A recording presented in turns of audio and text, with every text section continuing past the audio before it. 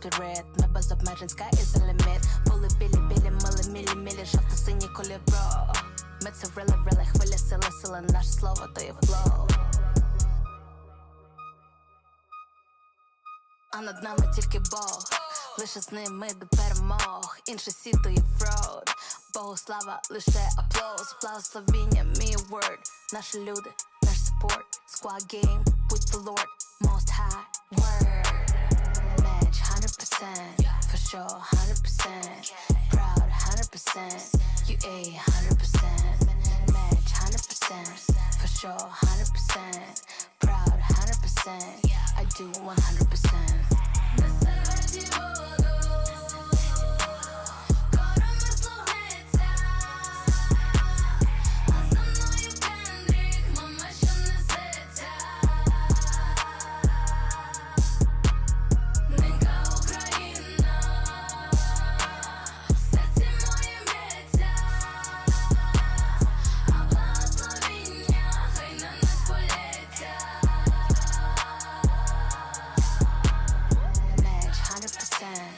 Sure, 100%, proud 100%, you a 100%, match 100%, for sure 100%, proud 100%, I do 100%.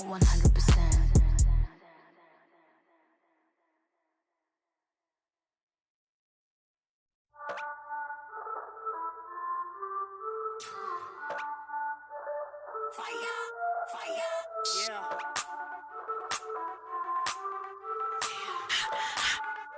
Yeah, we be hot, mama got game, check my team, we like the flame, we be bougie, y'all sound the same, we be, mama got game, we be hot, mama got game, check my team, we like the flame, we be bougie, y'all sound the same, we be, mama got game, yeah, we be cooking something new, hear us knocking, coming through, push the limit on them rules, cause we don't do it like you do, we be cooking something new, hear us knocking, coming through, push the limit on them rules.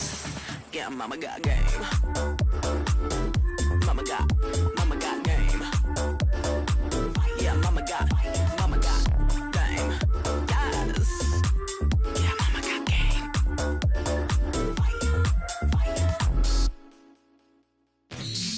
Rockin' the game. Hear them screaming, they screaming my name. We be up on the fame. We be all of the power, we reign. Rockin' the game. Hear them screaming, they screaming my name. We be up on the fame. We be all of the power, we reign. We be cooking something new. Hear us knocking, coming through. Push the limit on them rules, cause they don't do it like we do. We be cooking something new. Hear us knocking, coming through. Push the limit on them rules. Yeah, mama got game. Mama got game. Yeah, mama got game. Yes. Yeah, mama got game.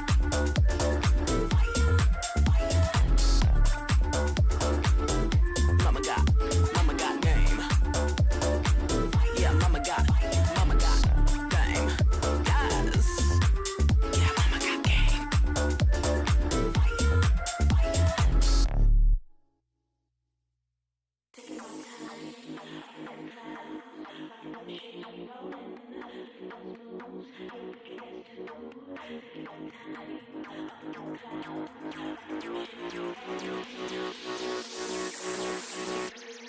Taking my time, up in them clouds, rocking them shades, we rolling.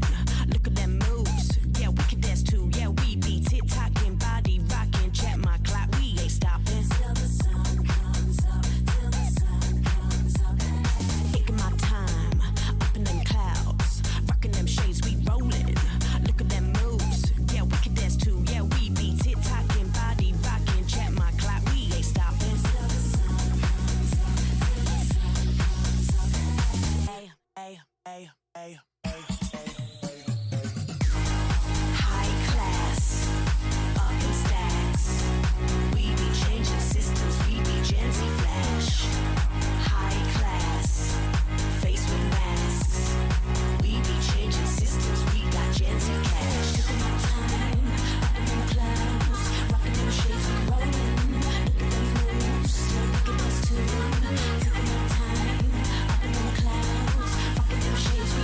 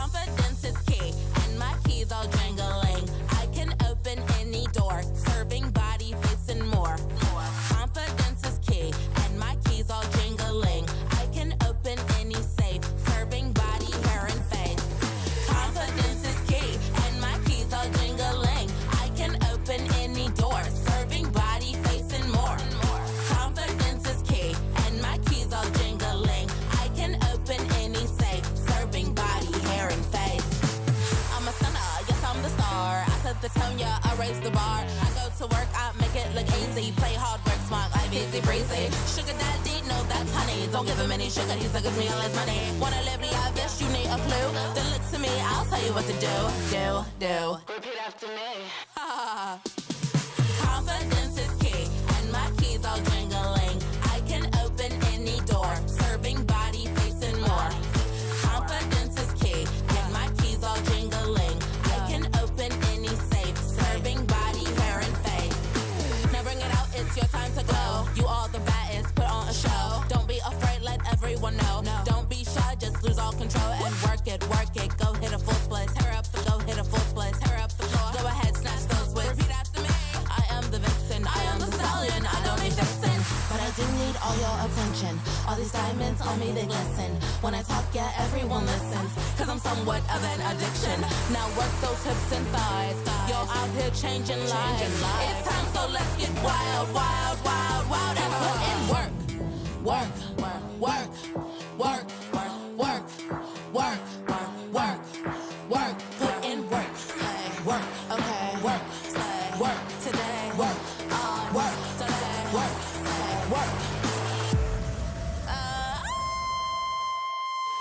Confidence is key, and my keys all jingling. I can open any door, serving body, face, and more. Confidence is key, and my keys all jingling. I can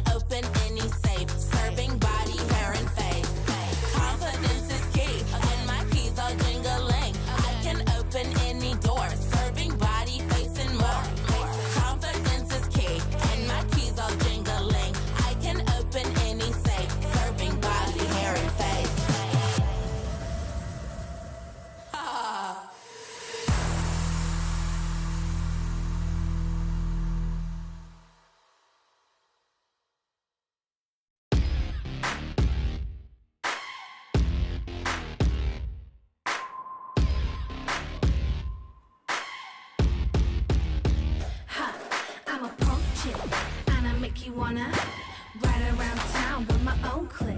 I'm a bad girl, and I make you wanna see you in the club when I'm getting lit. What's your number? I'ma call you. Brand new whip, I'm a baller. Got my own money, I don't need you. I'm out here with my girls, that's how we do. That's how we do. That's how we do. Yeah, that's how we do. That's how we do. That's how we do. Yeah, with my new clique. That's how we do. That's how we do. Yeah, that's how we do. That's how we do. That's how we do. Yeah, with my new clique. That's how we do. That's how we do. That's how we do. That's how we do. That's how we do. How do you do? You can't do it like us, 'cause that's how we do. I run this, and I'm gonna do it harder. You ain't my sugar daddy, I don't need no father. Figure it out, that's what we do. Riding around town with my whole crew. Yeah, see me in the club, getting tipsy. Never gonna kiss me. Hell no, a drink will convince me. Got my own money, I don't need you. Out here with my girls, that's how we do. That's how we do. That's how we do. Yeah, that's how we do. That's how we do. That's how we do. Yeah, with my new clique. That's how we do. That's how we do. Yeah, that's how we do. That's how we do. That's how we do. Yeah, with my new clique.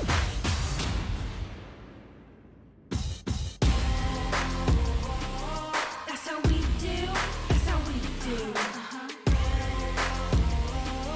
That's how we do. That's how we do. That's how we do. How do you do? You can't do it like us, 'cause that's how we do.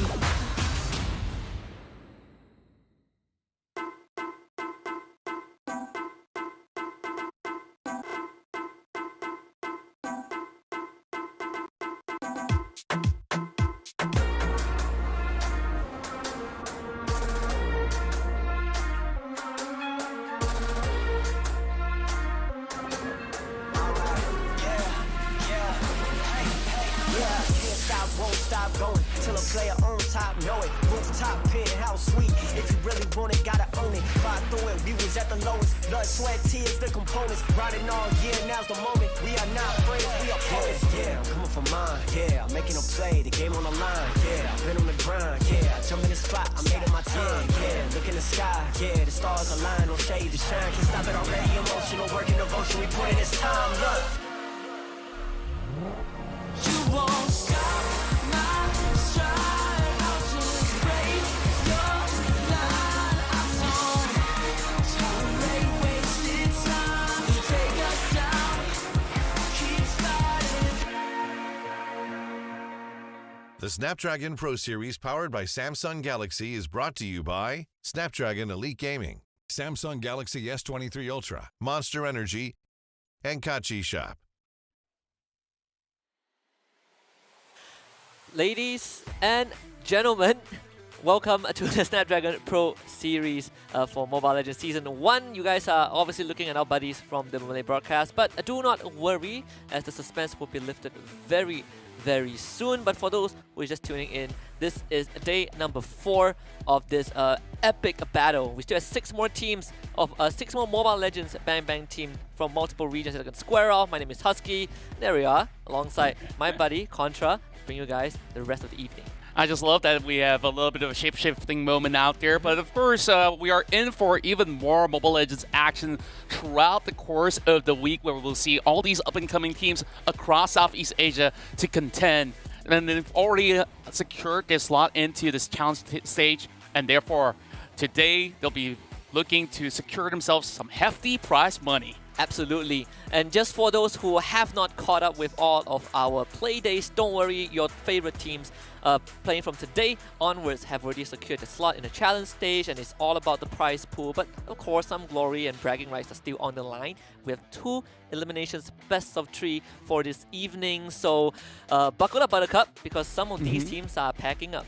That's right. And speaking of which, we're already moving into that low bracket run as well, where we are already seeing some of all these rising stars really stepping up to the plate. Well, I hope that there's a lot more things that they've also managed to work on as they are looking to try to get into the challenge stages with perhaps a better seating into the brackets. Now, let's take a look at the entirety of the format. If you're here for the very first time, welcome on board the Snapdragon Pro Series Mobile Legends. It starts with the open stage, where we got open qualifiers 1 as well as 2, and only the top 3 teams from each of these qualifiers will be able to actually make it to the cut. So the first team gets directly into the challenge, whereas second and third, they move into the open finals. Absolutely, and open finals is where we're at right now. We have 16 teams to start things off, but only 8 teams will qualify for the challenge stage, and we've already gathered those 8 teams. So at the end of the open finals, these 8 teams will join the 8 teams from the open qualifiers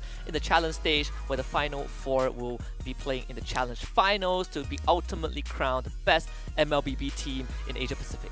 Exactly, and now we're already in the open final stage, as we did mention before. Today we'll be having the lower bracket run to see who will get into the, lower bracket finals, as well as later on we'll see who gets the first place finish, and then they will move into the challenge group. But more so than not, most of the teams have already made it into the top 8 by the past run that they had, and I do believe that now it's all about showing the power level that they have against all the rest. And let's see what we've got here on the table. It's $2,000 up for grabs for those that made it to the top spot. And of course, we still have a pretty hefty sum on second place with $1,006, $1,004 for third placing, $1,200 for fourth placing, and from 5th to 6th, they walk away with $900 for 7th to 8th. Everybody gets a little bit of money, and of course, you want to get a whole bulk load of that if you could. So that's $500 for 8 as well as 7. Yeah, so the 2 teams that got $500 are Aero 404 and Miracle Gaming. The rest are still up for grabs, but this will be the challenge season prize pool, which will start next week onwards. So the teams that wins the entire challenge stage will get $20,000 US all the way down to $1,250 for 7th and 8th. So there are 16 teams in the challenge group stage to start things off. Only 8 will have their hands on a bit of that prize pool. That's right, but for those that have been able to make the cut through the open qualifiers on first seed, they have already guaranteed themselves some money, so that's kudos to them. Whereas, of course, the teams that have already made the cut for top 8, everybody will at least get a minimum of 1.25K in the bank already. Of course, they really have to spread out with the rest of their teammates. And with that being said, let's have a look at the brackets for the entirety of the evening. We'll start off with our first matchup with Evo Esports versus Tiger Wong Esports, and then later on, we'll see Sway Esports take on ALVA 8. Yeah, so in the upper bracket, we start off with, Evo Esports. They actually had a decent run. They 2-1 the Malaysian team Miracle Gaming, but they eventually got 2-0 by GameLab. PB and Strike also had a pretty similar journey where they basically 2-1 Aero 404 and 2-0 Sway Esports afterwards. So these 2 teams are now sitting very comfortably in the upper bracket finals, which we will see on a later day. But the lower bracket was an absolute bloodbath. Tiger Wong Esports, absolute dominance, 2-0ing both their opponents so far. Whereas for ALVA 8, equally dominant. They had to go to a 3-game series against Miracle Gaming, but they closed it out incredibly strong. So today we get Evo Esports against Tiger Wong Esports in the first series, and of course, like you mentioned, Sway Esports and ALVA 8 to close out the night. Exactly, and when we take a look into the top half of the bracket, we've already got ourselves a booking of a match between the Titans, GameLab versus PB and Strike. So we've already seen GameLab to be a well-rising star in terms of their organization and what they have been able to brought forward. And it's not only in Mobile Legends, they've also invested in multiple different genres as well. So it's great to see that they are making their way very far into this Open final stage itself. So as for today, we'll start off with Evo Esports taking on TWE, and later on, Sway versus AES. Absolutely. Both are elimination series, both are best of 3, and by the end of this evening, we'll get our top 4 squads, and then that's where the real battle begins. But from the repertoire of these 4 squads, we've all seen them on screen at least once throughout the past 3 days of broadcast last week, so we get a good idea of what these teams are capable of. And coming into the first series, Evo against Tiger Wong, I think Tiger Wong definitely does feel like one of the crowd favorites because they have 2-0 both their lower bracket series up to this point. But we gotta take a look at the top picks first to give you guys a good idea of what has transpired last week. Fredrin, Valentina, and Moskov are the top 3 most popular heroes that all these teams go for. Yeah, and overall, I think like it's really necessary that if it's being left available in the draft, the other teams will actually have to pick up such a pick, because Fredrin has been running rampant even across most of your solo rank games itself. And Valentina, kind of self-explanatory, right, when it comes down to what you want to execute on your draft, and suddenly you see a Valentina on the opposite side. Suddenly she gets to use all your ultimates available. Yeah, it's incredibly, I think, we've seen that pattern. Fredrin has become such a must-pick or ban hero that a lot of teams are just putting their attention on him. But there are certain drafts that, are not too worried about Fredrin. We'll see if that's going to be true today, but let's take a look at our first juggernaut of this evening. It's none other than Evo Esports. We've seen them from day number 1. We're going to see them again moving into day number 4. Oppa, Your Name, Flash One, Piston, and Zanri. And of course, last week we kind of went through how Zanri, play for IDNS. He still is using the IDNS tag, but Piston and Flash One has stolen a lot of the spotlight on both that gold laner and the mid laner. Yeah, overall, this team have definitely had impeccable skills on top of their great coordination when it comes down to executing an entirety of an objective. So therefore, we expect to see a little bit more of that feistiness from minute 1 onwards, to have a little bit more of that contest. So all eyes are on the names, like you said, Flash, Piston, as well as Zanri, where they will be able to have a pretty stable start. But I really want to see on the opposing side, what do they have to offer? This is a scary team, Tiger Wong Esports. They had the fastest game in the entire Open final so far, 10 minutes and 20 seconds on day 3 last week. And this team's composed Rexley, Seishiro, Rince, Saffril, and Adadi Dureido. But don't let their names fool you, because just like the team name suggests, this team is ferocious. No bars hold, incredibly aggressive, very precise, and it really feels like there's nothing that can stop this team. That's right, and overall, I think like this team itself have already showed exemplary effort, especially when it comes down to running through the gauntlet of that lower bracket. They just show no signs of stopping. They've been hitting everybody with a 2-0 streak. And now, let's look at both sides of the Roma, where we compare stats between Zanri as well as Dari Dudedo. Yeah, and of course, the numbers might give an impression that Zanri has just higher average, but remember, the games that Evo Esports play are significantly longer than what Tiger Wong Esports had to endure.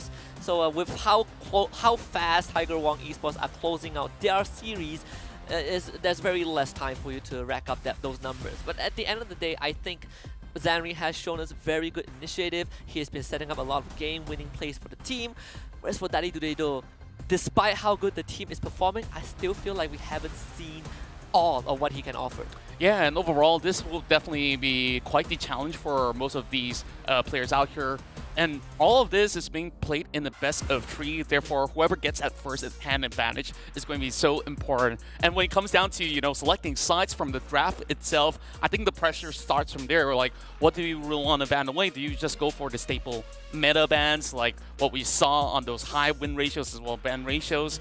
Or do you want to leave some of that open so that you could basically pick up a Fredrin of your own? Yeah, we've seen several iterations of that, where some teams, they leave Fredrin aside, and some teams, they decide to prioritize that Fredrin. I'm very glad that for this first series, I think Fredrin would not only be a highly contested hero, but some teams would opt to let heroes like Joy, who is very, very crucial in the first phase, to go through. We've seen a couple of Joy games, and most of them ended in a victory as well. So I think the onus is definitely on Evo Esports to really figure out what Tiger Wong wants to do. maybe you guys have a different idea. So if you're watching right now on twitch.tv, let us know in the chat down below which team you think is going to continue their run in the lower bracket, because by the end of the first best of 3, one of these teams will have to say goodbye to their tournament lives. But again, don't feel sad if your favorite team gets eliminated, because they have qualified for the challenge group stage. That's right, and with that being said, they are going to contend for a whole lot of money, so whoever gets all the way to grand finals will have a chance at $2,000 US. And with that being said, I believe the drafts are about to run into its course, and therefore a few things that we probably want to eye on is, you know, who really gets into some of all these picks, like we said. Yeah. Joy being the first ever tank marksman has been very difficult to be dealt with, and I think like teams are still trying to figure out like whether or not is it really the biggest problem on the block. Yeah, I think Joy has, we haven't been able to see too much of this hero, which is why it's hard to pinpoint where she stands. But one thing is for sure, Joy is a very, very agile hero to catch. And I think our prediction also says a very compelling tale, right? Where as much as I am hyping up Tiger Wong Esports to be a very formidable team, I still think that Evo Esports has a better chance. And I'm backing it all on Zanri's leadership to kind of help them pull through. And I hope that's a reality. But yeah, Joy, haven't seen too much of her, but every time we see Joy, it just poses such a big issue in terms of the draft. It's one of the safest XP lanes, safest blind pick that you can get, and there's actually not much heroes that can effectively deal with Joy in and out of lane. So I think teams would still look for that first phase elimination, but I want to see what they have in mind, because I still feel like Joy is, I'm not going to see much Joy, but I could be wrong. Well, we'll definitely have to take a look at that. Of course, you guys definitely want to check out some of all these great stuff that's being offered on the table, and especially, you know, like a lot of amazing deals coming from Gachi Shop. You could basically pick a visit if you want to top up some diamonds as well. So, yeah, going back to what you were mentioning as well, like there are so many other party heroes, right? We also have Eve that is still pretty much relevant for you to basically create high impact plays in team fights. So there's just a lot of things that teams really have to think about when it comes down to how to manage which pick goes first. And sometimes you just really want to go for those safe options like you mentioned. We've seen kind of this rock, paper, scissors formula where if I see an Eve, I'll go Valentina, but if I see a Valentina, I'll go for Xavier. Sometimes you see a Farsal get thrown in the mix, which I think is really, really fun, because these mid laners generally have incredibly high impact from mid to late game, which is something that has been a theme so far in this tournament. So I'm excited to see if that continues. We've seen pretty sick Valentina picks lately in the past few days, and I think these two teams, they definitely would want to consider that hero for that first phase. It has been a very highly contested mid lane pick for that first phase as well. That's right. With that being said, I believe the drafts are up and ready, so let's run into our first games draft between both Evo Esports as well as Tiger Wong Esports. Yeah, absolutely exciting to see how this first game pans out, because Evo Esports is back on that blue side. It is kind of a side that I think they are generally more comfortable on. You get that first pick priority, you get to really dictate how your opponents want to ban against you. Sometimes when you're on that red side, there is that bit of pressure, right? My opponents are good in certain heroes, we have to ban it out, but sometimes you can force trades, like, alright, we'll leave two choices on the table. Do you want to take the red pill or do you want to take the blue pill? And I think Evo Esports now, they have the dictatorship to do that. Yeah, exactly so. And as we take a look at Evo Esports, they've already unveiled their very first ban, and therefore I wonder what Tiger or Wong would actually respond with. And we're already seeing them actually going in for a 1-1 ban. Yeah, very, very straightforward. Very surprising that Evo Esports are thinking and actually went for the Faramis ban. We actually, I think the new patch has already went live. And just for all of our audience out there, if you are wondering, is Arlott available? Right now, no. But teams can start picking Arlott when the challenge group stage roll around. So just be a bit more patient. You would see that incredibly busted XP lineup very soon, but you know, you just gotta be a bit more patient. Edith, though, getting banned, loving this one, has been incredibly popular, very tanky, deals a crap ton of damage. The only thing that she lacks is mobility, but honestly not too big of a deal if you can just smash your lane early on. True enough, and then overall, I think like this also opens up so much opportunity to really dictate the final ban and leave so many options available for EVO Esports when it comes down to the first pick, because now pressure is on the side of Tiger Wong Esports, where you really start to consider you want to negate any form of threat coming in, and looks like they do respect the Fanny coming out of EVO Esports, as they will be removing that from play. Yeah, I honestly was thinking whether if that Fanny ban is going to appear on EVO's side, because Tiger Wong Esports, they do play the Fanny, they do play assassin junglers, right? You have the Ling, I believe, that they did play, that I believe Gugun, he did play the Ling in one of the games last week, and that was kind of a complete wipeout. So that one is still on the table, whereas for EVO Esports, now you really got to start thinking. You have the Glue, you have the Eve, you have the Joy, you have the Fredrin. All of them are still on the table, and EVO Esports, they go for the Kaja ban, which is an indicator that maybe they are considering a potential assassin jungler. You have the Hayabusa still on the table as well. Yeah, that's definitely a high threat pickup where we did get ourselves a final ban. I believe that's a Joy? Yeah, there is a Joy ban. Yeah, and now, immediately they go into lock in the Glue, and EVO Esports, they really want to gel things up all together. But Tiger Wong, they have that priority over on the Moscow because they left it out in the open. And you just look at the win ratios, 78%. I believe that EVO Esports might be sweating a little bit, but we still have a lot of great options when it comes down to mid lane. And we're also looking at things that you need to counter this Frederick. Yeah, it is kind of like the trade. You know, I think EVO Esports are really considering like, who do you want to let go? And honestly, I think Blue is not too bad of a pick. They had the Martyrs as well. This one is going into the jungle for sure. Very strong jungler. Just the crowd control immunity itself can be very, very annoying to deal with. Though the Moskov does solve a bit of that glue problem when he goes into that ultimate and splits into little blobs. Your piercing bolts can definitely destroy him if you manage to land a couple of auto attacks. But the Claude coming through is something that we haven't seen from EVO Esports. It has been picked only 3 times across 6 series so far. It's the fourth time that we will see him on field. Yeah, as for EVO Esports on the first phase itself, it's already giving you a little bit of hindsight of how they really want to handle all these team fights, where you try to lead in with the glue, and then after that, you set up for a really good decimate if it's possible, and you definitely have the Claw to wither them down. Just running through the gauntlet. And Tiger Wong Esports just have such an amazing draft so far. They've been landing their hands on the Valentina, so whatever EVO Esports can do, they could opt to do the same with her around. And now you immediately see the Farsoul back, right? There's not too much choices for Mage left on the table. I think Tiger Wong Esports are not too worried about, you know, that roamer for now. They haven't reviewed their XP lane, they haven't reviewed their roamer.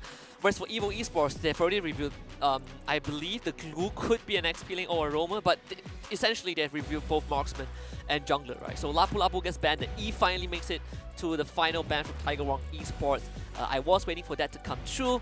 And right now, EVO Esports, they actually don't have too much of a choice. You gotta somehow secure that XP lane. This is a team that plays the Dyrov, and it is the only team so far that's played an XP Dyrov. There is still a window for that, right? If you put this glue on the roam row, then you can see the Dyrov XP, but I don't know how good it's going to be. Actually, not EVO, sorry. That was Miracle Gaming. EVO doesn't play Dyrov. I just remembered. But either way, this is not going to be an easy ban. So they banned the Yuzhong, a strong XP laner that Tiger Wong would consider. Not much choices left on the table though. Yeah, and looking at the options available, I'm wondering what does Tiger Wong do with it, because they've already withered down the mid lane option, and therefore EVO Esports is currently scratching their head. You still need something with a little bit more of that crowd control for a setup for EVO Esports, where I think like when it comes down to damage numbers, they are already in check.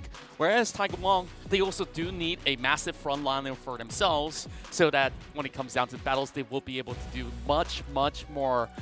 They're going to leave it down to the very final few seconds to go in for this pick, and Sapphire was just taking his sweet time.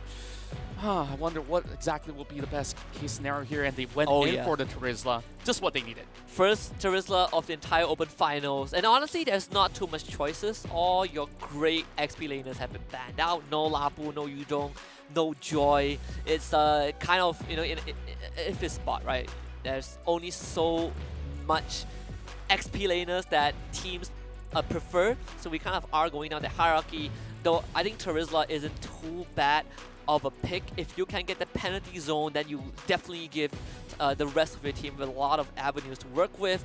But the thing that Terizla lacks is definitely mobility. So Evo Esports, they have that Julian. It's not easy to catch, and they have the Ruby to really play disruption, you know, in those team fights. One thing to stop that though is definitely the Kufra. Hard counter to Ruby, you basically shut her entire passive down. So Tiger Wong Esports still have a couple of solutions. I really do love how each team is coming with some pretty big, massive idea of how they really want to handle those team fights. For Tiger Wong Esports, they will try to look for those picks, especially if you do get some really good setups coming in from the Kufra. Whereas when it comes down to Evo Esports, it's just full-on 5 versus 5. Tiger Wong still has a couple of options where they're looking for certain splits as well. And remember this, if you let Tiger Wong Esports scale into the late game, you just got massive damage numbers to be offered from all of their members. And watch out for Valentina. I think that one ultimate that she wants to steal is definitely the Ruby ult. That could really turn the game around. And it is, I think, the first time that we are seeing the Julian mid as well from Evo Esports. And this is where it gets interesting, right? We get a fresh patch. We get kind of a fresh week. Teams have been able to do a couple of prep. And we can see how they are going to really show up this lower bracket. That's right, and I just definitely want to keep my eyeballs on Evo Esports, where when it came down to the draft itself, we thought that they would actually go in for, you know, the golden tree ratios where we saw on the win rates where Veteran was left available. They didn't go in for that insta-lock, but they pick up Glue, which is something that's really strong for them to be able to sustain. And I think like they do have some high confidence in this form of draft itself, where they are really relying on those 5 versus 5 on those main objectives. So when it comes down to lot battles, I think like that's where it's gonna be very, very explosive from both sides. Yeah, I think that Julian really has to get a decent lead for himself. I'm expecting that this Julian is most likely going to go for the mystery shop. You hit your item spikes quicker, and you just am able to do a lot more. But again, from the side of Tiger Wong, there are ways to stop all these the entire draft of Evo Esports. One Kufra bouncing ball, it stops so much that Evo wants to do, considering that almost the entire team has some form of dash. So I'm looking for Daddy Dudedo on this Kufra to really kind of nail it onto Evo Esports. We'll see though if Evo can show us something different. It's game number 1 of this lower bracket series, Evo Esports against Tiger Wong Esports. That's right, let's get it on, as we are already seeing both sides being up close and personal. First, it's just a little bit of calm before the storm, where they're just establishing a little bit of middle control, where Daddy Dudedo has already zoned Zamri off the way, whereas Zamri could only hold back ever so slightly. You can see Flash One already getting significant pokes coming in for this Julian. Yeah, it's one of the banes of Julian, you know. Before level 3, it's very hard for you to lane.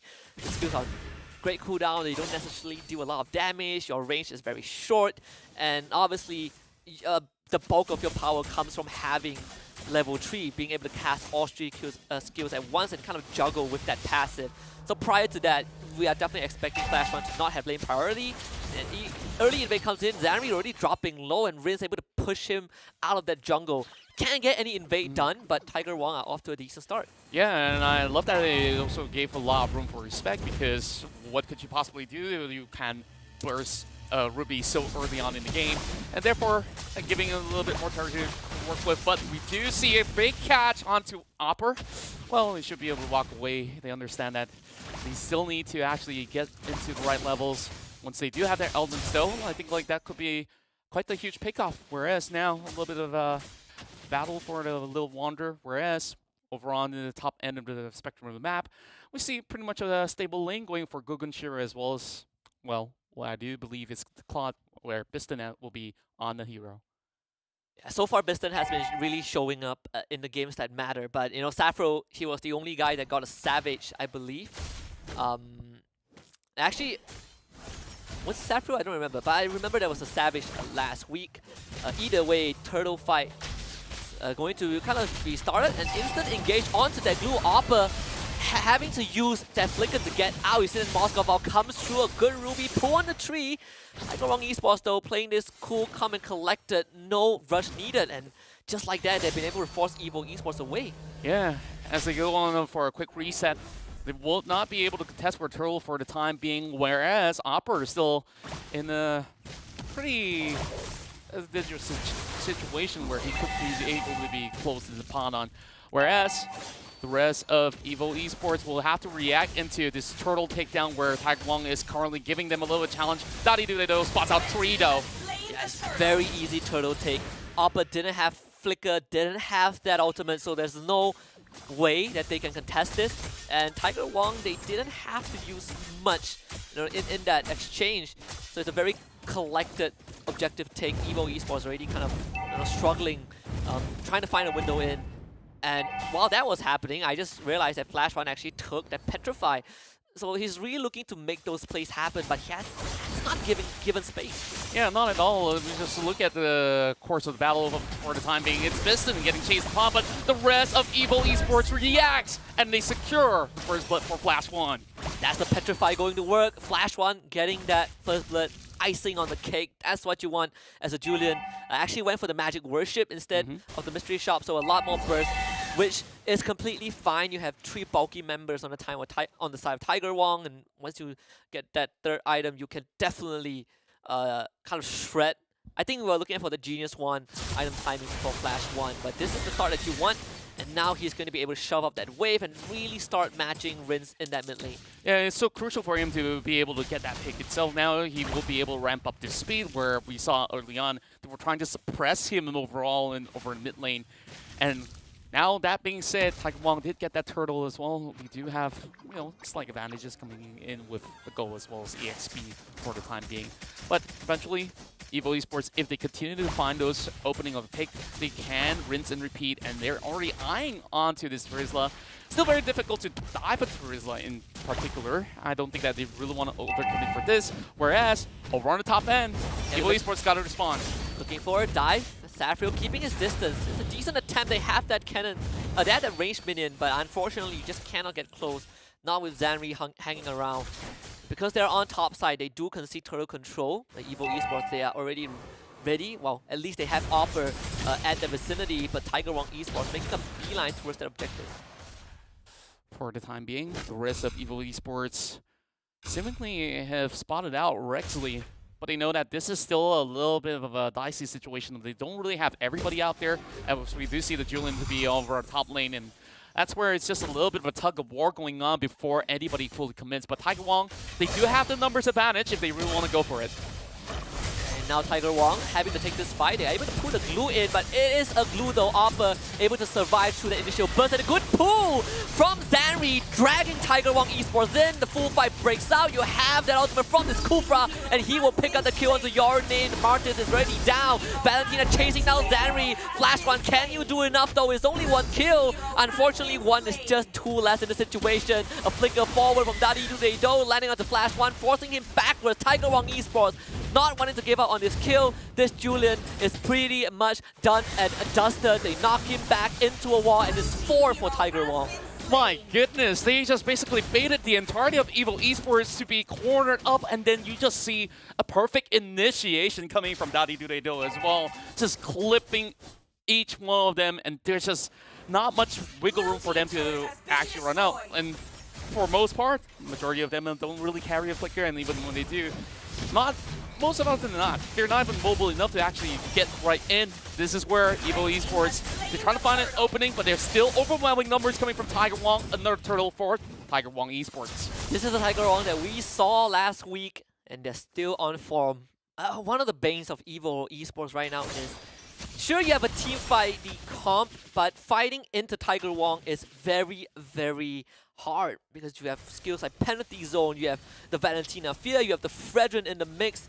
It is so hard to kind of stack up. You kind of want to do that, but Tiger Wong Esports Drab completely stops it, and you can see that Evo Esports, they committed every single spell for Tiger Wong, but in the end, the only person that they really took down was Gugun Seishiro, was the Fredrin, while the entire team was getting whittled down. by the rest of Tiger Wong, and they just didn't have the damage to cut through all these meat shields. Yeah, and on top of that, I really had to commend once again the Tyrant's Rage was absolutely on point, knocking a few members over the corner wall. Now, back to the game as we go, 4-2. Though it was pretty much of a stable start coming from Evo Esports, I really want to see them putting a little bit more priority when it comes down to these objectives because they're really giving too much with leeway. And now Tiger Wong Esports, they're already knocking by the corner of the door and they're hoping to catch Resley, bringing him down, but this Valentina is just too strong. Once more, they just do not have the damage. You need Piston to be around to even have a chance. The Terizla is incredibly beefy, and Gugun, he just caught Flash 1 and the praise of Ray right in his face. It's a 1,100 damage. And mid lane, while Tiger Wong, they just dive to tier 1 because they are so resilient. And look at that, they're juggling the aggro perfectly. Your name can't even find an execute, and Gugun, he is between the two turrets and he doesn't really care. This is so far a beatdown from Tiger Wong. Yeah, this is not what I was really expecting heading into game 1. Though they did manage to secure a Demon Hunter Sword coming in online for the side of Sephiroth, and this is going to hurt even more, having so much sustain already in the bag.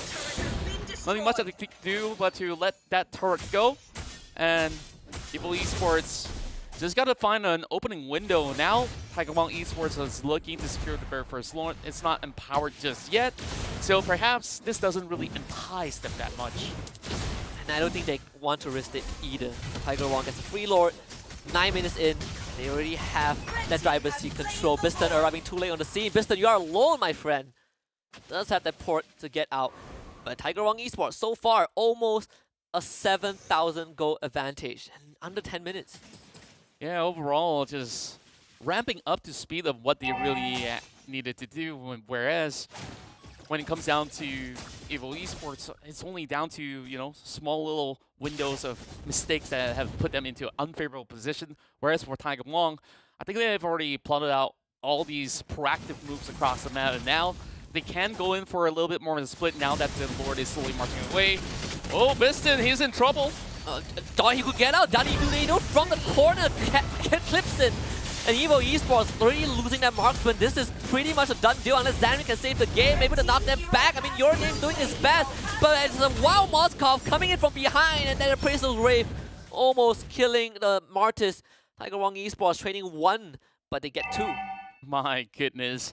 Just look at how lethal they are. Safro just got so much spacing hitting into the back of the tower itself. And then when it comes down to that opening initiation, it just looks to be pretty difficult for Evo Esports to even handle, especially when you have your claw to be caught out like that.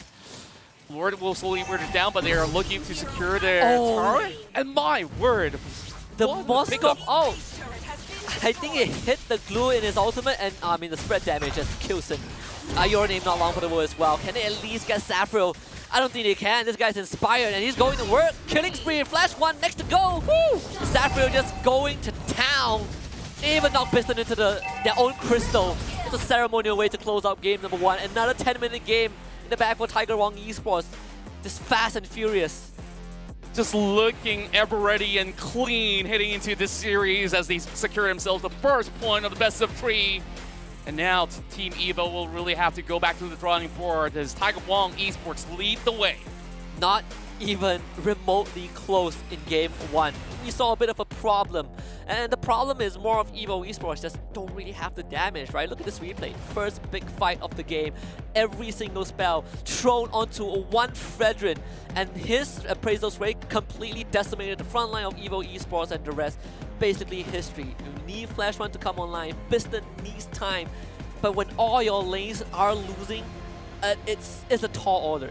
It is, and overall, it does really take a lot of resources for their lineup to be very much activated, where you not only have to babysit Flash 1 to ramp up to speed. Sure, you got the First Blood, but what's right after? It feels like there is a little bit of a desynchronization of what exactly was the objective here when it comes down to what they want to achieve.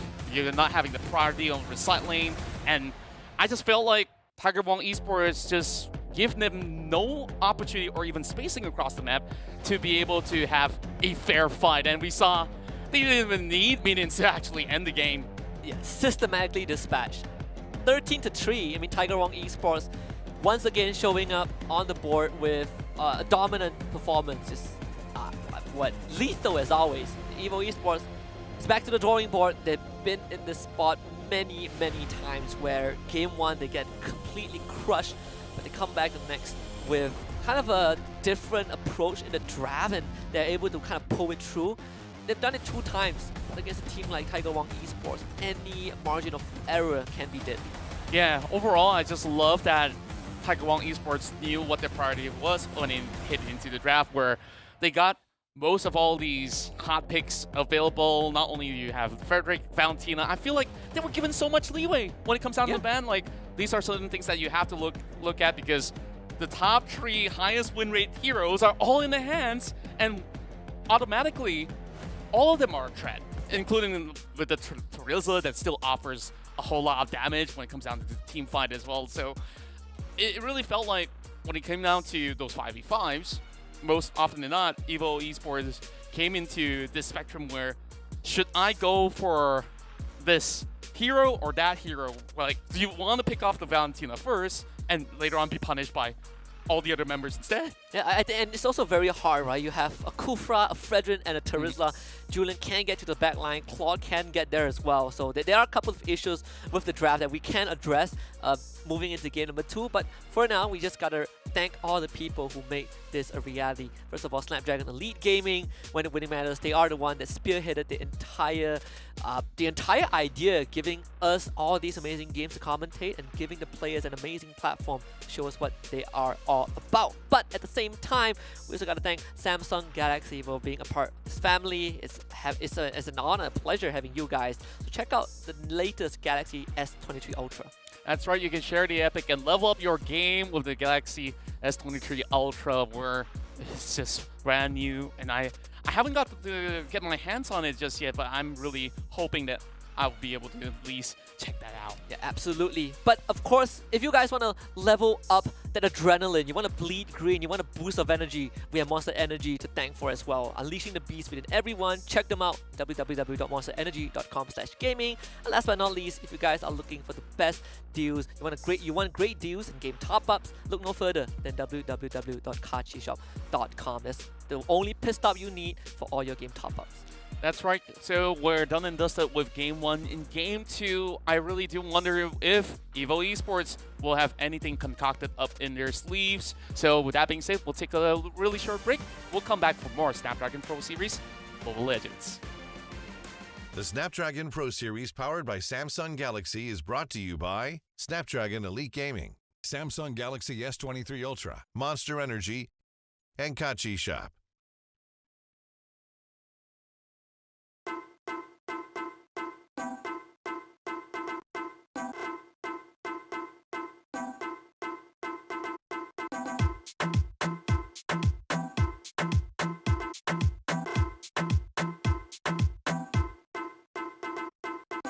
Number 1 in the street, so that wanna bang bang. Everybody touch a road, everybody bang bang. Then I wanna so neat, everybody bang bang, bang bang, bang bang. This I wanna so broad, this I wanna bang bang. This I wanna so wicked, everybody bang bang. Sun a shining, everybody bang bang. This a bang bang bang, bang bang, bang bang, bang bang, bang bang, bang bang. Bang, bang, bang, bang, bang,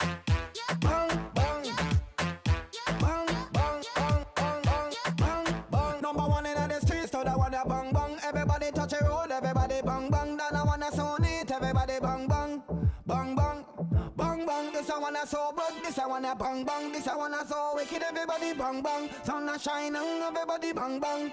This a bang, bang, bang.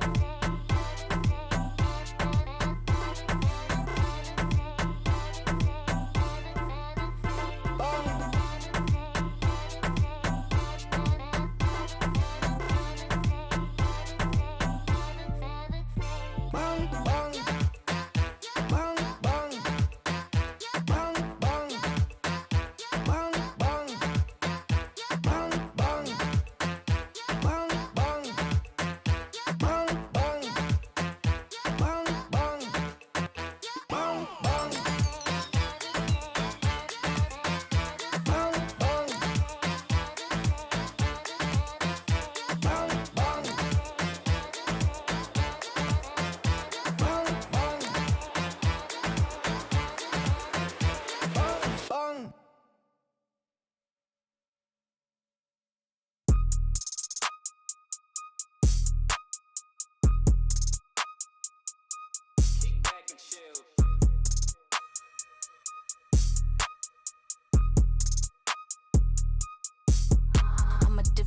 on the plate. They've been slipping on me in the late.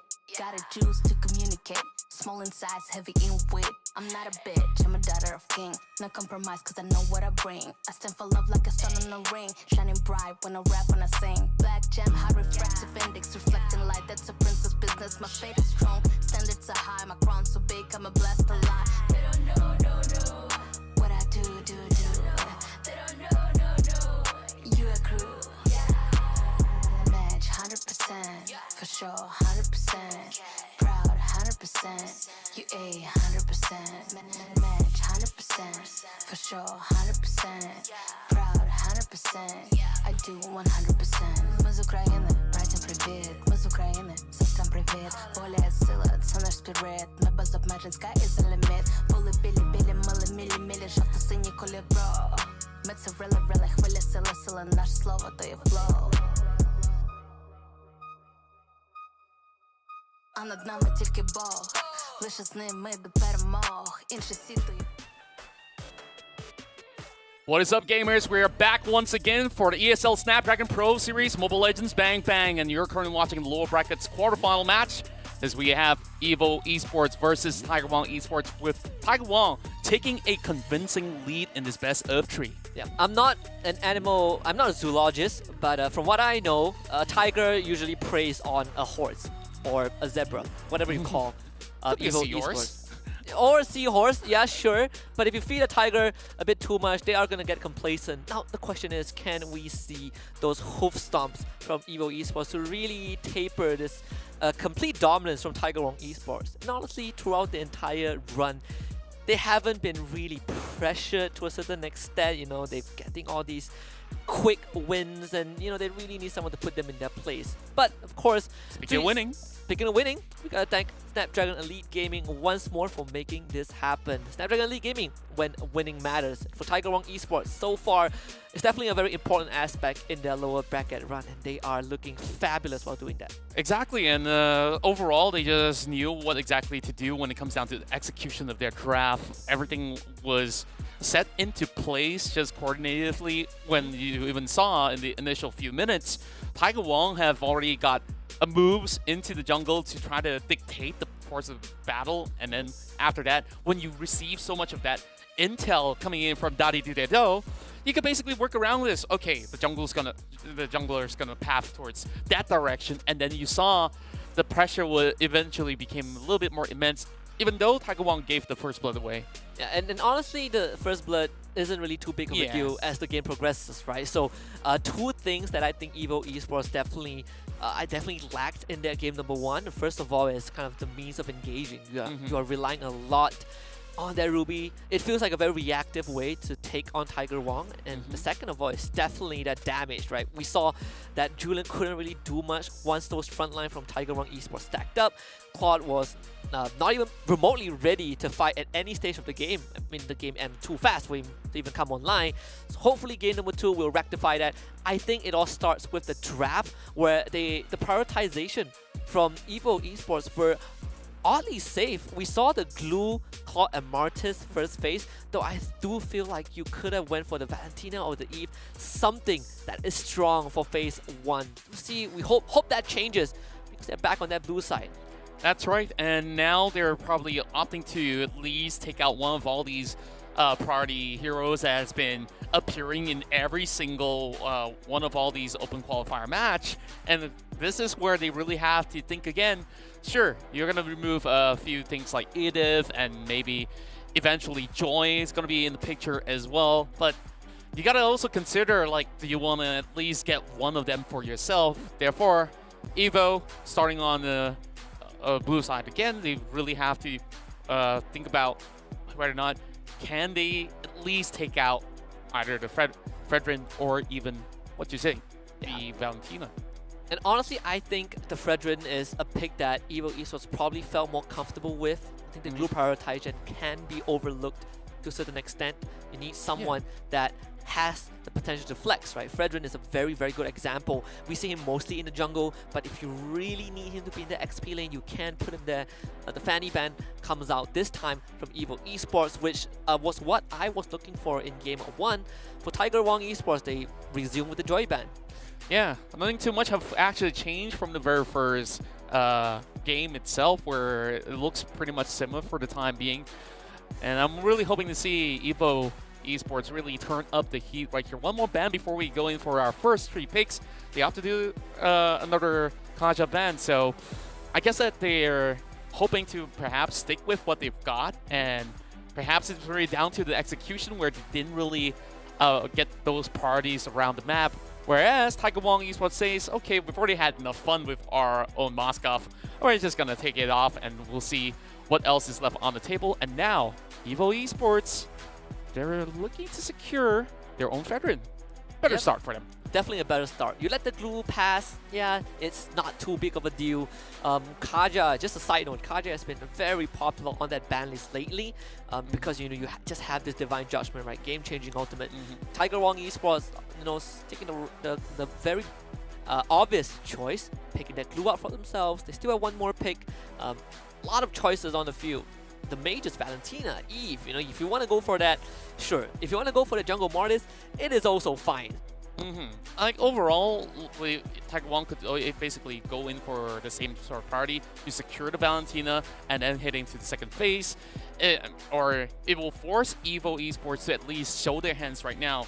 You should match up to my tempo of play. You gotta think about what you want to play in the mid lane, or else on the second phase, I'll just outright just ban every single option and leave nothing much coming in for Flash 1. And I think for the draft, again, when we go back to that first phase, what Evo Esports did in Game 1 felt a little bit more reactive. That's why when we looked at that mace row, there wasn't anything left.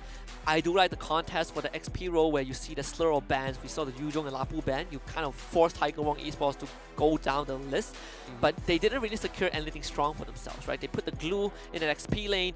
Sure, you are not going to lose the lane, but you need someone to facilitate that. Beatrix going to for Tiger Wong Esports. I love this pick. Gives you so much agency from early to late game. At the same time, it's one of those few heroes where if I don't have the Moskov, Beatrix is not too bad of an idea. Yeah, and I do love the adaptation coming from Evo Esports as well. They secure themselves, at least their mid laner right now, and then you have more mobility in their kit, alongside with now a Lapu Lapu coming online. Yeah, loving this Lapu Lapu outlook. And Tiger Wong, they respond with the Eve. That rock, paper, scissors. Farsa, Eve, Valentina, the Holy Trinity. So get to see that mid laners both locked in. Obviously for Tiger Wong Esports, you're looking to take out those marksmen, right? So Brody is going to go. That one's very clear cut. Maybe the Melissa, actually they decided to ban out the Claude. So really forcing a Biston onto an uncomfortable role, because it does feel like he wants the Claude more than whatever marksman is on the table. The Melissa, the carry now are the two options that Evo Esports can consider.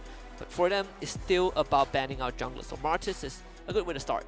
Yeah, I mean, when we look into the options available, they do want to consider other alternatives as well. Like, we still have things like Yi Shin being left online, but you kind of want to put it in the hyper in the jungle as well from time to time. So that's mostly the priority, but we already have, like, what, a Threadrin up available, so that's possibly not the most ideal when it comes down to the switcheroos, but it is still pretty much doable. Yi Shin can hold his own if they really want to go for it. Akai as well as Martis being locked away.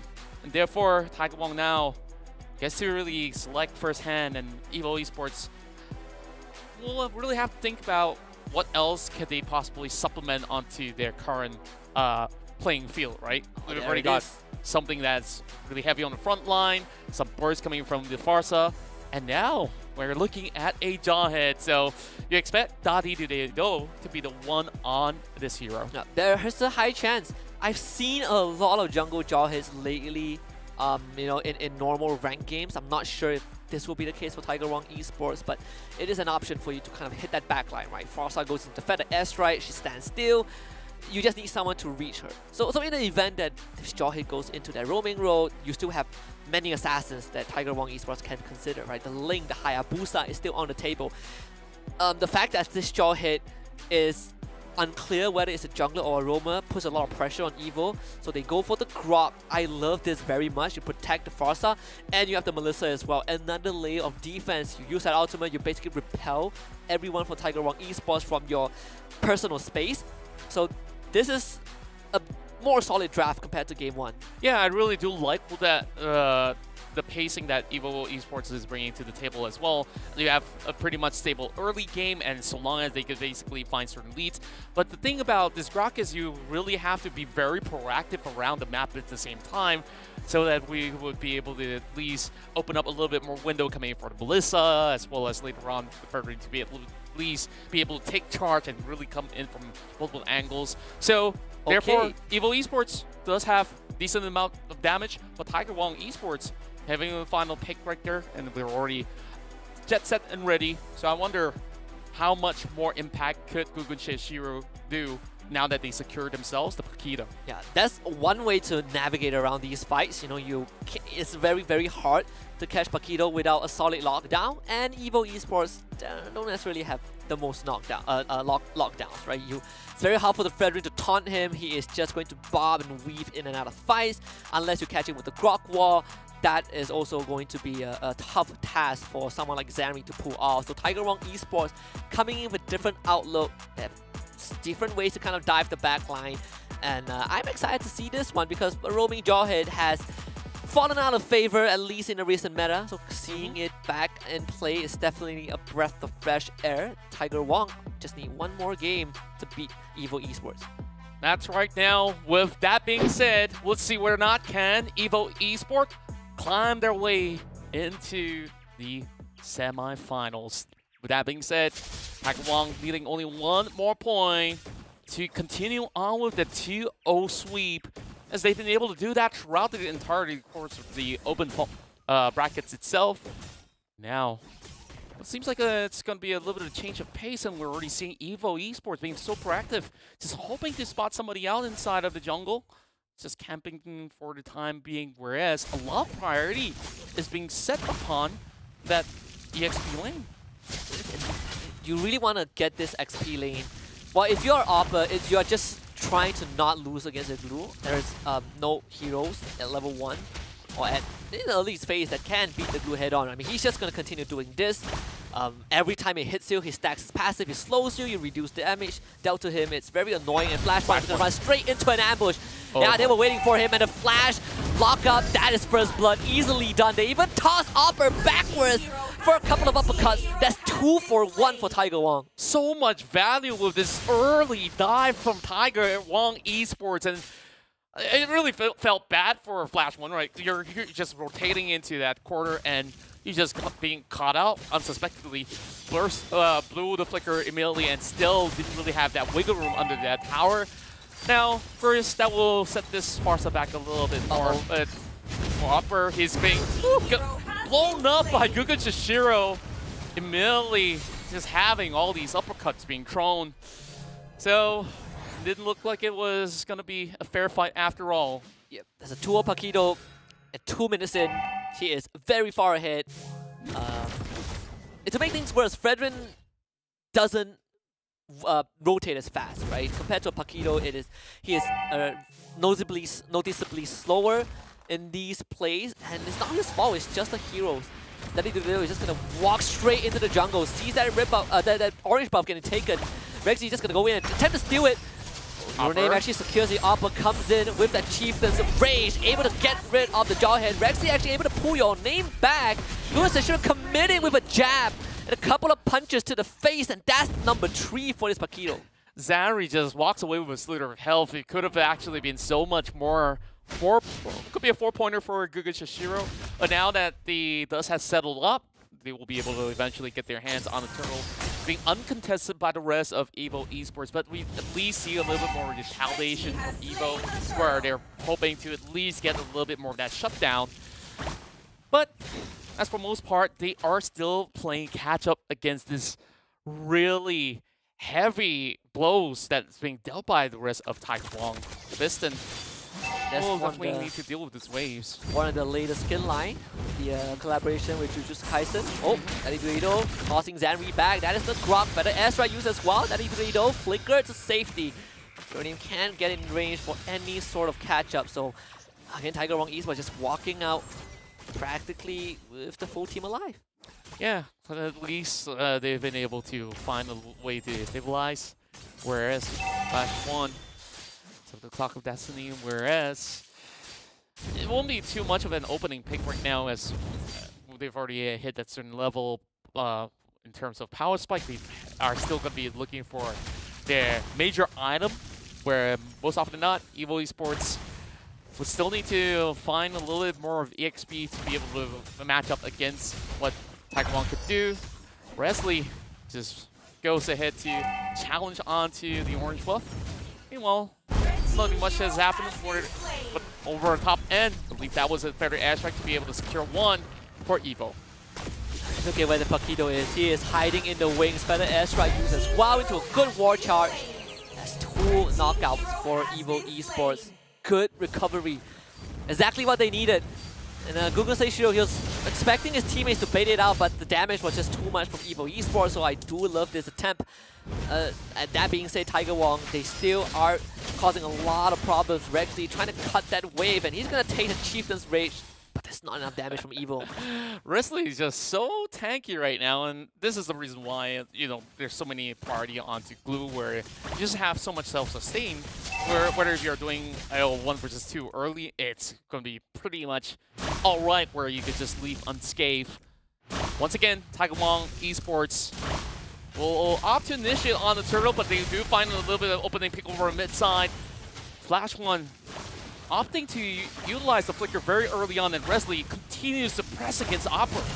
Yeah, it is so obnoxious to play against. If it gets tossed back by the jaw hit, pull back by the glue, that's going to be a knockout. 2 kills already going over to Tiger Wong Esports.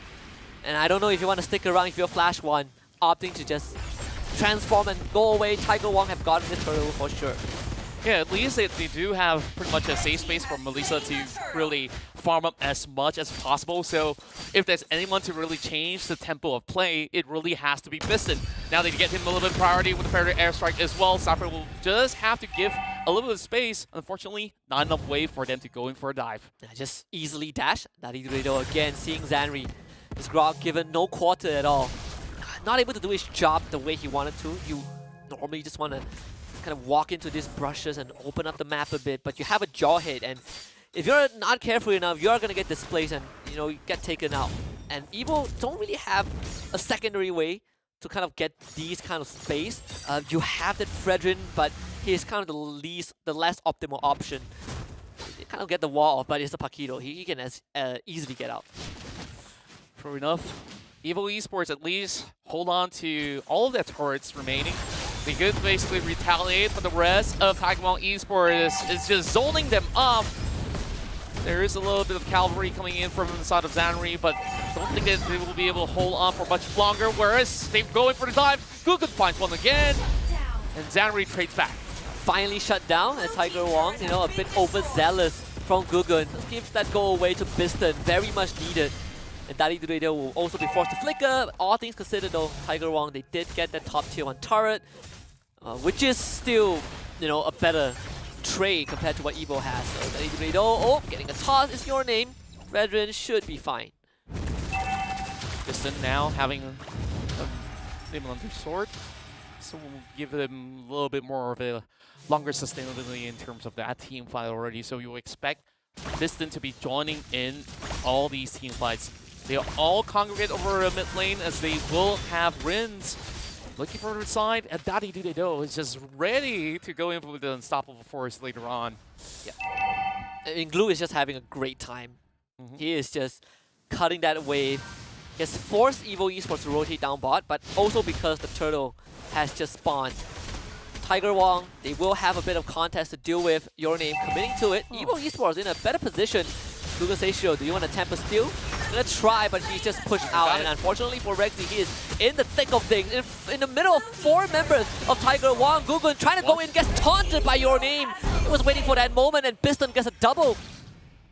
Wow, that's a little bit careless if you ask me, because it looked like a half-committed fight, whereas Tiger Wong Esports had Dadidurido as well as Rins to be holding back, whereas the turtle has already been slain, and after that, they take a 2-3 second window, and they went for it, which was not what we expect Tiger Wong to be doing, hoping to actually go in for the punishment, but instead they were one step being caught off guard. Evo goes into the secure turret of their own, as while we saw that from a battle that happened on Turtle.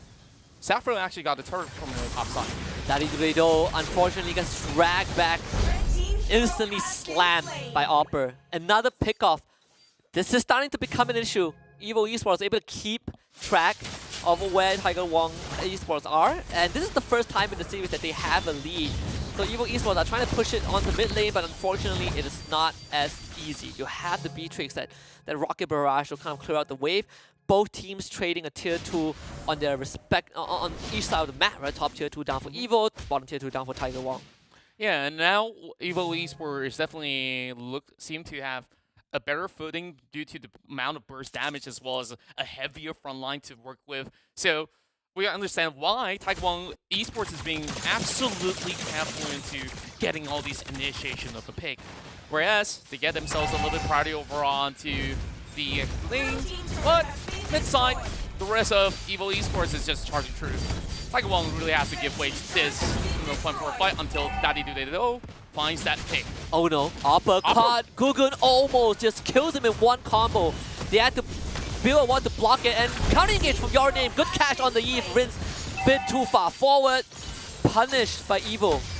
Got the sniper coming through though. Re-engage from Tiger Wong. They want more. The taunt is enough. Gugun goes down. Rexy in the back line, and of course Saffron dishing out the damage, but Feather Airstrike is there.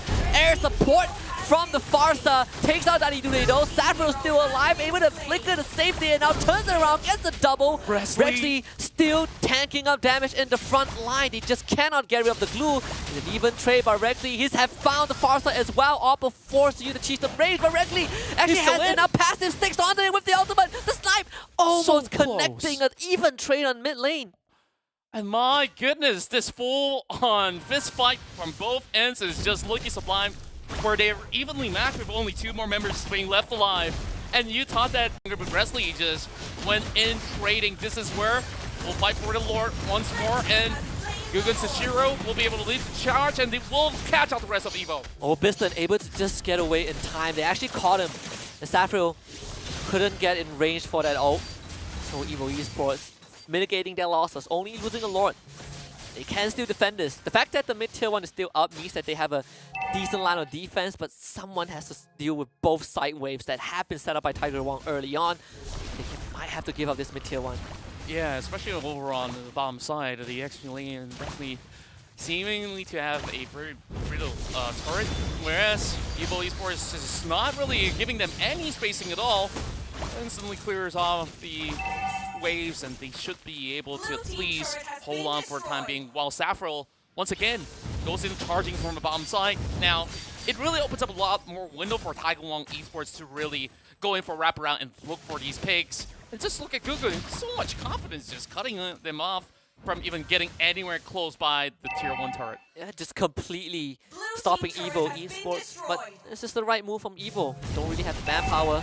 DEVINE, he's looking for an opening. Got the airstrike and real-world manipulation used. DEVINE going in, looking for a target. They actually were able to burst Rexy. That is the best case scenario to stop any form of aggression. They just full force tunnel into Resley, and you just saw how much damage the Feathered Airstrike actually did all the way to the back. Even with Rins just committing to real or manipulation, we don't really see too much that they could actually do. They just wanted to zone the rest of EVO Esports away. And sure, they got a turret. We got one exchange in the name of it. So I guess it's still pretty much decent for EVO, at least getting one back. Definitely a closer game. We're just within kind of the range of 1 to 2,000 gold difference. In fact, right now it's just a mere 1,000. Another good news, it has extended past 10 minutes. Not a usual sight if you are Tiger Wong Esports, but this is the kind of games that you would expect. EVO, they takes a bit of time to kind of adapt. The game 1 was a beat down, but they definitely have switched it up. The next Lord will be very crucial, but I think another thing that EVO needs to start fixing is that side lane. They need to get that top tier 1 down to have more space to work around that Lord pit, and that's exactly what they would do. Opera accomplishing that, just purchase his oracles half a minute before Lord spawns. Yeah, and you just look at that. Tiger Wong Esports, as much as they're losing some of all these battles, it was still pretty much a close fight, and they're just basically playing the macro game so much better. Now, you got Immortality up online, and as well as for breastplates, this is going to be a much more tankier Tiger Wong that Evo really has to face. And I like that pickup from Riz, honestly. You know, it gives you survivability, and Evo Esports, they have been coming very close in destroying Riz in a lot of these team fights. That extra defense is very much appreciated. And obviously Evo Esports now, they have information that Tiger Wong is doing this. The Jawhead is still hanging around that bottom jungle. So Evo Esports essentially have a 3 versus 3. Oppa was able to cut that top wave. And Evo, they're making sure that this lord is not getting resetted. Yeah, and then this time around, they're really down to really low health first. And actually, Evo, that's get it away. As a free lord, I mean, Tiger Wong, you kind of dropped the ball a bit. Desynchronization in terms of comms, but now they didn't get something in return. Piston, first to go. Gugun sticking onto Oppa, forcing the flicker, the feather airstrike. Immense damage, forcing Saffron back. The glowing wand was enough, and the magic worship. The DOT stacking up. Now they use the real manipulation. Gugun, how much more damage can you do? Immortality popped as well. Gugun forced to retreat, but they're chasing in Flash 1. Looking for a bit more. That's the mega kill for this Farsa. And Tiger Wong have completely botched that attempt. Evo Esports striking back hard with 4 kills and only losing Biston. How did they actually let the Lord go? They've already got that priority in Rins. No! He's got to run, but there's no way that he could basically escape from the wrath of the fair airstrike. And it was all the plays being set up by Flash 1. He just got the perfect snipe. And now it's only Dade to deal with this Empowered Lord. And it takes like, what? An average of 15 over seconds before they even come back up online. Evo Esports coming back. This is going to be incredibly tough. Saffron cut off from his front line. Daddy taunted up, forced to flicker, draw attention away. Saffron immediately forced to cancel his own down to with the feather airstrike. Tiger Wong Esports, the last stand holding on the base. That he lost the jaw hit. Evo Esports still 5 men strong. Reckley kind of juggling that aggro. Google Seishiro going in, but it's just not enough. Evo Esports strike back in game 2, and we got the series that we deserve. Game 3 it is. What a comeback coming out of Evo Esports, and with Tiger Wong teasing that Lord, eventually they give too much room. Honestly, was that a big mistake from their part? Because we saw they had a lot of all their members circling around the corners, and come on, you just gotta react to it. Yeah. They gave too much time for Evo Esports to just secure the Lord by their own. And from that point onwards, there's no turning back. We have to wait for that moment, because I honestly think it was one of the first big mistakes that we witnessed on screen from this squad, who has looked flawless so far. Most importantly is how it happened, right? Tiger Wong Esports, they start off the Lord. This was already after it was quote-unquote stolen, but they start the Lord. They saw Oppa cutting the top wave, and Gugun just decides to completely abandon mission. So he went from a 50-50 coin flip to just 100% security for Evo Esports. And this Farsa was perfect because Saffron was not given any room to do much. Every time Saffron shows up, goes into the SMG form and blasts his ultimate feather airstrike as a response. And of course, Zanri with that pixel perfect wall, basically sealing the game. Definitely one of the first and one of the most fatal mistakes from Tiger Wong Esports. And they can't bleed after all. Yeah, and this being their first ever defeat, it might be actually overwhelming because it looked to be very much stable to the point that Evo Esports, they got nothing to hide. And perhaps Tiger Wong was thinking, hey, we're calling this one a bluff. And mind you, it definitely wasn't. Nope. Whereas Flash 1 had such an impeccable positioning heading into this matchup itself, where you saw how many takedowns he actually take right after Lord. I believe it was like triple. Yeah. Honestly, this game, we are seeing almost the same thing that happened to Evo Esports in game 1, now happening to Tiger Wong, that they can't really get close, especially when you have Biston and Flash 1 sticking together. You would want to rely on Gugun to be the one to hit that back line with a couple of uppercuts, just assassinate the cores. The problem is the Melissa ult, it literally is called go away, and it repels any sort of dive. Dali Dudego can get in, the Paquito gets locked out, and your own marksman gets completely zoned by the feather airstrike. So I love this iteration of EVO Esports. Obviously, this is not the cleanest win. You know, it was them capitalizing on the mistake of Tiger Wong, but it is a form that we do want to see from EVO Esports, right? Not going down without a fight. Yeah, overall, we take a look at some of all these statistics as well. I think like it was pretty much an even distribution. Flashpoint's definitely been able to contribute majority of the damage inside of this matchup. And then you saw how this Paquito was going in for a glass cannon build alongside with an immortality. And then after that immortality pop, this is like, oh, looks like we really have got to find ways to be able to sustain. So you start to see them really switching builds in between to try to cope with those overwhelming numbers where you mentioned they couldn't reach the back line, they had issues in terms of just finding ways to peel through, which is why they did second guess on committing to that lure. It is definitely a difficult one, but now we know that Tiger Wong Esports aren't immortal. They can't be wounded. One more game to see who goes on in this lower bracket series, but as always, we gotta take a small breather and we'll come back to see which team will survive this lower bracket gauntlet. Don't go anywhere. The Snapdragon Pro Series powered by Samsung Galaxy is brought to you by Snapdragon Elite Gaming, Samsung Galaxy S23 Ultra, Monster Energy, and Kachi Shop.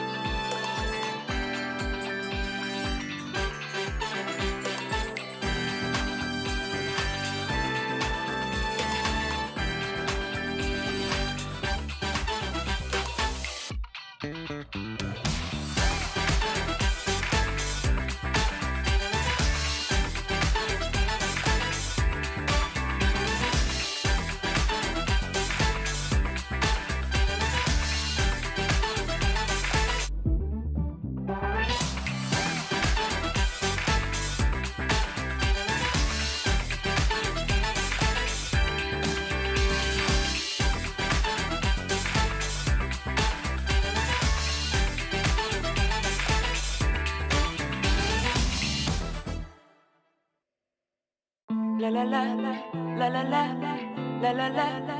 Bin immer happy auf Fotos, doch im Blitzlicht der Strobo frag ich mich schon, wo du jetzt bist und vermiss dich so.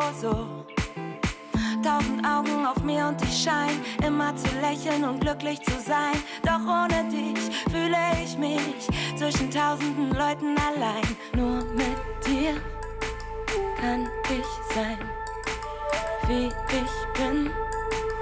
Nur mit dir. Wir tanzen so, als ob keiner zusieht. Ganz egal wo, zusammen sind wir mutig. Und wir beide drehen so auf, als ob es nur uns zwei gibt. Und singen so laut diese Melodie. Once again, thanks for joining the ESL Snapdragon Pro Series, Mobile Legends Bang Bang, and now we got ourselves an even series where both sides have taken 1 point. Evo Esports pulled off a miraculous comeback by taking that Lord, winning that team fight, and now Tiger Wong Esports is under pressure. Yeah, you know what they say, sometimes miracles are a form of divine intervention, but this one was kind of Tiger Wong's own doing. Yeah. I think the one thing on the line isn't just one of the team's tournament lives, but also my prediction. Because I have a perfect prediction streak. I'm 6-0 in my prediction. 6-0 in terms of losing every prediction. So, I mean, come on. I'm very close to breaking that one. And I'm very committed to continue being the loser. But at this rate, I'm getting a bit worried. You're getting a bit worried because you're starting to actually get a win? Yeah. You don't hear this every day. You don't see someone wanting to lose, but not me. Well, I'm committed to losing. Just as committed as one of our partners, Samsung Galaxy, is committed to making this a reality. And they have been a part of this project for such a long time. We're glad to have them. So do check out their latest product, Galaxy S23 Ultra. That's right. It's perfect time for you to get your phones. And you know, if you want great performance, you definitely want this amazing gadget in your hands. And other than that, if you're looking for great diamonds and more, you can also visit Kachi Shop and you can game on with the powerful Poco F4 GT. And I actually, one of our friends actually has the Galaxy S23. I think it looks fabulous. It's on my bucket list. I wish I would get my hands on that just in the near future. But with that being said, going into Game 3, I think this is definitely... I wouldn't... Like you mentioned, it's a hard blow to Tiger Wong. I do think that they are going to look back again too and realize that we completely blew that one. So now it's back to kind of a more traditional gameplay. I think they definitely had an interesting idea. You want to kind of snowball a tempo in the early to mid game. Didn't get as much lead as they would have hoped for. So maybe Game 3 they would just kind of revert back to what they did in Game 1. That's right, and perhaps that will be sufficient for them to actually pull through once again with the Valentina pick. It was left available early on, but it doesn't seem like either side of the party is looking to secure it, whereas I think like the option of going for the Farsa has really worked out for Flash 1 on the mid lane, where you see a little bit more of a high impact play once he does secure a hero that gives a little bit more mobility and still has that burst of damage and not worrying about getting up close and personal. So therefore, perhaps they will opt to run it once again. Well, for Evo Esports, I don't really see too much of flaws coming in, so they should be able to stick to what they have. Now, moving into the draft, Evo Esports continue on to be on the same side of the map for 3 games in a row, and perhaps the ball right now is on their court. Yeah, they definitely have control again, getting to dictate that priority in that first phase. And I think, you know, that Game 2 draft that they came out with was just a lot more solid. The opening gave lesser room for Tiger Wong Esports to really target, and sure, they banned out the Brody and the Claude, but honestly, I feel like, you know, that Claude wasn't really a big issue, right? Eventually, Evo ended up with the Melissa anyways. Now we get to see almost the same bans, you know. We see the Edith, Kaja from Evo Esports, Tiger Wong, they banned out the 1-1. I assume the Fanny is going to be next, but no, so far it's the Joy. Yeah, and basically it's the same exact bans that we are seeing. So perhaps it's really boiling down to the execution. Tiger Wong wasn't satisfied. It's like, hey, I'm confident that this time we're not going to let go of that Lord. So we'll see if we could basically challenge the rest of Evo Esports once again. So with what they've already read in terms of rotations, at the very least, Evo Esports, we saw a little bit more stability, especially with their roamers really doing a wonderful job. Like, I just like to see how Your Name could basically control the pacing of the matchup as well. Yeah. Whereas, I'm just hoping to get a little bit more out of Tiger Wong's mid laner, where they picked the Eve, but it doesn't seem like they have that perfect setup for them to be able to have enemies sting under the real world manipulation. Yeah, and you know, Faram is banned coming up from Tiger Wong. It's kind of just to lock out the potential Ube strat that Evo Esports they have played in the upper bracket. Though that one was a loss, but they, you know, it shows that they do have an option. So this opening pick, Fredrin, no surprise right there. It is common for it to go through. So Tiger Wong Esports maybe will consider the glue again, a glue +1. I'm expecting maybe they have the glue Moskov since it's let open.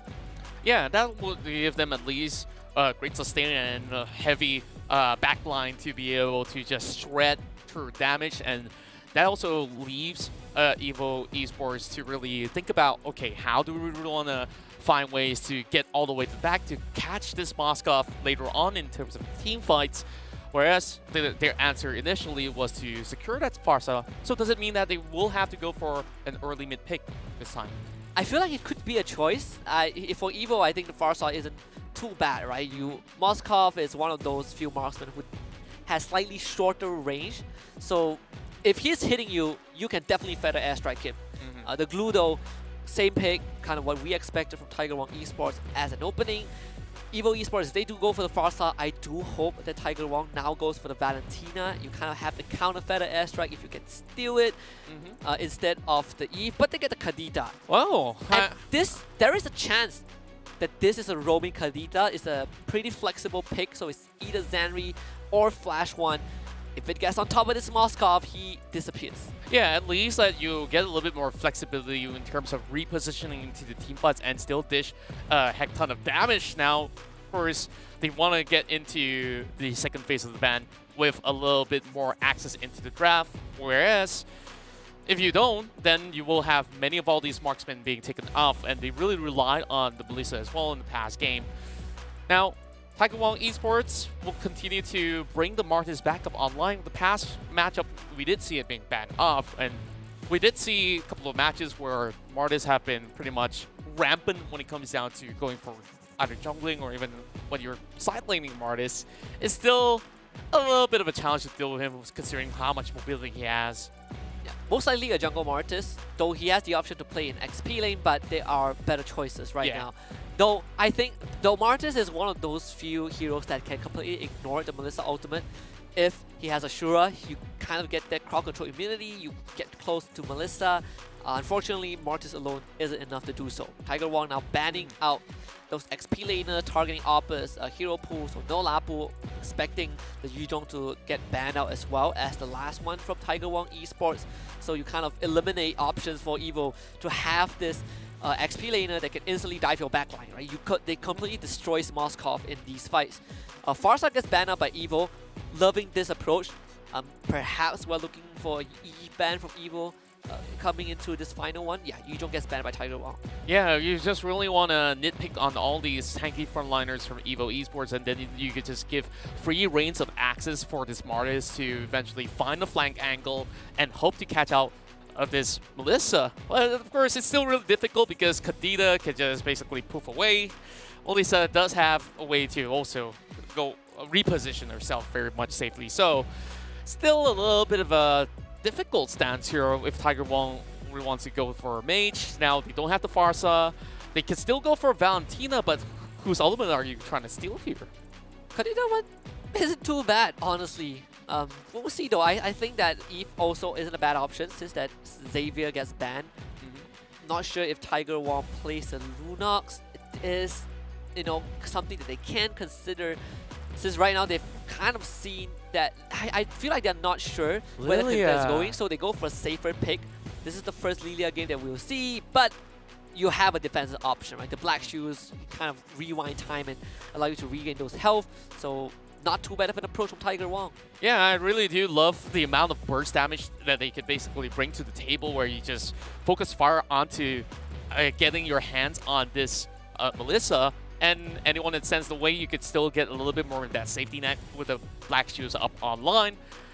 And now, going into the final few picks remaining for side of Evo Esports, they will bring the Cho up online, and they still have the Steady Rock to be able to hold the front. So this is looking pretty solid, I would say, where Evo could just basically continuously look for the picking. This is a Cho XP lane, I think. So you get the roaming Grok, Jungle Fredrin. Loving this approach from Evo Esports. Now, the question is, how the heck do you dive that backline? Because it is so hard for Tiger Wong to get in. The only two heroes that can reliably do so, probably the Masters and the Glue, but you have so many ways to disengage, to kind of split the battle line. Tiger Wong, they actually go for the Ruby as that Roman role, but I honestly prefer Evo's Esports draft a bit more going into game number 3. It does look a bit more robust. Tiger Wong, it is crunch time. Definitely it is. Just looking at their current situation is that, sure, you have two really beefy targets up in front with the Ruby as well as Glue, and you're really banking on hopes that Sapphire Rinse as well as Gugun will be activated very early on. But the problem is, just look at Evo Esports. Most of them are actually very slippery, and that's where I think like the agility that Evo Esports have might actually be working out for them, but it really boils down to the execution. Let's see what we have here. Final game of this first series. Is it going to be Evo Esports or Tiger Wong Esports? Put your prediction in the chat right now, which you guys definitely will be rooting for someone. So without further ado, we're going to go into the Land of Dawn. If you're looking for potential upset series, this is the one and only that you're going to be tuning into. You know, we still have one more coming up after this, but I do feel like, you know, for the first one, you're looking for kind of the underdog comeback, right? Evo Esports being the less favorite one, and it is a team that, you know, isn't from those crazy strong regions like Indonesia or Philippines. This is a team from Laos, right? And it's a region that has been overlooked, you know, from time to time. And the fact that Evo Esports now in top 6, this is a great achievement. And if they can down Tiger Wong Esports, one of the most impressive teams we've had so far in this tournament, it's going to be a new accolade on that Hall of Fame, at least going forward. And I like the point that you brought up on the very first game itself, where of course they suffer that loss, but they are a team to adapt, and you see how fast they have been able to show up with 3 very distinct drafts compared to what we saw. Sure, in this game itself, we see the introduction of Cho into the third game, as well as the Theta being the main difference maker. But it does allow them a lot more option when it comes down to initiation. I think that's the most important part of what this Cho actually offers on the table. So Opera plays a heavy part into getting these picks going for the team. Whereas for Tiger Wong, look at the pressure they're being surmounted over onto this EXP lane. I don't think they want to set foot too far deep. The idea was there, but Oppa was 1 minute away from his ultimate, and it all started with just Rexy pushing him out of lane. They bring Gugun up top, they clear the wave, and they crash their own wave in the turret, preventing that Way of the Dragon from coming online at the desired timing. And now Oppa has his ultimate, but there's no way into that turtle pit. They're going to circle around, got a little bit of dance, but the turtle is going to go over to Tiger Wong Esports, and your name stuck around for way too long. It's first blood for Tiger Wong. So crisp and clean coming from Tiger Wong this time around. With such a great priority onto Turtle, there's no access for Evo Esports available. Whereas, of course, just dropping the Faradin for the time being, you see a little bit more pressure with the invades coming from Gugun. He should be able to make it out alive, but not so much, where Zari's just charging him to the wall. Great pickup, 1-for-1. Yeah, gotta thank Flash 1 for that. His Petrify not only secured the Pearl Buff for him, but got the kill. Unfortunately, can't say the same for bot side though. Biston getting taken out. Zanri just showed up, but it is just a drop. Can't do too much. And it's worth pointing out that Oppa, look at his emblem, is going full damage. Is looking for those one-shot roundhouse kick. But Tiger Wong so far, just like they always do, have that early game advantage. Bottom lane getting pressured. A lot of gold being established coming in from Tiger Wong though. Just depleting on the turret shield at the time being. But they got what they wanted. Gonna go in for a quick reset before they contest for the next certain, well, I want to say turtle, and then we see a little bit of pickoff going on. And this is what you will be expecting coming out from the Fedrin, where in the early levels, it's just so oppressive. Yeah. And if you get caught out by the Cho, it's an instant KO. He's gonna kick you back into Flash 1, who will just blow up underneath. Something that Tiger Wong Esports needs to be really careful about. You know, even as a Lilia, there's a chance you might not even have time to use the black shoes. So keep your eyes out on that. But Tiger Wong Esports, despite that momentous start, Evo Esports are getting good response. Oppa being one of the playmakers, and he's putting a lot of pressure onto Rexy. Another king, Flash 1, watch out for the combo. This is what I've been waiting for, Rexy. Forced to use the flicker into his ultimate. That was really, really close. Could have been the second death. Yeah, Resley just trying to hold on for dear life. Should be able to clear off the final minute. Stays put. And we're not even seeing retaliation because the rest of Tiger Wong, they're occupied with the turtle currently being contested. Piston is already there, forced away Zanri. A good wall charge. Rin's getting forced back, just doing zoning duty. Using the Black Shoes to go backwards. Saffro arriving at the fight first. A good taunt onto Daddy Durido. The front line might go down. Flash one has shown up. Daddy Durido. A good I'm offended. Actually, they burst down your name. Oh, this Ruby is still alive. Oppa can't find his way in. Doesn't have the Will of the Dragon and cannot use it. The Decimate resets from Google Satio. A triple for the Martis. They just force the rest of EVO to commit, and Tiger Wong peels all the way back and still have Dottie surviving. And not only do they walk away with those 3 kills in the back, Tiger Wong secures the turtle and also reaping more rewards with the mid-turret destroyed. And that is just Tiger Wong having better priority on the objective. EVO Esports had the idea, but they cannot kill the Ruby. And this, the ultimate dragging your name in. One of the base of Fredrin is that it's not that easy to get your passive stack, the combo points for your ultimate. You need 3 points for that. And in these situations, when you're constantly getting control, when you can't land your spells, if you can't get the ultimate off, you lose a lot of that durability. And now EVO Esports, they're rotating up top. Good war charge, but oh, the Kadita missing that charge might be fatal, but they still have enough damage. Flash one saving that ultimate for the burst. Rexley goes down. Great picking coming in overall. Guggen just hoping to snatch this away with the Retribution. And he does get it though. That's all that he would probably get, but we're surmounting a little bit more pressure to be created. Whereas now Saffreel has to be careful over the bomb side because the glass cannon Cho is still pressing him, whereas Guggen recommits. Oh, Piston able to get away with the help of Zanri. And that's where we see the power of the Martis. The Ashura completely ignoring the Melissa ultimate. Is one that doesn't follow orders. You can't ask him to go away. Rinse though, ooh, taking a lot of turret damage, but Black Shoes, easy getaway. And Gugu now comes in with the support of Daddy Durido. They're gonna chunk your name down. They did lose Saffro in that bot lane, thanks to the Choke Hadida combo, but they did get something up top. What a great establishment control coming out of Tiger Wong, just finding that pick. And I was worried for Rin for a second where it was just diving the turret, but of course that caused a little bit of a pull of attention coming from EVO. Whereas the distraction worked out, where Guggen went in from the side, and now coming in for a little bit of contest, trying to deny as much experience possible coming from EVO. Currently, it doesn't seem like it's all too hefty on their side. You still find ways for an opening, but EVO's got to be really careful. They have lost a lot of map control, where Resley, he's going to commit. Another kickback. They will lose that front line. EVO Esports having the man advantage to start things off. Zanri does get pulled back by Daddy Durido. Rinse is there as well, but this Grok very, very durable. And Oppa, he's looking for another window. They gotta watch out for those side lanes though. They are getting shoved in. EVO have their attention drawn elsewhere. Yeah, a little bit of overzealousness being displayed as well. Whereas they don't really have full information of the whereabouts of EVO in particular, I would say. Now, of course, things have been able to be pretty much even odds for EVO Esports, despite them being 2K goal behind. They're just waiting for the big objectives, and that's where they should be able to look for those wiggle room.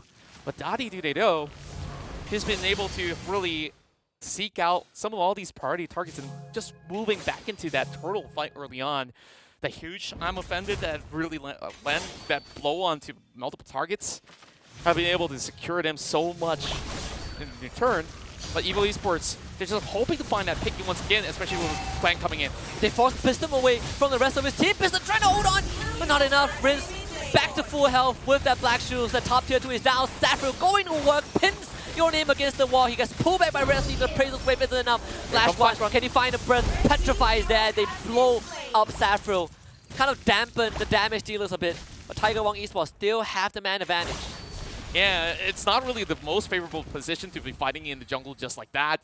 And Tiger Wong Esports, they have been able to cut those corners as well, leaving them kind of stranded, but it's great movements coming out of Flash 1 to be able to just seek out Saffril and just finding that pick, getting out alive.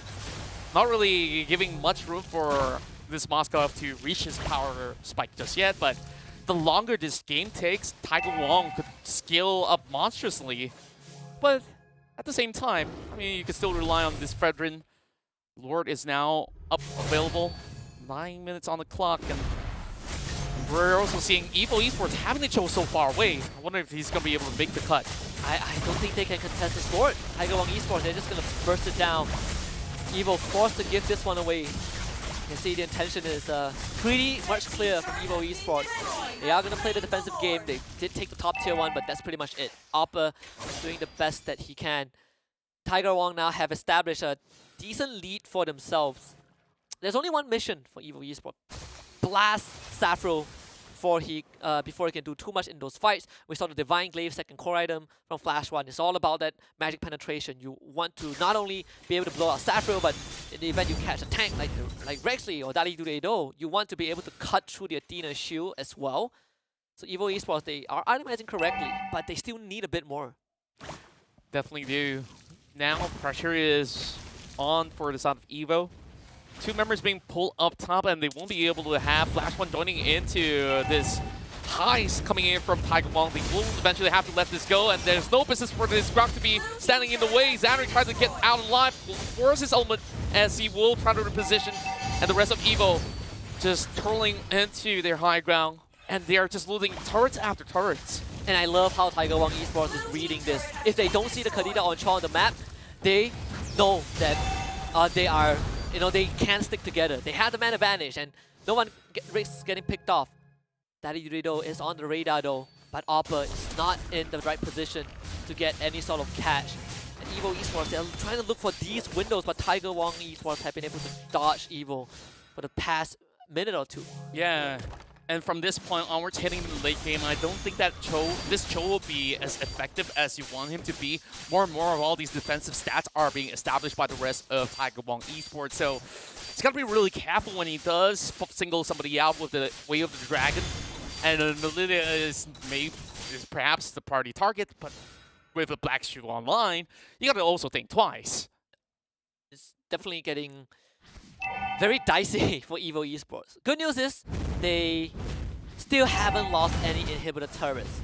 The defense was sufficient, but you need a big playmaker, a Xanri wall block into a wall charge, or an ALVA flicker away of the dragon, and you kind of blow someone up and get a man advantage for yourself. But all these side waves will constantly be an issue because Tiger Wong Esports have established so much control. The tier 1 in both mid and bottom are still up. Yeah, overall, most often than not, Tiger Wong Esports really have to look after Saffro because he's not being able to really efficiently pick people off. Couldn't really last too long on team fights because of how many of all these heavy commitments that Evo Esports has been dishing out towards the back line when they do commit to those fights. So perhaps when you will have a fight around the choke point, Saffron will have a little bit more of that wiggle room. For now, both sides eyeing onto the Lord. Evo Esports still having ALVA over top side, so won't be able to tag along his way. At the meantime, Tiger Wong is setting a tiger's den for them to be baited into a trap. If ALVA isn't around, Evo Esports loses so much catch potential. Tiger Wong definitely won't commit the mistake that they did in Game 2. He's not going to let that Lord just go. Evo Esports completely abandoning the idea. They're not going to contest this. If they lose this fight, it is game over. So they are still entertaining the idea of it. Your name. Oh, he's showing up. Xanri couldn't really find a wall. And ALVA, he's coming in from that mid side. He will still be under vision thanks to that mid tier 1 that they couldn't take down early on. So Evo Esports, you got to make a choice right now. Your name and Flash 1, they are separated. ALVA as well. They are all so far away. Gugun can't find ALVA. He found Riz! Oh, they also blew out Saffro. The perfect scenario for Evo. I don't know how they did that, but that is absolutely needed. Gugun, the third to go, blocked and completely shut down. Double for ALVA. That was huge. I cannot believe that Evo managed to find that window, but this is probably the turning point in this series. Evo Esports with the Lord at a crucial point of the game. Tiger Wong Esports did not establish more of a control on the side brush as well. They gave so much leeway, and Xanri is just really blocking their passage and eventually got them all caught out. Oh my goodness. I mean, Oh, it's from going good to Lord fights. It's another Lord fight that Evo just seemingly were able to. And the worst part, Rince didn't even get to use the black shoes. We discussed about this during the draft, where there is a chance if he gets petrified or if he gets kicked by the Cho, he just dies in an instant. And that was what happened. The Cho got Sappho and Rince got petrified by the Kandita. Now with the Lord in the side, Bistan. Oh, be careful! You're inside of Gugun. He can't get the decimate off. It was saved by Zanri. So well done. But Rince was able to shut down this Melissa. A bit too ambitious, and Flash 1. You're in the midst of things, blown up by Sappho, and a bit of an oversight from Evo. But they did get the top inhibitor. Kind of overextended right there, and they want to create this pressure out mid in order for the Lord to be able to at least reap in 2 turrets apiece. But now it's back to square one for Evo, where you thought that, hey, maybe you could funnel a little bit more of the control over on top side and just overwhelm Tiger Wong because they don't really have much to defend for. Now, Tiger Wong has one more chance available thanks to the great hold that they had, and they really have to commend Rince for it. Purchase the Holy Crystal, had so much burst damage on top of that. And on top of what they've been able to do well is to really pick off Flash 1 off guard. Can they do it again? If you're Evo, you're looking for that sort of fight one more time, and obviously Bistan just dashing a bit too deep. Gets dragged back by Gugun, and Rince finding the perfect opening as Evo Esports guard was down, and Flash 1 looking for that petrified burst, but of all the targets he ran into, the Martyrs gets interrupted by the Ashura. It's just so close. Both sides now evening things up, sitting at 49k. This tug of war coming in from the tanks aren't really going to resolve too much. Of course, they will respect each other's territory, but keep your eyes onto the minimap. Evo Esports having 2 members really cutting the sideways from both angles. And Tiger Wong, they're choosing not to even go anywhere close there. Whoever shows up in the side is going to die. Watch out in the top lane. Lilia? Rince. 3, 2, 1. Oh, a bit out of range. Flash 1. Oh, it's a setup. He has to use that ultimate to get away. Rexy, flicker into the sticky lockdown. Tiger Wong Esports, they were ready for this one. Wow. And Lord is spawning in 10 seconds. Tiger Wong have gotten this game back. And this is just pretty insane on how they actually get the read on the side lane as well on this Kandita. And Rince just called in for backup. Now they do have a 5v4 advantage. And you got this immortality up online for Gugun. You just go all out to commit. Resley just holding them back while they try to startle the Lord. And they're just zoning off Evo Esports completely. They might have as well give this one away. Operate's going back in. He's looking for Sappho at least. Can you at least get Sappho? He gets a knockback. Knockback interrupted by the Martyrs. Sappho stays alive. The immortality will give up a second life, but he goes down afterwards. Tiger Wong this time was so much more prepared. Yeah, and Evo Esports understand the risk as well as perhaps a little bit of reward where you don't really want to contest, especially most of these ultimates are available in most members of Tiger Wong Esports. They were just hoping to even find a little bit more of that wiggle room as Opera tries to dive directly in. Your name wasn't anywhere to be seen, therefore there's no retribution for you to even secure the lot to begin with. I have a feeling Opera wanted to kick Sappho, but he kicked Gugun instead. Either way, that could have been a decent trade. But Evo now will have to face the wrath of Tiger Wong. This is the second enhanced Lord of the game. They should be able to clear it out, but they're going to risk losing all those inhibitor turrets, and there's nothing much that they can do about it. All 3 lanes synchronized by Tiger Wong. All of them go down at once. This Lord will not survive, but Tiger Wong definitely will for a bit longer. They built the wall, Rexy easily getting out. Gugun also using the Ashura to get out. Zanri though, pulled over the wall. It's a drop. Tiger Wong Esports back in the driver's seat. Now every single inhibitor down, Evo Esports is currently being pinched into just turning into this defensive setup. Even if Zanri spots out anybody inside the jungle or so, it doesn't really matter all too much for the time being, where Tiger Wong Esports is hoping to create another situation where you just establish a little bit more of that hole across this bottom side of the river. Now you even have Rince coming in with immortality. Like, Riz doesn't really have to worry about using the Black Shoes so early. Just focus on bursting somebody down and then use that later on. And it's just looking to be bleak for Evo from now on. They have 5 immortalities, just so they can survive the initial burst. That's how important staying alive it is to them. Oppa, can you at least get it out of Saffro? I don't think he has enough damage. No way. Actually, he does. What? Well, Saffro's immortality is gone. Oppa flickers right into Dariduredo. That does have the crowd control immunity from the Shun Poke. Gets dragged back. Oh, Resley on the glue. That is important. Word. Just catching him off just like that. And once again, all this immortality is just a really good investment coming in for most of these members, and especially for Saffron, where he has been the priority target for multiple times. Evo Esports got 1 out away and now needing to deal with 4 more.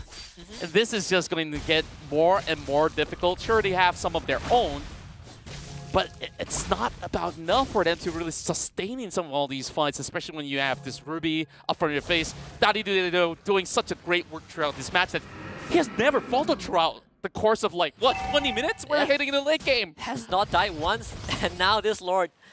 This is the world ender. Tiger Wong Esports starting it up. Oppa just came back. Zanri he spotted this happening.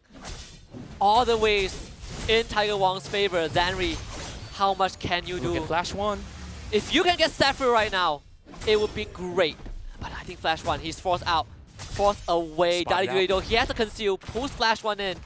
If this Khadija goes down, it is done and dusted. And it seems like that might be the case. The Winter Trunket is there. Flash 1 has that tidal dash. Forced to use the ultimate to gain distance. And now they're getting pincered, chased down by Evo Esports. Oppa able to zone Guggen away. Zanri builds the wall, but Guggen's coming in. Flash 1, you gotta keep running. Able to recall as the Lord resets. Now you're looking at Oppa in position, gets the entire vision upon Tiger Wong, but he will be pincered out! Oh, they see him in the brush. And with Oppa down, chances are this Lord is done. Desperation coming in. Your name, a good taunt. Rexley dropping low. Riz, Black Shoe, last second. Kadita, Flash 1. Oh, he's taunted, stunned, interrupted.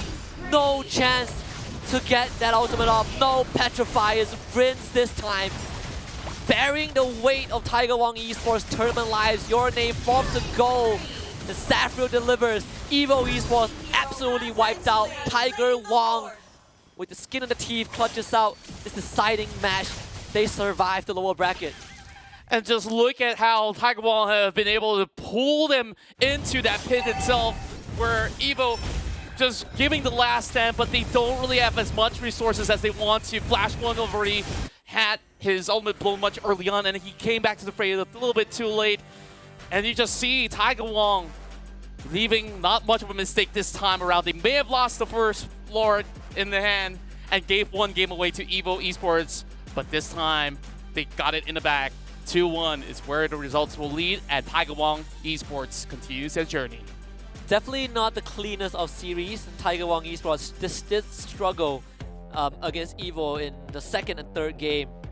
But this series, worthy of a lower bracket, worthy for a top 4 spot. I mean, Evo Esports, they had a pretty decent game overall, but like you mentioned, Contra, it's just Tiger Wong Esports able to make the adjustment in that later stage of the game. The immortality purchases were great. They were so much more aware of what Evo could do, and what Evo was after was all these, bursts of these, one-hit KOs that stopped being effective at one point of the game. Tiger Wong able to finally close it out. Indeed, and when we look into how Zanri has been able to also seek a little bit more room, but he joined in the fight maybe a little tad late when it came down to how Tiger Wong recommits into going for the battle. So they have ample resources to basically juggle with, and we talked about how many immortalities being bought there. It really was very, very difficult for Evo Esports. They put up a really good fight, but despite that, they had a few chances, and those windows have definitely closed up. So we definitely do hope to see maybe a better run next time. Yep, there's definitely, still more chances. Evo Esports, they're not done just yet. They're done with the open final, sure, but we'll see them again in the challenge group stage, and maybe we'll see revitalized Evo, making it this far one of the few Laos representatives that we have in the open finals. A remarkable performance nonetheless. They definitely can give themselves a pat on the back. But for Tiger Wong, the run continues in the lower bracket. For any other team watching the series, at least they know one thing. Tiger Wong Esports, they are vulnerable and they can be made to bleed. That's right, Tiger Wong did manage to at least resuscitate their own chances as well, where there's 2 times where they did have those hiccups, especially on those Lord battles that really looked so dicey. They didn't really want to fully commit, and for most part, it was upon their own doing that they have lost the Lord, because most often than not, Evo Esports, once they get there, they don't pick the Lord. They focus fire, and then like the moment you snooze, you actually lose it. And even despite having that Lord in the back for Evo Esports, it could have been utilized way more efficiently when you need to establish the silent lane shove at the same time. But of course, that being concluded, this is our match MVP, Rins, being the playmaker of the team. Yep, 3 different heroes. We saw the Eve, we saw the Valentina, and last but not least, we did see the Lilia showing up on the battlefield as well. The very first Lilia pick, definitely, you know, some sort of a shadow of doubt as we see the man himself on screen. You know, they're ready to tuck in for the night, you know, celebrate the victory. There's a lot to talk about behind the scenes, considering how this is one of the scrappier series that they had to play.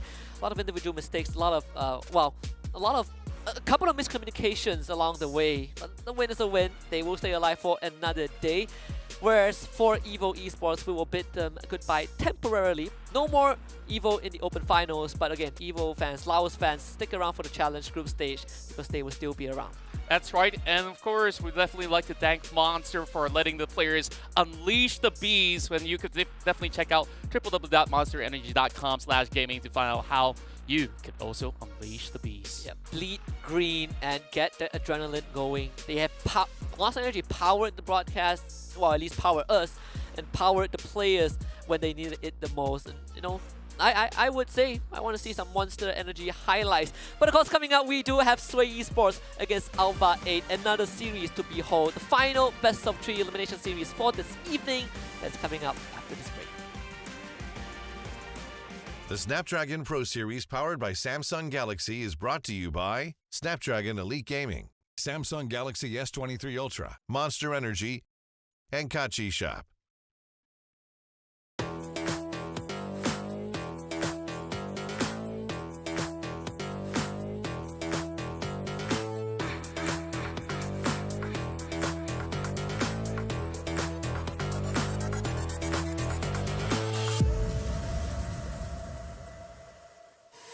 Confidence is key, and my keys all jingling. I can open any door, serving body, face, and more.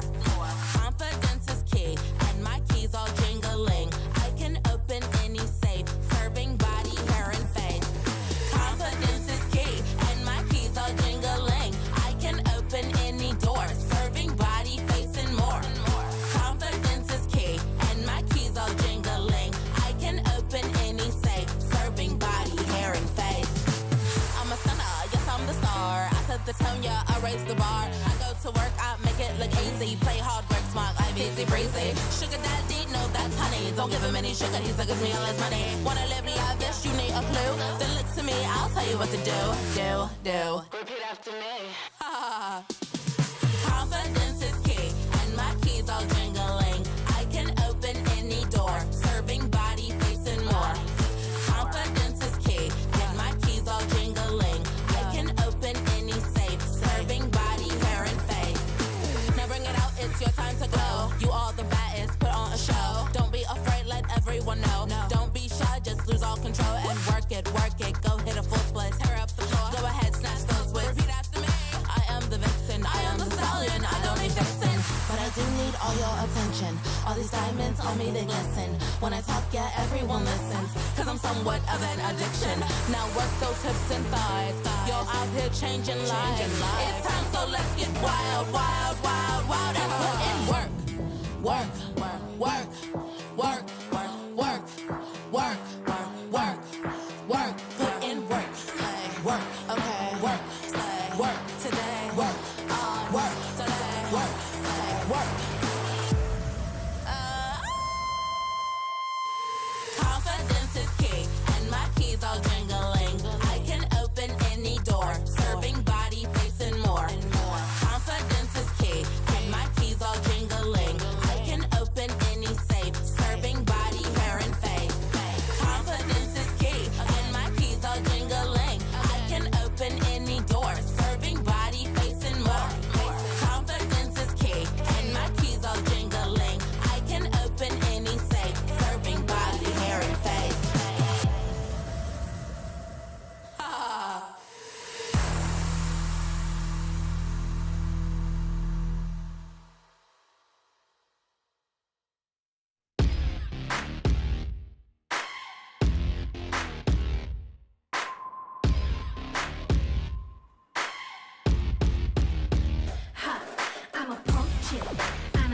wanna ride around town with my own clique. I'm a bad girl, and I make you wanna see you in the club when I'm getting lit. What's your number? I'ma call you. Brand new whip, I'm a baller. Got my own money, I don't need you. I'm out here with my girls, that's how we do. That's how we do. That's how we do. Yeah, that's how we do. That's how we do. That's how we do. Yeah, with my new clip. That's how we do. That's how we do. Yeah, that's how we do. That's how we do. That's how we do. Yeah, with my new clip. That's how we do. That's how we do. That's how we do. That's how we do. That's how we do. How do you do? You can't do it like us, 'cause that's how we do. I run this, and I'm gonna do it harder. You ain't my sugar daddy, I don't need no father. Figure it out, that's what we do. Riding around town with my whole crew. Yeah, see me in the club, getting tipsy. Never gonna kiss me. Hell no, a drink won't convince me. Got my own money, I don't need you. Out here with my girls, that's how we do. That's how we do. That's how we do. Yeah, that's how we do. That's how we do. That's how we do. Yeah, with my new clip. That's how we do. That's how we do. Yeah, that's how we do. That's how we do. That's how we do. We're back with the Snapdragon Pro Series Mobile Legends Bang Bang Season 1 Open Finals. Today is match day number 4, and we just witnessed a very interesting first series, an elimination series where Tiger WONG Esports were able to come out on top 2-1 over Evo Esports. My name is Husky, alongside Contra. We have one more best of 3 coming up, and it's another heartbreaker. That's right, and of course, only one of these teams will be able to book a session with Tiger WONG in these upcoming matches throughout the course of the week, and we're looking at which team will be able to secure $2,000 by the end of their run. So with that being said, of course, we're preparing these teams to the challenge stage. That is where all the big prize pool is at. So once again, let's take a look at the updated bracket as we've already concluded our first series of the day. Evo Esports have been overwhelmed, but they did bring Tiger WONG Esports into a full 3-game series. And Tiger WONG did not really have the cleanest of run either ways, where they lost 2 lords that could actually cost them, well, one actually costed them one of the games in particular. They lost 2 lords against Evo Esports, and remember, Tiger WONG started the Open Finals in that lower bracket, right? I believe they are the 3rd seed of that regional qualifiers. That's why they are in this spot, but the lower bracket run has been going well so far, to the point that people realize that they are actually not invincible. So right now they sit comfortably in that lower bracket semis. They'll be awaiting the winners between Sway Esports and ALVA 8, which is our upcoming series. So let's take a look at Sway Esports, one of the contenders coming up. We have Haroski, Kevs, Barbici, Love Scars, and Break Even. That's right, and first, this matchup will feature the Philippines representatives versus Indonesia, where you know there's been this whole power struggle. Which region really has the best Mobile Legends? I guess we have to have these guys put that to the test. Sway Esports have had that explosiveness to offer on the table. And now, on ALVA 8's side, we got Jirachi, CN, Iliora, Aaron Shiki, as well as Vince Smoke. Yeah, 2 powerhouse coming into this. And ALVA 8 had a not too smooth a journey, right? Some of the games they did get pushed to the absolute brink, but you know, they also had a lot of very impressive performance in Aaron Shiki as this goal laner, and Vince Smoke both have had very high impact in the games that they have won, and even in the games that they were not able to win, they were able to pull out some miraculous comeback. In fact, they were a team with one of the most insane comebacks in their lower bracket run. But this is going to be that mid lane hit-to-hit, very balanced between Eliora and Barbici. Yeah, and when you look at the kill participation as well as the KDA, it's almost equally matched. Both sides having a record of 57% at the very least. But the damage numbers, Barbici has been looking to be a little bit more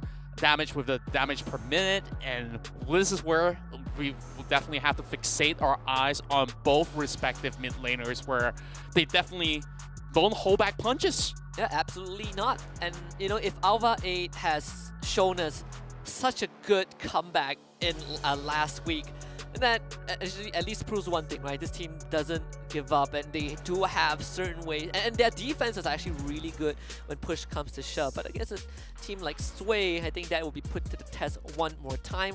We gotta look at the draft, which will happen in a bit, but one thing we can be sure is that it will be a bit different compared to the draft that we saw in the first series. So what do you guys think? What do you guys think? You know, if you're watching on Twitch, drop your predictions down below, and make sure that you are predicting to win, unlike me, because I'm on a 07 streak. Well, it really is difficult to be going on that form of a streak where I'm pretty sure at one point you will get something correct. Maybe you guys were aiming for exactly the same thing that Husky does. I don't know if you want to risk those channel points, but I assume that you want to win a whole lot, and winning always matters. Of course, we thank Snapdragon Elite Gaming for that. Now, my prediction will go towards Sway because I still believe that they've been on a relative roller coaster ride, and they still have a lot of surprises left on the tank. I think that you're relying on, you know, the entirety of the side of it.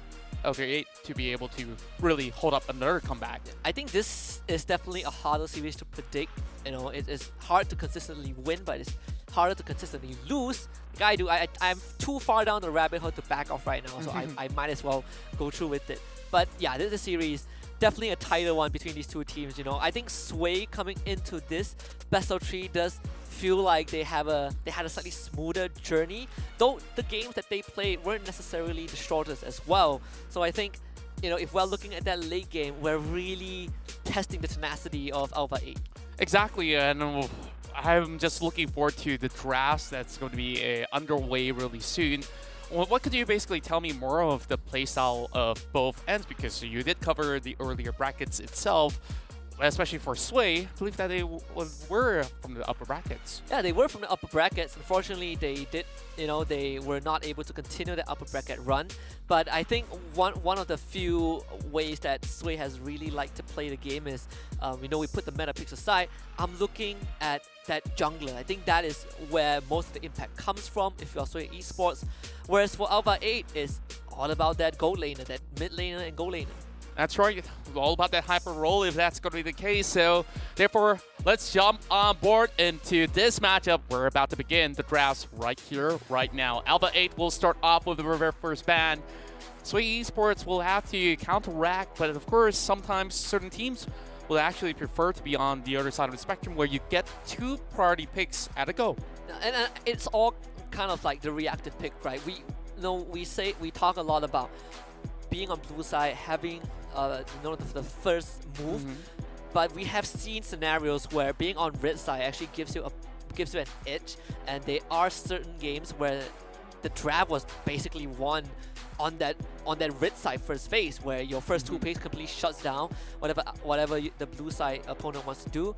In this case, I think the bans are pretty much going to be the same. Like Joy, Fanny, 1-1, maybe a Faramis, maybe a Kaja. We are not going to stray too far away from that. Yeah, we're just removing a lot of all these pesky heroes from being overwhelming in terms of pressure across the map, which is why, like, even for Fanny, which you cannot underestimate of how well some of all these players can actually find those ease of access, and it's really hard to catch, especially when you see Kaja being one of all these heroes that has been constantly been banned out, and therefore ALVA 8 didn't really want to go for these kind of risk in terms of what is still left on the table. So second ban will only have 5 more seconds for ALVA 8 to quickly decide. Now, there's still plenty of options available. They opt to ban out the 1-1. We still have a few more things left in the tank, so I'm looking at Edith to be possibly one of those options to be axed out.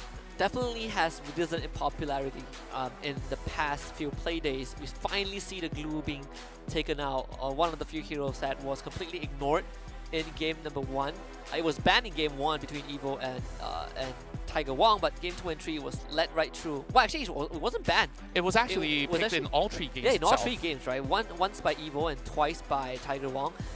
ALVA 8 again, right, we have multiple picks. The Kaja now banned out, and Sway now has a choice, right? Edith, Fredrin, you know, the Faramis, which has been popular depending on the teams that are playing in the series. So it really goes down to this decision where they will be taking out this Moskov. Okay. And that actually opens up so much space for them to secure so many of that priority. Look at Fredrin, the Eve is still online, same goes to Valentina. The Edith. Melissa is also on the block as well in terms of marksman that's available. And immediately, ALVA 8 starts off with Valentina. We quickly look at the times, 25 times. Teams across the bot has been relying on this hero to make measures. So Sway will really have to be really careful of what kind of heroes they pick, because whatever ultimates that's really huge in AoE can be used against them once again. And Sway Esports decides we're going to lock that Fredrin along with the Brody. Two ultimates that, if stolen by Valentina, is kind of well, you can take it, but you can't do much with it, right? Both are very reliant on the heroes in a passive ability, so Valentina can't get much use out of both of them. So Esports, I was looking at the Brody pick, but you know, I didn't expect it to go through in that first phase. So a lot of priority for Lovescar, and I don't think it's too bad of an idea. It's one of those marksmen that in that late game absolutely destroys squishy heroes once he gets that ultimate off. But ALVA 8 building up that meat, that shield with both the Grok and the Martis. Yeah, this is where you have very solid front line of defense, where you just allow Valentina to have her very own space, and then later on go for a pickoff. So Esports wants to emulate the previous series where you are going up against a little bit more a high pressure situation, and this Kadita could still get in and out of the fights very effectively so, and Barbiichi would still look to burst them all down at the same time. Now, let's move forward to the second phase of picks as well as bans. A lot of all these focus will be given in terms of priority for Sway Esports to remove even more marksmen on the block. So ALVA 8 will possibly look to at least open up a little bit more spacing to secure something good for themselves. But what are options available? I'm looking at Melissa being one of it. Yeah, Melissa is a good, the Beatrix as well. I think these are the two that comes to mind instantaneously. Maybe you force ALVA 8 back down to the carry, which, you know, has fallen out of meta at least in this tournament itself. I think carry was picked 2 times, and even then I think one of them was a loss, if memory serves. But I do, one of the concerns moving into the second pick phase as we see Kerrigan banned out is the draft of ALVA 8 so far isn't too worried about Fredrin. One of Fredrin's biggest weakness, despite him having this meat shoot, this big ultimate that destroys the health bar, is that he is very easily interrupted. Grok interrupts him, Valentina is not too worried because you have a fear and you have a terrorize and you get to dash away from him, and Martis completely ignores your crowd control, and Fredrin wants to be able to stand still and get that ultimate off and get those combo points, those taunts, but if you're constantly moving around and ignoring what he wants to do, it makes life a bit tougher for this Fredrin to pop off. ALVA 8 targeting a little bit more of a roaming potential, and you don't want to see any disruptive feeding the around the map itself. You don't even want an ultimate, right? Yeah, especially the ultimate of it being so effective for them to just remove every single crowd control. So they leave not any chance, and they've even been able to actually single out another side laner with the final ban. Okay, they actually banned the Benedetta. I did not expect that to be a choice from Sway. I thought that they would commit to a marksman ban. By banning this Benedetta, it definitely is kind of a odd one. Though yeah. I can't see the reasoning behind it. I think you don't want someone that is just faster in that XP lane and just outmaneuvers your XP lane. And Benedetta is one of those heroes that doesn't necessarily do the most damage, but she is just essentially faster by nature. And I guess like in the nature of Benedetta as well, there's a potential for you for ALVA 8 to come in with split pushing, which is what Benedetta is so effective on, where you don't always have to join in a team fight. You just slowly dwindle down the resources, take some space, and later on go in for some executions coming for a flank angle. So now both sides really have to think very, very carefully what they really want. And I guess this makes a whole lot more sense where you're actually opening up a little bit more room for this Lapu Lapu to take charge. One of the few XP laners that is just very dominant. You know, you can hardly go wrong with Lapu Lapu. And the focus has been on, you know, some XP laners, some mid laners, a bit of a mixed bag in terms of the second phase ban. This does open up a potential Yuzhong for ALVA 8 if they want to go for it. Another hero that kind of just ignores the Fredrin. You go into the Black Dragon form, you access the backline, and you're like, yeah, Fredrin, you can't taunt me, you cannot get that combo point up. And it's going to be a bit of a struggle for Sway Esports, I think. For ALVA 8, we're looking at probably the Yuzhong. I feel like that's probably the best. All the Edith, right? It's either or. That's right. So, really is tough decisions to be made, but they should be able to go in for this. And oh my goodness, we haven't seen this for a while. First, I think this Harif has been picked 4 times, but it's the first time that we see Harif on broadcast, right? The rest have been played off screen. Only 4 times. Only 4 times. Definitely not the one that I was expecting. But Xavier comes through for Sway Esports. We know final pick for ALVA 8 is that Ruby, so we get a Ruby XP lane, I think. Though I remember that there was one team that played a Grok XP lane. I'm not sure if it was ALVA 8, but there is a possibility. Yeah, and overall, I guess it really goes to how they really want to juggle this, but I still think that this Grok is just going to be roaming around, or you could basically interchange roles as well, right? Like, preferably you want this Ruby to be able to be as beefy as you can, and then you will be able to open up a little bit more spacing for this Marthas to look for those picks. Whereas, I'm just really surprised that this Xavier pick was being left out in the open the whole time, and Break Even has been able to secure that for the team. There's not much Xavier that has been picked, at least on screen, but it's one of those majors where if you can get to the late game, you get those core items up, you get your Divine Glaive, your Lightning Truncheon, suddenly that Darling Light just completely shreds health bar. Game 1, this second lower bracket elimination series for the day.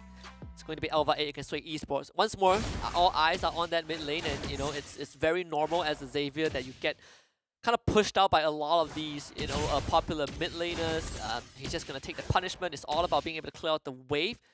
Eliora cutting him off from XP and cutting him off from gold. I can expect it if you're a Xavier. It's just a Xavier thing, you know. Yeah, and I just love that he has the brand new skin line as well with the Jujutsu Kaisen collaboration. Possibly the most OP skin. That is actually my favorite skin out of the entire collaboration, right? There's 4 of them. Gojo. Yeah, my favorite. I feel like, you know, in my humble opinion, it does match the hero the most. It's like the most accurate representation, right? You just happen to have a very powerful mage that can blast the entire map, and Gojo kind of does that. That's true, and we'll definitely have to see when does he unleash his full potential, though. Barbie just pressing on the engagements where won't be able to actually get too much out of all these scuffle with majority of all these ALVA 8 members rotating all across the map just to ensure this smooth cruise for Xian to take center stage later on. Whereas Aaron Shiki, we really want to see how long does it take for this Harif to be activated, and it comes down to, of course, a team fight where, you know, it's been a couple of patches where we see, you know, slight buffs and adjustments as well as nerfs onto this specific hero. It was, I could dare say that Harif is a shadow of his former self since, you know, many years back, where it was just rampant across most of all these games. In competitive, it really takes a lot of skills for you to pilot this hero and be effective. Running Light used to chip away some of those health bars, but the turtle is still going down. Horosby jumping in, Chieftain Rages as well. Cannot secure the turtle. That one goes over to ALVA 8, a first blood claim by Break Even. And even gets a double, a 1+1 on the way out. This is a roaming Kadena, by the way, with a Petrify. That is so much damage coming from a roamer itself. And I guess like now I start to understand why Sway Esports decide to actually flex this Kadena role and then eventually open up a little bit more room for Barbie Chi to secure the Xavier instead. Yeah. Now, every single member does have plenty of DPS as well as burst damage to offer. once you get caught by the circle from this Xavier, you just instantly die. I mean, they can power on you from miles away. And you know, this is something that we did set a bit of expectation for coming into the series, where both teams have their own niche pick. You know, we get that XP Grok, we get this roaming Kadita, Vinsmo almost losing his life again to break even. Things are looking really worrying. I mean, that's the damage that they all dish upon a Ruby, and what more if you get a huge pick onto this Harrod. Zaman Force already being utilized as Aaron Shiki trying to get his way around this, being outnumbered for the time being, but the rest of ALVA 8 is at least matching up to the tempo. Despite having 2 picks, ALVA 8 is actually keeping the goal disparity really, really close, and in fact now it's overtaken by, you know, small little numbers, which will be exchanged within due course. As for the record, the rest of Sway Esports are currently looking for an opening against Bin. And it's just a bait from Sway, but unfortunately, he's gonna go down anyways. Break even cannot find the right angle. Target was just out of reach, and ALVA 8 punishes them. Great retaliation. The way that they've been able to hold out into all these corners of brush, just having the longest of setup. Sway Esports just feeling a little bit of an itch to really go in for an attack, especially when you are going up against Ruby. It will take a while for you to burst, and this is where ALVA 8 finds themselves the very first turret, evens up the kill numbers, and eventually giving a little bit more space for the rest of Sway Esports to try to secure a turtle of their own. That will be retreat by the Fredrin. Krebs will be able to move out of the way. Just trying to tease Binspoke a little bit more to try to see if they could set this Ruby up. As a Fredrin, there's so much factors on the side of ALVA 8 that really disrupts you. It's hard to catch the Harrier. He even has to purify in case he gets taunted. Everyone else on ALVA 8 can really disrupt the Fredrin. And you know, the longer it takes for him to charge up his combo, enough combo points for that ultimate, the lesser durability he has in these fights. You know, and that's kind of the usage of a Fredrin, right? You soak up damage and you return the favor with that Appraisal Wrath, but getting it off has certain very specific conditions. So Sway Esports, they get the turtle, but they aren't able to convert that into much. Yeah. They're just jostling for a lot more control. Vinspoke now being spotted out by Barbie Chi. It's only going to be tickling him ever so slightly, though. Whereas Sway Esports couldn't really shove any form of waves. The only area of play that they do have is from Horoski that's all along over onto the EXE side. And they used the conceal into the rush as well. Expecting to find someone, but they didn't. Defense is coming through though from Sway. Dawning Light use, chipping their health bar. The tier 1 is dead, and again Cap just crowd control to Oblivion, decimated by Zia, and just again cannot get it out off. Such a dangerous position coming from Break Even, where he's being forced to use the ultimate to actually get out of the way as well. And Kev's, I think he has been spotted out for far too long as well. They suspected Kev's to be around, and ALVA 8 just overwhelmed them so quickly, and also got the turret in return. And they're just scaling off the charts right now, having the levels advantage as well. We're already seeing a level 10 member to be dealt with. CN might actually be out of control if Sway Esports does not punish him for this. Turtle up online. The rest of Sway Esports hoping to actually find a little bit of wiggle room. Whereas ALVA 8, they've got position and they're looking for Cavs. Turtle very much secured by ALVA 8. Cavs can't even get into the fight, let alone near the turtle pit. And all while, you know, Jirachi, this is a damaged Grok. At Break Even, I'm not really sure if you want to challenge this Grok head on. He's gone. Never feels good if you get destroyed by a Grok like this. He has the Blade of Despair. Yeah, I was just about to point out, Blade of Despair Grok, like, you expect him to be going for a tank? No way, he's just gonna go in for the full burst, and Aaron Shiki is gonna be able to do the same, coming with a dive with his Zaman Force committed. No waves in particular, ALVA 8 will still have to wait, whereas Cavs will have a little bit of wiggle room to go in for a reset, and after that, so Esports will try to recommit. But just look at how Windsmoke is being a little bit more optimistic as they're going to be focused on given finds a kill. very well done, but they did have to give up that mid-tier 1. At the end of the day, you sacrifice Vince Smoke, you get that last tier 1 turret, 4k gold advantage. Cavs has not been able to do anything. Like, he's the only proper front line for Sway, but he has been disrupted time and time again. Now Sway has to kind of figure a way, you know, you need break even to maybe rush in with a tighter form and get a good petrify into a taunt from Cavs. Easier said than done though. Yeah, and that's coming up in within 40 seconds or so, so you won't be expecting Sway Esports to be able to always look for that opening and break even now, currently in trouble. Yeah, got the title form at least. Thank goodness. If he gets swiped by Jirachi's totem, he just dies instantly. Ooh, very, very risky plays coming out of Sway Esports, but they're holding on. It's about 5,000 of a deficit at the moment. Sway is just looking for an overextension coming from ALVA 8, but this coordination coming from ALVA 8 just slowly bleeding out resources, hijacking every single camp that they have inside the jungle, is just leaving Sway with not much gold to work with, not much EXP, and they also could basically play around this lord that's already online. Whereas now they do have Love Scars hoping to find a breach into securing a turret of their own, but the Grok is in the way. And by now, I'm thinking, like, if I could look into the items, Jirachi can just burst it off. Lord in favor of ALVA. Good attempt, Barbie G. You know, if there was no retry, I think that would have been a steal. Good news for Sway Esports is that Love Scar hasn't died once. You know, he's just got that Blade of Despair. So there is some chance, right? That burst damage is going to rack up as the game progresses.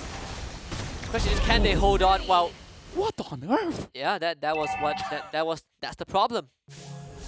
Oh boy, Jirachi just cheesing everybody off with this Grok, and this guy does almost 2.5k damage on the creep wave, on the minion wave with one swing. He's got the title form, and even so, if you get out of the title form, like the unstoppable force, just charge through. I feel like there's just gonna be too much of an overwhelming pressure for Sway Esports. They may have to give this inhibitor away, but they will be able to rectify that off. So good news, they still cling on to their inhibitors for the time being. They now have the full team back, but Lord swing. They will lose all of that. Tier 2, bottom wave still pushing in. You can see Cavs going for the anti-Cuirass as well. Still, but he needs that magical defense, and this bottom inhibitor is gone. Zian just walks right in. Cavs taunted, pull back, forced to dash backwards. ALVA 8 just flickers into a knockoff. This is done and dusted. 11 minutes in, there's no chance for Sway to make a comeback. Not really a bloody game unless Hiroshi can hold on, but ALVA 8 still has 4 men alive. He just heads straight for the crystal. And 11.5 minutes in, ALVA 8 with game number 1. Dominant statement in this lower bracket series. What a fight they put up with, and you just look at how they just slowly put a firm chokehold onto the members of Sway Esports.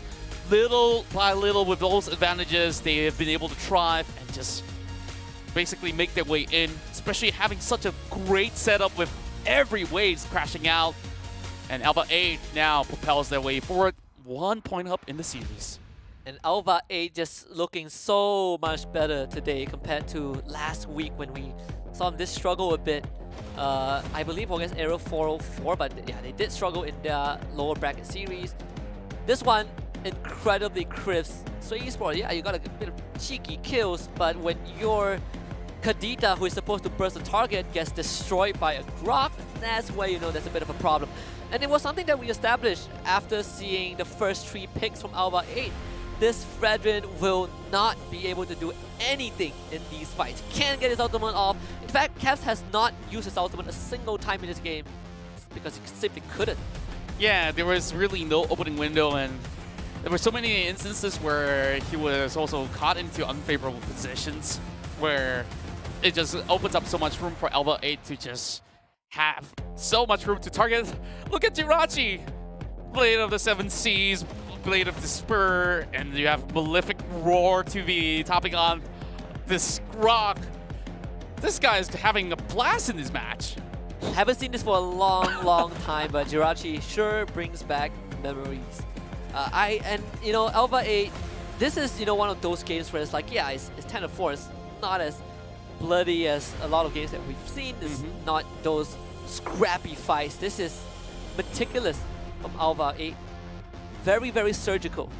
Very, very clean stuff coming in from ALVA 8, and I really hope to see a little bit more proactivity coming out of SUNAI Esports as well, where I think like they had a couple of windows that they tried to actually commit into battle, but halfway through, they decided, oh, we're going to pull out of this because now we're one man short, and they just keep giving little more room by little, and eventually it all withered out. Yeah, if you see your Fredrin get vaporized, you know you're in some trouble. But we wouldn't have seen those moments without support of our partner Snapdragon Elite Gaming when winning matters. So they've been giving us this platform, and it's not just Mobile Legends Bang Bang. We have a lot of other titles that have gone into Season 2 all because of them, so we really appreciate them. But we also appreciate Samsung Galaxy for being a part of this big family. And I know I heard something during the break time where, for a different title, the players, they all use Samsung phone and they absolutely won their tournaments. But do check out the latest Galaxy S23 Ultra. That's right. You definitely don't want to miss a chance to actually grab your hands on it, because this is the hottest tech in the market. So with that being said, I believe we're going to prepare ourselves for this upcoming game. So I'm definitely looking forward to that. Yeah, and I'm looking forward to also take a swig of the Monster Energy to kind of pump myself up, because the night is not over yet. I'm very energetic, but I always want an extra boost.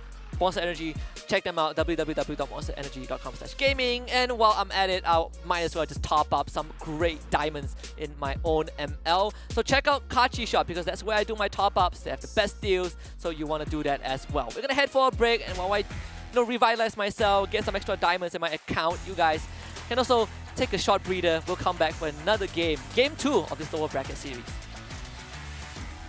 The Snapdragon Pro Series powered by Samsung Galaxy is brought to you by Snapdragon Elite Gaming, Samsung Galaxy S23 Ultra, Monster Energy, and Kachi Shop.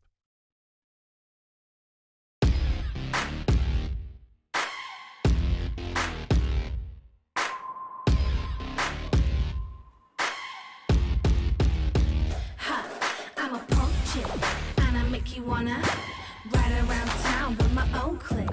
I'm a bad girl, and I make you wanna see you in the club when I'm getting lit. What's your number? I'ma call you. Brand new whip, I'm a baller. Got my own money, I don't need you. I'm out here with my girls, that's how we do. That's how we do. That's how we do.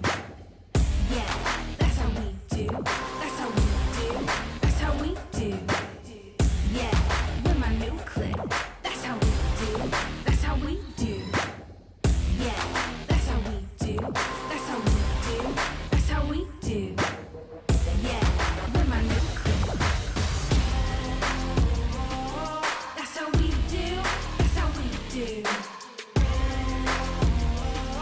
That's how we do. That's how we do. That's how we do. How do you do?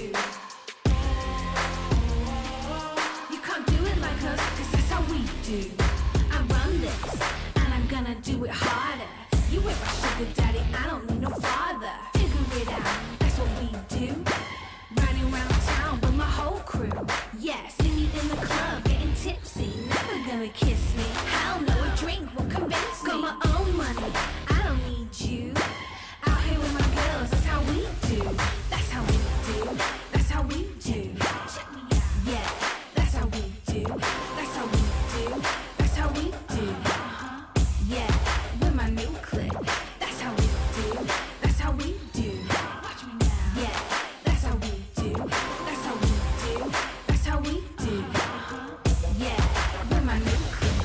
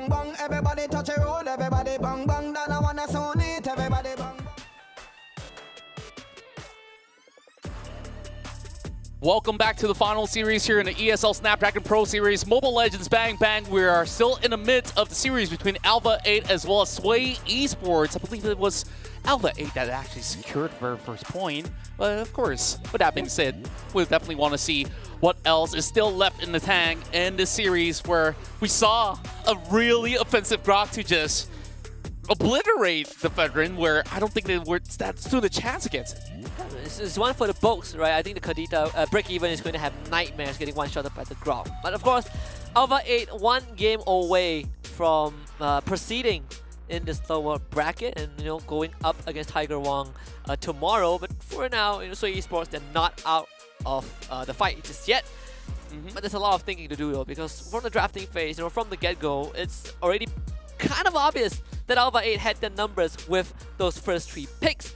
All of this made possible by our friends and partners over at Snapdragon Elite Gaming. When winning matters, they gave us a great platform to really witness all of these amazing games, and they gave all these players the platform to showcase what they're made of. And most importantly, they have done and achieved some great highs in those offline events for other game titles as well. And those have been a success. We've been to Thailand, we've been able to head to Indonesia recently. There's more to come. Yeah, and we see so many great style of play coming in from across Asia Pacific. And of course, with our upcoming match here between both SINAI Esports as well as ALVA 8, we definitely want to see who will be able to unleash the bees.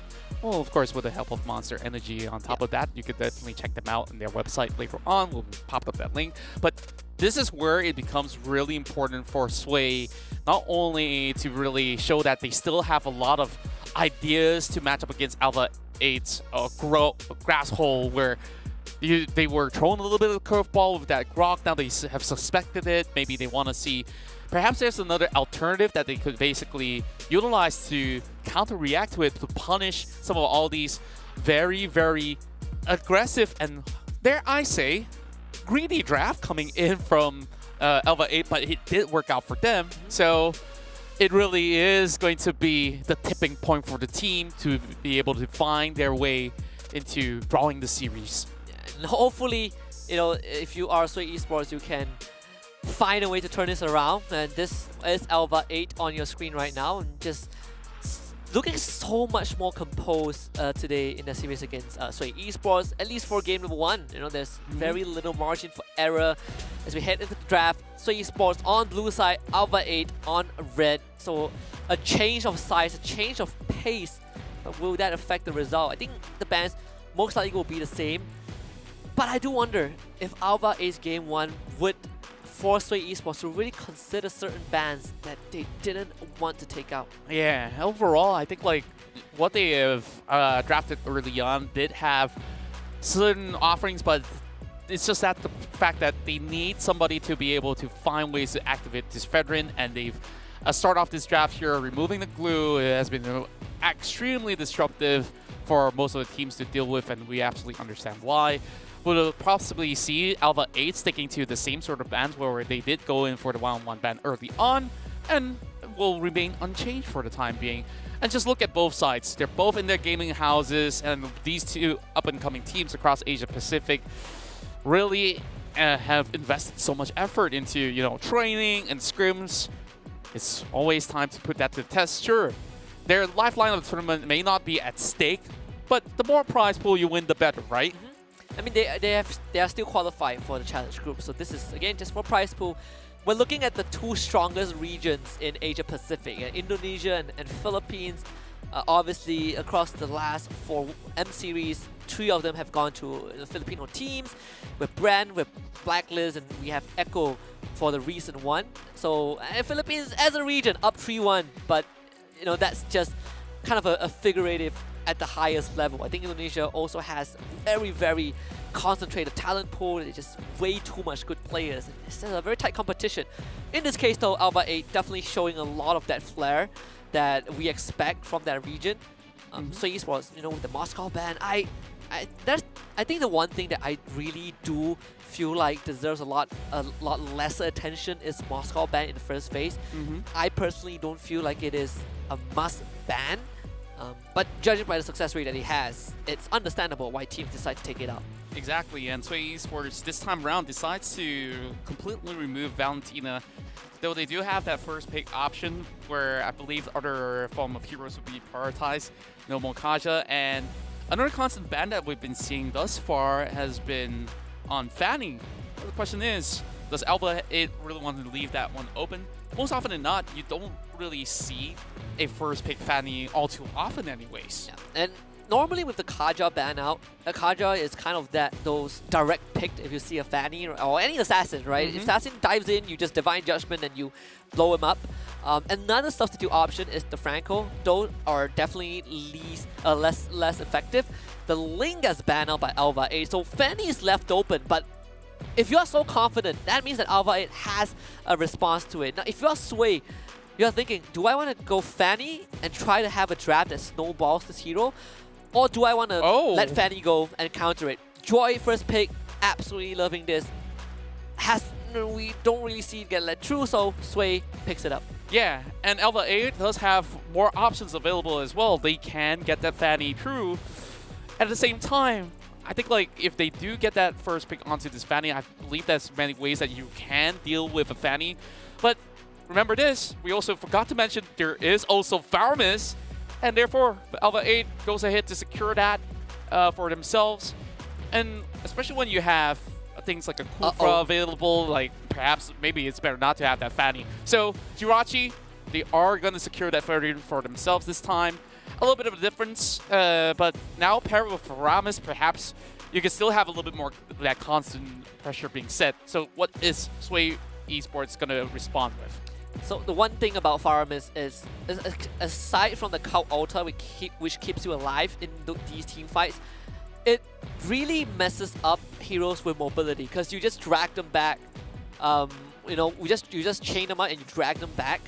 So it makes it really hard for Joy. Like you kind of soft counters the Joy. The Joy wants to be able to dash around in fights without getting interrupted. If you get hit by a Faramis, he just drags you back with the Shadow, with the I believe a Shadow Stampede.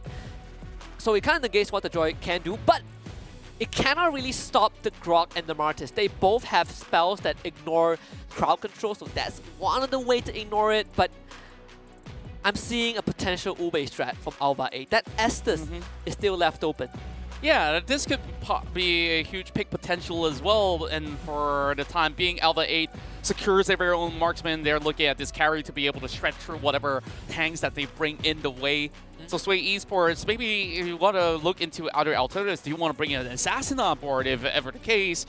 Because from the side of ALVA 8, other than what we see from the Fredrin, other members seem to be relatively squishy as well, but trying to pick a carry up is not exactly the easiest task so long as you have the Phantom Dash up available. So now moving into the second phase of picks and bans, there's a lot of calculation and a lot of decisions for SINAI Esports to make, because when it comes down to ALVA 8, you still see a very full frontal beeline sort of a death ball setup that they're hoping for when it comes down to team fights for ALVA. I like the Harvest ban, right? It's a very mobile hero, and sure, Joy is one as well, but you don't want to have too many heroes to try and catch if you are the Faramis. We see that Franco ban, so you're reading it right. It's probably setting up for a potential assassin jungler for well, I say assassin jungler, but they already have their Martis, so it's highly unlikely unless this Martis goes into XP lane for SINAI Esports. Perhaps so. I mean, there's also Hayabusa that you did mention on the Pro Series that it can still have a certain impact, but that will also mean that SINAI Esports will need ample of resources to really get things going for them. Yeah, I wonder if this would be an Estus ban, because ALVA 8 definitely is setting up for potential, again, the Ube strat, right? Fredrin Faramis carry, you put an Estus in. It's almost a carbon copy of one of the most original Ube strat, the very first iteration by Blacklist. The Benedetta gets taken out again by SINAI Esports. This is the second time we see the Benedetta ban. ALVA 8 now has a huge window to try and go for it, to try and go for the Estus if they want to. Obviously, we still have an XP laner, but I mean, they're spoiled for choices. Yeah, there's plenty of options left available. So far, even though, like you've been mentioning, Yuzong that hasn't been picked as much, Lapu Lapu is quite a considerable choice heading into such a battle. But I'm just looking at ALVA 8. The reason why that they're looking at more damage numbers is because you want to find ways to really burst out that Joy as well, because she can be pretty much darn tough to take down, and therefore Irinshiki is looking to be jumping right into the fray, hoping to land the Titan's Rage into multiple targets, and that's where perhaps they could just overwhelm the rest of SUI Esports. And now, SUI Esports double down with more amplification of damage with Farsa online. Yeah, do like the Kufra pick first to kind of secure that Roma already, so it's safe to say that we will not see any sort of Estes getting picked at this point. You still have that XP laner. I think ALVA just wants to confirm what that last pick is going to be. So a lot of emphasis onto Jirachi with this last pick. So Esports, now you need to come up with something that does give you that late game scaling, and it's the Melissa, right? You keep ALVA 8 out of your personal space with the ultimate, and now ALVA 8, they get to decide which XP lane that they want to go for. It's up against the Joy, so catching Joy in lane 1v1 is kind of a no-go, but you need someone that can able to support the rest of the team. You do need that damage though, because Carrie is the only one that deals damage right now. Yes, and to actually keep her alive is going to be quite a tough task as well when you're looking at a Farsa, a Martis, as well as a Grok to be target aiming at this particular hero. So really you gotta have quick fingers to be able to react. So a lot of pressure really relies on Irinshiki to keep everybody at bay. And now going back into a staple option, Lapu Lapu, to be able to really lead the charge as well as to hold them all back. So with that being said, ALVA 8 going for quite a robust lineup in terms of everything that has to offer, durability as well as the damage numbers to be able to withstand whatever SUI Esports throw at them. Whereas SUI Esports will have Chaos to always be on the lookout whenever you have bouncing ball coming in as well. This Kufra can be extremely disruptive. Yeah. Tournament lives on the line for SUI Esports. ALVA 8, they have one chance to kind of close it out. And even if they lose, we still have game 3. And the one thing I like the most is when the stakes are this high, I think it deserves the game 3, but that is all up to SUI Esports. The best possible draft that they could have gotten. Honestly, I do prefer that draft a bit more.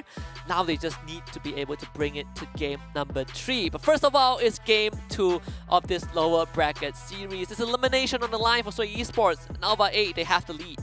Let's see how could they possibly find windows of opportunity that will sway their way. See what I just did there as we are moving in ourselves into the land of Dawn. They also need to break even. Yeah, they definitely have to break even. They definitely do. Arosky just Joy things. Just you cut the wave. Lapu can't catch you, can't stop you. But this is a Faramis mid, and this is something that we didn't get to mention early on. But Faramis mid, you clear away pretty darn fast, and of course your that ultimate, the Cult Altar, is always good to keep that team alive. You have a natural dispel if they break that initial health pool from that Cult Altar. But obviously, you don't have the beefiest health pool, and you are going to get outpoked, at least when you try to trade with a Farstar Barbie. She just flickers forward, and finds the first blood. That's what we talk. That is what we've been talking about. He just overstayed because he wanted a little bit more EXP, but Barbie, he's just going to be going guns blazing. And nobody really expected him to actually dive in with a flicker, but of course, grip picking coming in from SUI Esports, being so much more proactive and aggressive in that early game. Now that really opens up a little bit more room. ALVA 8 does have a little bit of attention being drawn inside of the jungle. This Sand will be met by break even. Nothing too much you want to deal with the brick wall Grok for the time being. Gotta try to grab the crab away. Break even won't be able to snatch that off. And for the time being, of course, SUI, they can finally look for a little bit more of that open window where Lapu has been able to spot out the Martis. Windsmoke will be able to stabilize the lane. A little bit more attention being drawn with a rotation across this turtle as they're hoping to contest very, very early on. Yeah. Elira was looking for that level 4 and he just got it. It will be in time for this turtle fight. Barbie, he just showed itself. So Eliora is going to be there. Jirachi getting called out for the airstrike. Oh my goodness, Eliora just not in range in time for the call. Oh, the Feather airstrike almost deals it. The retribution is just a bit more accurate from Zian. He at least gets the turtle and get out of it. Yeah, really close call, I would say. ALVA 8 still have been able to find a window to try to stabilize themselves, though. With 2 picks going in favor of Sway Esports, you just see this form of aggression. They know that it really takes time for ALVA 8 to scale up into this matchup, and therefore whatever picks that they can get very early on will really be paying off in dividend. And for the fact that most of these skills are going into the right hands. You have the smartest securing 1, you got Barbie Chi that pull everything online to get the first blood. So things are really ramping up to speed. Sway really hopes to even the odds. And speaking of even, break even spots out so many members of ALVA 8, and they won't be able to at least jostle for control. There we go. Zion getting gone on, and the call Ulta forced out defensively. Eliora trying to defend his teammate will be able to do so, but that's a very crucial ultimate forced out. It will come back up in time for the next turtle fight, but just, you know, feast your eyes on Haroski. He is completely untouched, and he just found Zian in the jungle. He won't be able to kill this Fredrin, but sure puts on a lot of extra pressure. Bottom lane, Jirachi with the Chieftain's Rage just could not get in range of Barbie. G and Invincible! Oh, the flicker just a bit short, and now they are in danger. Invincible getting caught out in the open, slowed down by the Melissa, able to just get out water wall. But there's a pixel for ALVA 8 to sneak out, and then Leora is there to defend his team. And with great discipline, Invincible has been able to also back away in time. So I really got to commend him for his effort to know his actual limit on this hero for the time being. Sway Esports tried to actually pry onto that window, and this is where they've opened up a little bit more of that picking once again as they catch out Vinsmoke with the airstrikes. And this is going to be a continuous trend, right? So Esports just has a easy to execute draft.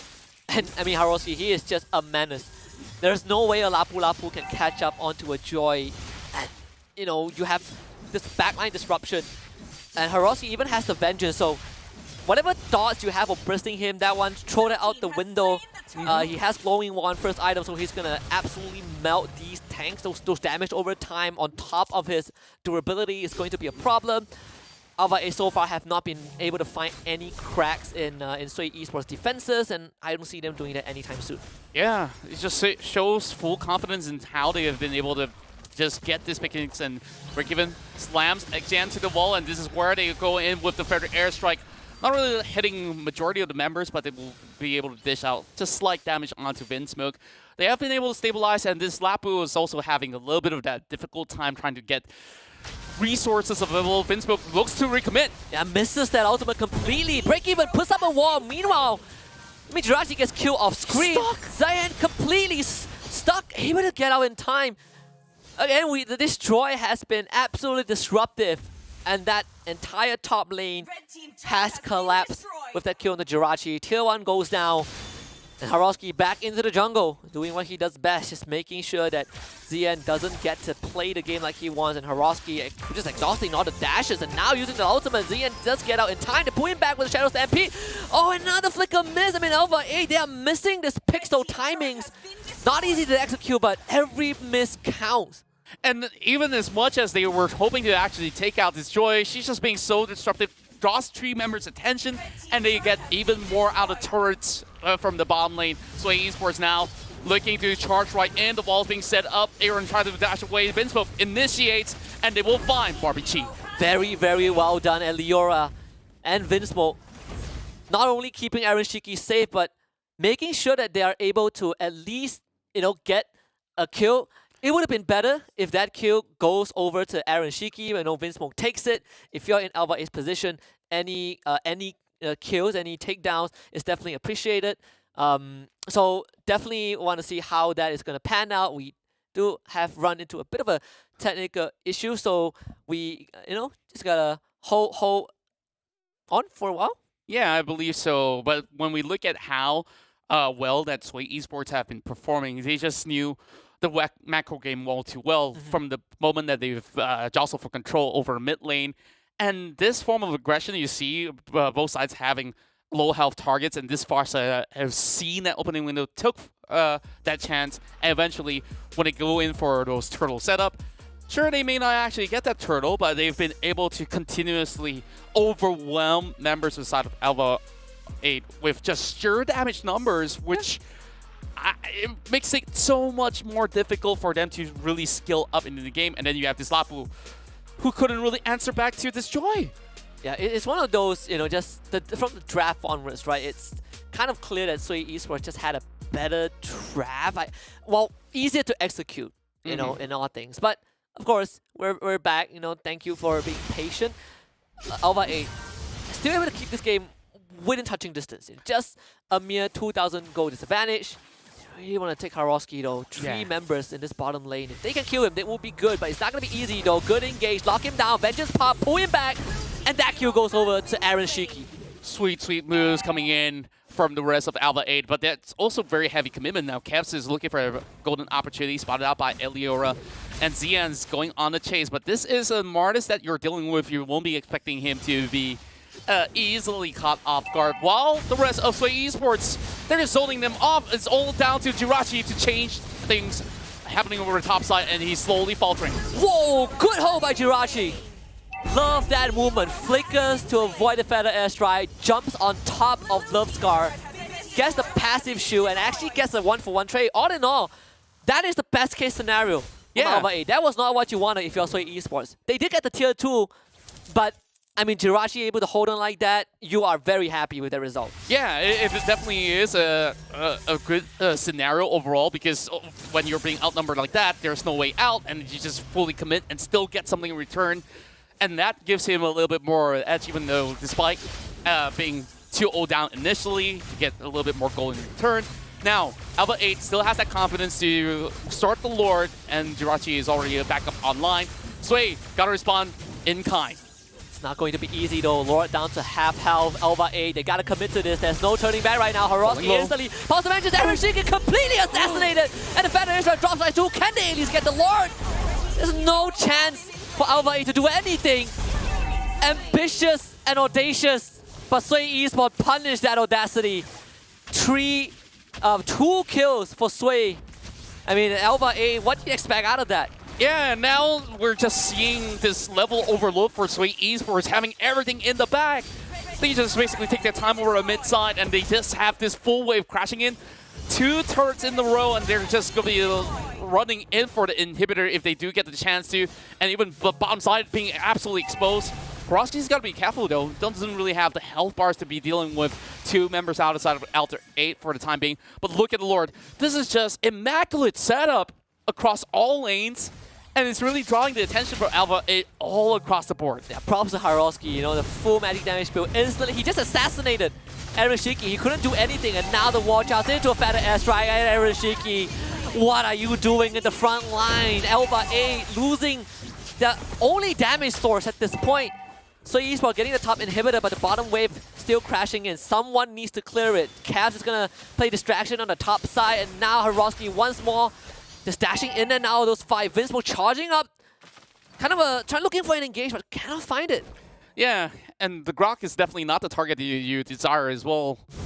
So much beef is involved. This is where Break Even just walks right in without a shadow of a doubt. But there is retaliation coming from ALVA 8. Jirachi's looking for something, but the mobility, it just gives SUI Esports a little bit more wiggle room. And here comes the Feather Airstrike, dealing some damage to Haroski. In a little bit of a predicament there. If he should commit, we'll be able to get his way out. Yeah, Vinsmo didn't have his flicker for another 10 seconds, so he cannot do anything much. And that's the power of the Melissa ultimate. Just now we saw that go away, getting used. Jirachi committed a Chieftain's Rage, went for the flicker. Lovska just presses one button and he completely locked Jirachi out. He went from having a 3-man slam dunk to having none. ALVA 8 trapped basically in the vicinity of their own base. Break even? Break even, he's not bothered at all. He's really playing with fire, huh? Just having the members of ALVA 8 to be drawing attention towards him. Whereas for SUI Esports could also eventually go in with a wraparound if they do overcommit. There we go, Tyrant's Rage being utilized by Vinsmo very early on. But of course, not having damage numbers without the rest of the members of ALVA 8 committing. They still have to deal with the pushes coming in from Horosky because all these inhibitors, they have to keep healthy and alive, despite it being extremely brittle. But it does open up a little bit more window for them to go in for a re-engagement if Sway Esports ever overextends. I honestly don't see a way, for ALVA to come back unless they get this Lord. It's getting whittled down. Zian. Oh, you're very brave. Right in the front line. Jirachi forced back by Horosky. Forced upon the Vengeance. Ereshiki. Oh, almost died to the recoil damage from the Vengeance. And now by the airstrike, Ereshiki forced away from the fight. Vince still alive. Can't get Horosky. And Leora does find him. But he has bought enough space for the Lord to be secured by Sway Esports. So at the end of the day, it is still a win for the Sway. Quite the valiant play coming in from Horosky. There's a risk of life to get such a huge advantage for the team. Sway Esports just knowing what exactly to do. Whereas ALVA 8, they got so distracted, they have no openings heading into Lord, where if you don't really attend to Horosky, you're also having so much more of the potential to be clipped out by the rest of Sway Esports. So they didn't really dare to risk it. I mean, just a consolation prize getting that kill. Now the problem is, with a lot in effect and swiftly moving over top side, rest of Sway Esports can just march down mid, and you already have the Martis to be cutting through bottom. I'm not really seeing a way out for ALVA 8 this time. Good news is that Carry is very good at shredding targets with a lot of health. Jirachi has to commit his own ultimate to clear that wave. There's still one more wave coming in though, so it's not done just yet. But Sway Esports are looking for the bottom inhibitor. Vinsmoke charging on the Tyrant's Revenge. Can't find anything. Has to cancel that one. Horosky, he's already making work. Rotating to the top side. He's demanding attention from ALVA 8. Yeah. For the time being, they still have the ample amount of wave clear. So ALVA 8 is still going to be able to basically hold on to their ground. And Zian has been able to at least hold these waves back. I guess we'll definitely have to wait for another Lord for them to be able to secure much more for Sway Esports. But Cavs now blocking their passage. They're hoping to at least battle for that purple buff. For the time being, it's still a relative risk. Don't want to overstay and overstep into these areas. ALVA 8 doesn't have priority across the map for the time being. A lot of pressure right now on Zian and Vinsmoke, trying to clear out those brushes. If you get caught by Horosky, that is basically good night. Even, we've in the previous fight, Ereshiki can't even get into the fight, right? Horosky is threatening a dive. The Vengeance basically kills Ereshiki if he tries to attack the Joy, and if he tries to re-engage Barbie, she's there with the Feather Airstrike. ALVA 8 on full defensive mode. Yeah, they're just hoping to find a final battle upon this Lord, and they're just hoping this time around they could absolutely protect Ereshiki and allow him a little bit more of that window to pop off. Malefic Roar now online for Melissa. And this is just getting much more difficult. I mean, Vinsmoke hasn't really found those perfect opening window. CN has been pretty much the break wall. Hasn't been able to contribute too much, though. They've been playing a tad passively because they've been pretty much behind after a couple of all these turtle battles that they had. And now, this is where they have to draw the line. CN will try to go in with a little bit more of the tug of war and see how many members of Sway Esports will commit. Bottom lane, already both XP laners are occupied. Essentially a 4 versus 4.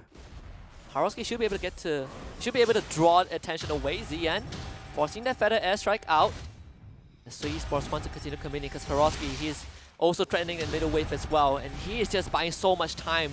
Zian, he's trying to stay alive for as long as possible, and Sway Esports, they are very, very patient. They're letting Horosky do the work. Bottom inhibitor gone, mid inhibitor also most likely going to fall as well. All 3 lanes exposed.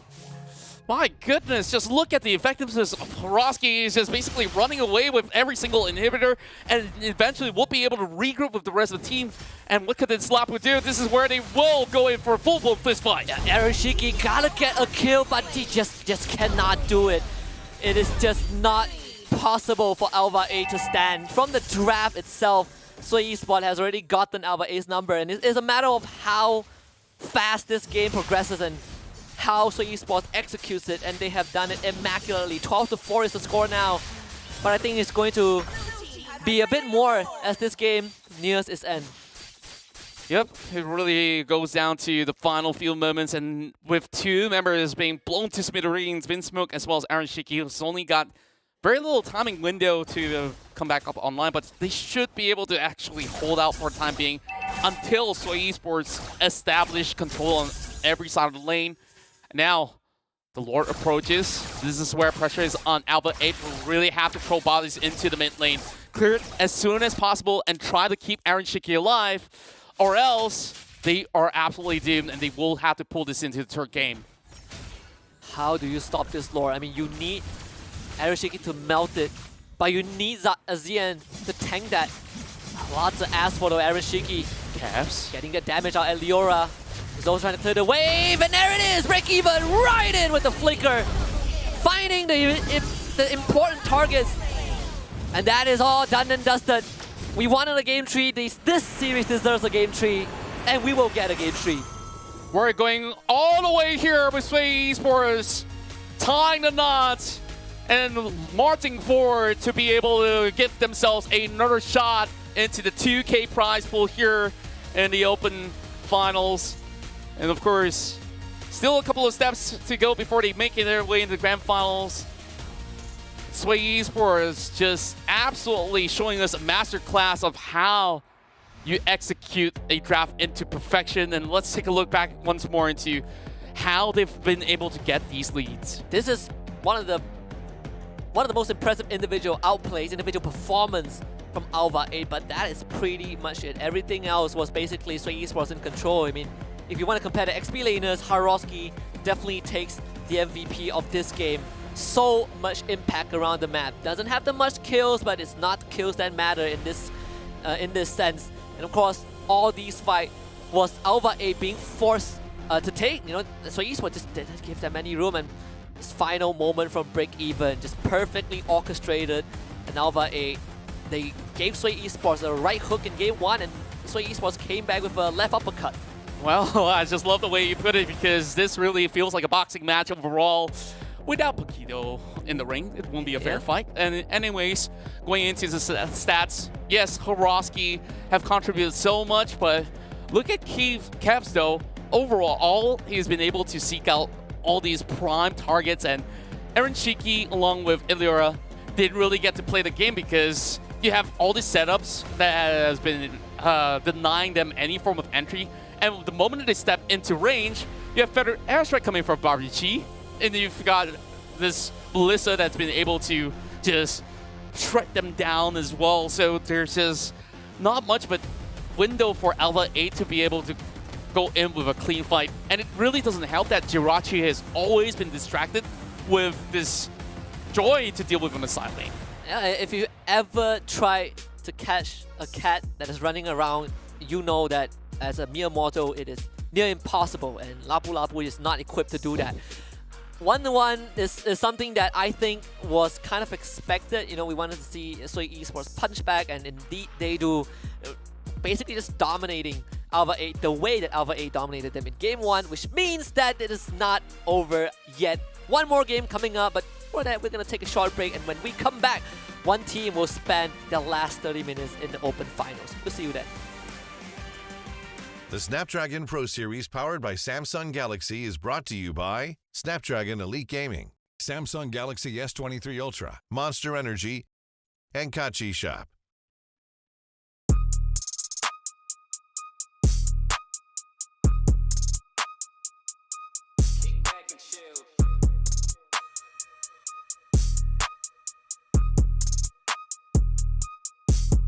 I'm a different berry on the plate. They've been slipping on me in the late. Got a juice to communicate. Small in size, heavy in weight. I'm not a bitch, I'm a daughter of king. No compromise, cause I know what I bring. I stand for love like a sun on the ring. Shining bright when I rap, when I sing. Black gem, high refractive index, reflecting light. That's a princess business, my fate is strong. Standards are high, my crown so big, I'm a blessed to lie. They don't know, no. What I do. They don't know. You a crew. 100%, for sure, 100%, proud, 100%, you a 100%. For sure, 100%. Proud, 100%. I do 100%. Мы из Украины, братьям привет. Мы из Украины, сестрам привет. Воля и сила, це наш спірит. Ми без обмежень, sky is the limit. Були білі, мили, жовто-сині кольоро. Ми це рили, хвиля, сила, наше слово, то є флоу. А над нами тільки Бог, лише з ним ми до перемог. Інший світ то є фрод. Богу слава, лише аплоз. Благословіння, мій word. Наші люди, наш support.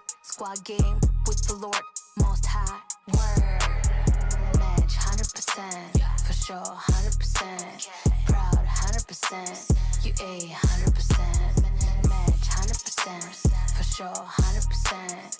Proud 100%, I do 100%.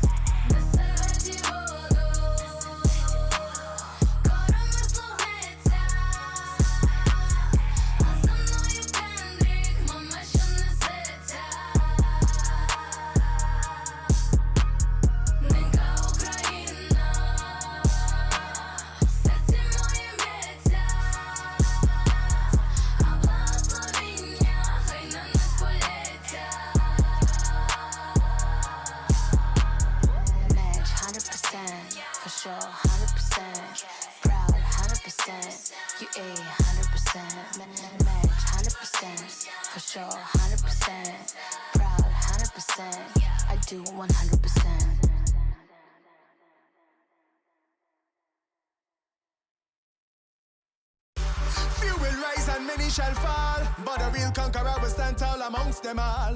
Hey, boom! Put your lighters up, represent it where you're from. If you're a child of Zion, marching forward till thy kingdom come. To all the old and the youngster, if nobody can put you under, stand up then if he's a fighter, show them you're ready to conquer. Make them know that you're a conqueror.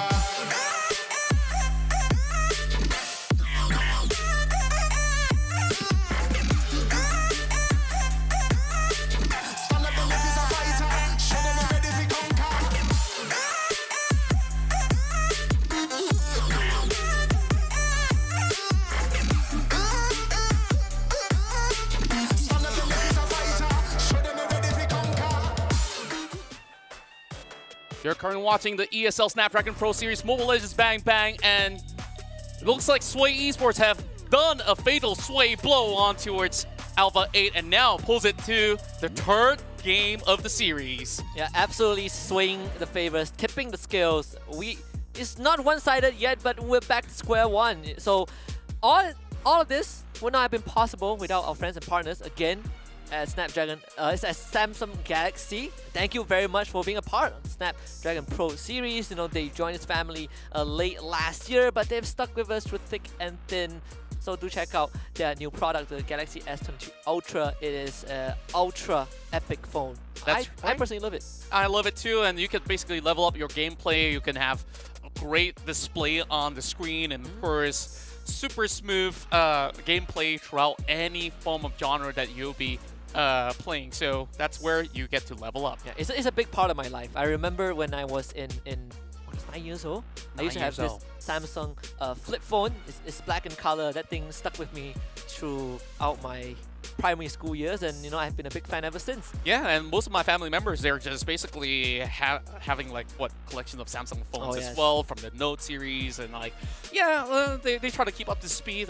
We gotta trying to save up for one as well. Same. Well, I've seen it in action. Well, some of our peers, our mutual peers, use it. It looks fantastic. So it's gonna be the next goal. Maybe that is how I'm gonna win my ranked games. But for these teams, I think they have something more important than ranked games, and it's their tournament lives and prize money.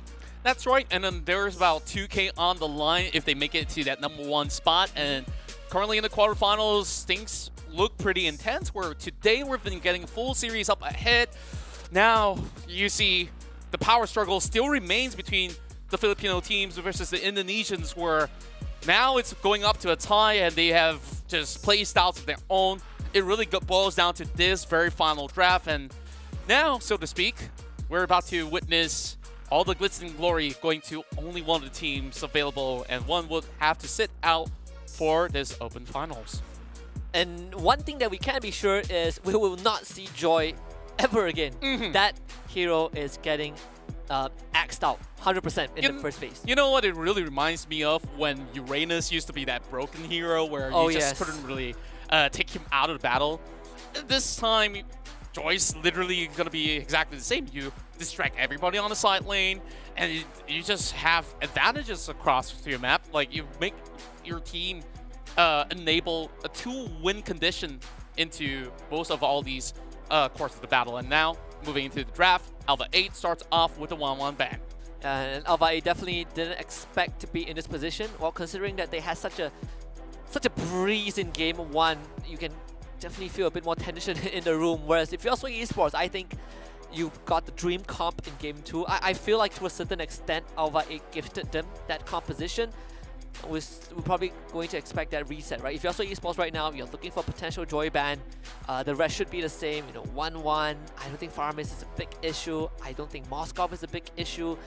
I think from what we've seen, maybe the Melissa deserves a bit more attention because even in the previous series, Melissa has been a big condition for a lot of these games. Yeah, and it's just being led through for most part, where you see amplification damage coming in from the back line, and she's just going to be able to run through a majority of all these players if it was being left unattended. But most often than not, we see even the Martis being that core pick coming in from Sway Esports, where ALVA 8 also really has to take into consideration that, this jungler has been running around Rosie as Cavs goes undefeated, not being able to even get their hands onto this Martis, and he's been able to have such a stellar game.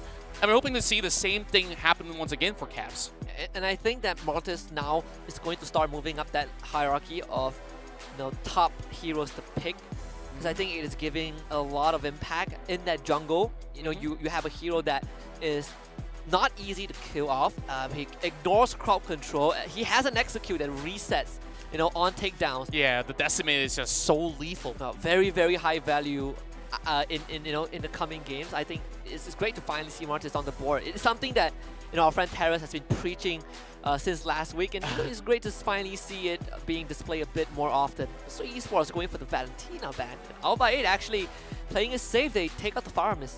Yeah, I mean, it's been pretty pesky as well on how they've chose to handle certain situations, and you don't want all these efforts to really go to waste where you've just blown out every single ultimate and you still couldn't really take them down due to this farm, and it's still left intact. Now the 8 has got core decisions to make. They still have to get rid of this Kaja. And now, pressure onto Sway Esports to see what do they really want to leave open for ALVA 8. We've seen Glue being banned out and throughout the course of the series, and perhaps they should want to go for another go where ALVA 8, they needed something that's a little bit more disruptive and someone to be able to gel the enemies all together. And perhaps that is one pick that they want to take out, but they still have other things in mind where we've seen, a little bit more priority on the side lanes with what we've seen so far. Benedetta being one of the bans that they go to. I bet the discussion right now happening is, do we want to ban Joy? Or do we want to let Joy go? Right? We have seen what we can do with Joy in game 2, and while they let the Joy through once more, so Esports tend to kind of take a gamble at this. ALVA 8, are you tempted to take the Joy? And if so, of course they are tempted. What is Sway Esports' answer to this? Surely they have an answer. I believe that Sway Esports is about to school this Joy overall because they had this whole preparation going on for them. So what exactly is the answer? You need lots of crowd control, enough burst damage to be able to deal with this Joy that can be, if left unattended, just going to be having a lot more room to breathe throughout the course of the battle. So expect Sway Esports to eventually look for a camp on towards the lane, and there you go. There it is. A Franco just to basically lock her in place. Yeah, if you have two heroes that can disrupt the Joy, if she decides to dash in and play disruption like the pesky feline she is, you have that Ashura to knock her aside, you have this Franco to basically use that Bloody Hunt to lock, to kind of pin her down. That is if you get on top of the Joy, which we have seen is not easy, and it's definitely not getting any easier when you have the Atlas and the Eve. Big combo coming through. If you want to stand still and try to grab the Joy by the tail, you gotta be ready to get linked up and dragged back into this real world manipulation. So there's a lot of potential from ALVA 8. I see a huge commitment from ALVA 8 to really commit into team fights, and I wonder, can they actually get that clean execution, especially now you have the clock to deal with as well. Like, you can easily just move away, just dash outwards, and then maybe return to the battle with the Blazing Duet. So if it's a 5v5 they won, Sway Esports is going to deliver with their own 5v5 setups as well. Of course, pressure is on when you do have Frankel on the line, so this Eve really has to find a way to keep herself safe. Yeah, and fun fact is that for those who might not know, you cannot actually cancel the Eve ultimate with your Iron Hook anymore. You used to be able to, but now she just continues using it. So yeah, that's a bit of a bummer if you are any Franco players. She doesn't need to take Purify or whatever anymore. Normally you take Sprint anyways. Kind of a minor safety net for this hero. So Esports though, banning out the Archive, definitely need to get rid of that jungler. There's enough disruption from ALVA 8. I do think that this opening for ALVA 8 is so much more solid. Again, the Benedetta ban. There's still the Farsa online, I suppose. If you want to really, if you really want to be able to kind of burst your target, but then again, you have this Joy running around. So there are layers of consideration if you are Sway Esports. True enough. As for Sway Esports, we're still looking to secure themselves some EXP lane that's going to be able to hold out against this Joy. And I started to wonder, like, with them taking out Ling, which, hasn't been much of the priority in the majority of all these series. ALVA 8 does not just need to rely on Atlas to really go in for those huge pickoffs when it comes down to these battles. It still needs somebody that's beefy enough to withstand certain damages, especially with what Caps has offered early on. Now they get their hands onto Glue, so Sway Esports, they're just looking to break wall the rest of ALVA 8. Of course, the final pick is going to be that mid laner. Sway Esports kind of shifting that responsibility over to Barbie Chi. Right? In game number 2, he has been instrumental on that Farsa. And now they have a chance to pick that Farsa again. It really comes down to what ALVA 8 has in mind. Still the jungler and an XP laner, still that jungler and the marksman that they have yet to reveal. Melissa is still on the board, and they picked the Hanzo. Okay. I really didn't expect this. I mean, who's he expecting to catch? Or is this going to be a backdoor Hanzo that we're going to be expecting on the side lanes? Well, now to even commit with Brody, I see huge damage amplification coming from ALVA 8.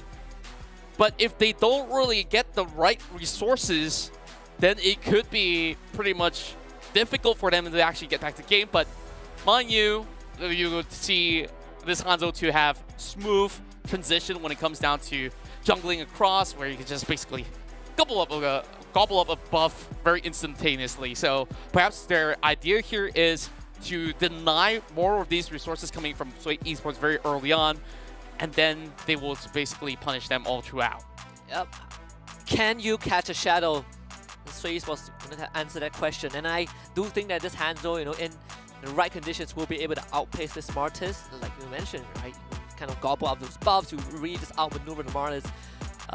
Farsa eventually comes through for Sway Esports, but ALVA 8 in the deciding game pulls out something that I don't think we've seen for a very, very long time, but it's fitting for the final deciding game of this lower bracket series. Again, ALVA 8 against Sway Esports, Indonesia on one side, Philippines on the other. See how this pans out. There we go. The final hurrah for either side of the party to make their way into the grand finals of the Open Finals bracket. We're seeing a push comes to shove. ALVA 8 pushes it to 5th gear, or if they have 8 gears, I mean, yeah, propel forward as fast as you can. Let's take a look at some stats coming from Kez. This guy has got impeccable KP throughout the course of the battle, and thanks to his perfect KDA from the past round, they've been able to seek things out. Oh, break even! Oh, he flickers away, but he's just one hit away. Jirachi will be punished instead, and he's going off course. This will be first blood for Sway Esports. Oh my goodness, break even. One hit away. You can't even see his health bar. Walks out alive. First blood goes over to Sway Esports. Disaster if you're ALVA 8. And that was supposed to really working out in favor of ALVA. Just needing that one hair strand of that auto attack. And doesn't get it. And all thanks to a reactive flicker as well. Of course, Break Even won't be able to rely on that later on to play a little bit more offensively on this Franco.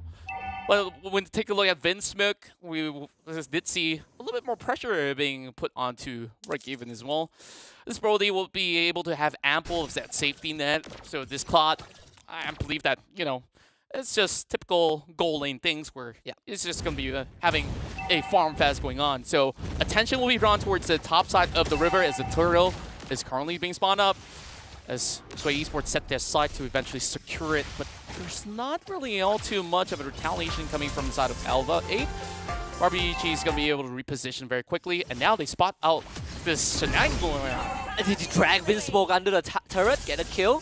Kev easily uses the retribution to secure the turtle. So far, so good for Sway Esports. Not the starter you want to look for if you're ALVA 8. You know, just now we saw Jirachi trying to attempt, you know, a potential kill in the Barbie Chi, but it's the far side, right? He just turns into a avian and get away. You know, Haroski is also not the easiest target to take down. Jirachi has to expend the ultimate. Ziguru is just gonna keep healing up. Yeah, and overall, other than, of course, Jirachi being, you know, semi-tank, semi-marksman. What a drag! Oh my word. What a drag. I mean, this is just best case scenario. Break Even is just flexing his muscles like, my goodness, like he got away from death itself. And now going for another pick. This is where he might not stand a chance anymore. Better airstrike. Taking out, at least forcing CN back. Caps comes in, Arishiki tries to go for a backflip, able to get out of it. Jirachi shows up. Back up isn't that, or Jirachi, you gotta be really careful. Don't get locked down. Haroski is around as well. Break Even getting jumped on. Jirachi forced to use the vengeance. Caps not able to clip him with that pair of scissors. ALVA 8 able to escape. And great coverage coming from the rest of Sway Esports as well. Just wrapping out the entirety of that river to really force ALVA 8 off. And great timing on the further airstrike as well. CN just walks away with a slither of health on the shadow itself. Now, ALVA 8 really's got the focus on getting resources back into this game because they're already having 2K of a deficit early on. Picks after picks, and it's really down to this finesse being shown by Break Even. Every single hook has resulted onto something at the very least, or it really startles ALVA 8's tempo where they really want to respond. Do I commit to my member being pulled off, or should I just, you know, let him be? We'll just carry on forward, and our turtle up. There's only one guy that you don't really want to hook, and that's the Atlas. But I mean, before that, he just gets absolutely destroyed. Yeah. So it's no, even your tank now doesn't want to get hooked, and it's gonna be a bit of a problem. And keep in mind, like, there's not really too many designated tanks in this game other than Vinsmoke. So other members being a little bit more of a glass cannon, I would say, it wouldn't really offer too much in retrospect. ALVA 8 challenging. Try to steal this turtle, but no, Caps just a bit more accurate with that retribution. He does give his life up, but a bigger price was paid. Aaron Shiki gets caught down bot. Oh boy, 1-for-1 exchange. I guess like ALVA 8 will take whatever is necessary as he did not manage to secure themselves that turtle. So Esports just doing so much pressure across the map, and now Jirachi really's got to hang in tight towards this turret. Barbichi just slowly floats away. Typical of Farsa things where you just get a little bit more of that map pressure going on. And that's how Sway Esports have been able to garner all these advantages. Just keep on distracting ALVA 8, slowly chip some of the damage onto all these objectives. Yeah. And then after that, you just look for those openings to commit to it. And as a Joy, you want to be able to kind of dash around the map, but if you are restricted in terms of movement, it does get very suffocating. So ALVA will be able to secure the top tier 1, and even as a crew, there are limitations of how much punishment Haroski can take. So Esports turning their attention to the bottom tier 1. They really want that turret, and they should be able to get it. 6-minute mark, and we're already seeing Blade of Despair being built up by Kevs while we have an ISP1 for Iliora. At least they're keeping up to speed, though they are slowly starting to look for an opportunity of their own, diving onto Haroski, but it doesn't seem like it is a clean-cut access. And look at the rest of Sway Esports, they're swarming through mid. Uh-oh, the Hanzo, well, he's safe. No, his real body is way behind the turret. That's a good thing. At least for now, when you still have that mid-tier 1 up. But Vinsmoke, yeah, he's going to get checked. And with Cabs around, that's not the target you want to go for either. Break even. Iron Hook, flicker, better airstrike, and the tank is gone. Real manipulation. Used up. Jirachi straight to the back line. Barbie is the target, but I mean, they just completely quell this joy. Jirachi cannot even run around. Look at the impact of this Franco. 5 participation. And we're looking at a total of 6 picks overall. Yeah. This guy is just styling on to ALVA 8. And sometimes you just underestimate a pick like Franco because like you've seen it everywhere. You think that, hey, I could dodge an Iron Hook. And now they're looking for more. Oh, Break Even, how did you miss that point blank hook? Aaron Shiki still can't get away, but Break Even will give his life up. Cavs is still in the fight. Barbie Chi getting ran down by Jirachi. Can they get this Farsa out? They cannot. Jirachi finds it, and Cavs, he might go down as well. No decimate this time, so Esports gets punished. Yeah, that was too deep of a dive. I don't believe they could basically walk away scot-free. ALVA 8 at least getting a little bit of something in return, but still a lot of catching up to do, right? Still very much doable, but they need to assess a few situations right here. Look at this. Look at this hook. Yep. 2 members right there. It's really sad to see. Yeah, okay. It's one of those moments you just outsmart yourself.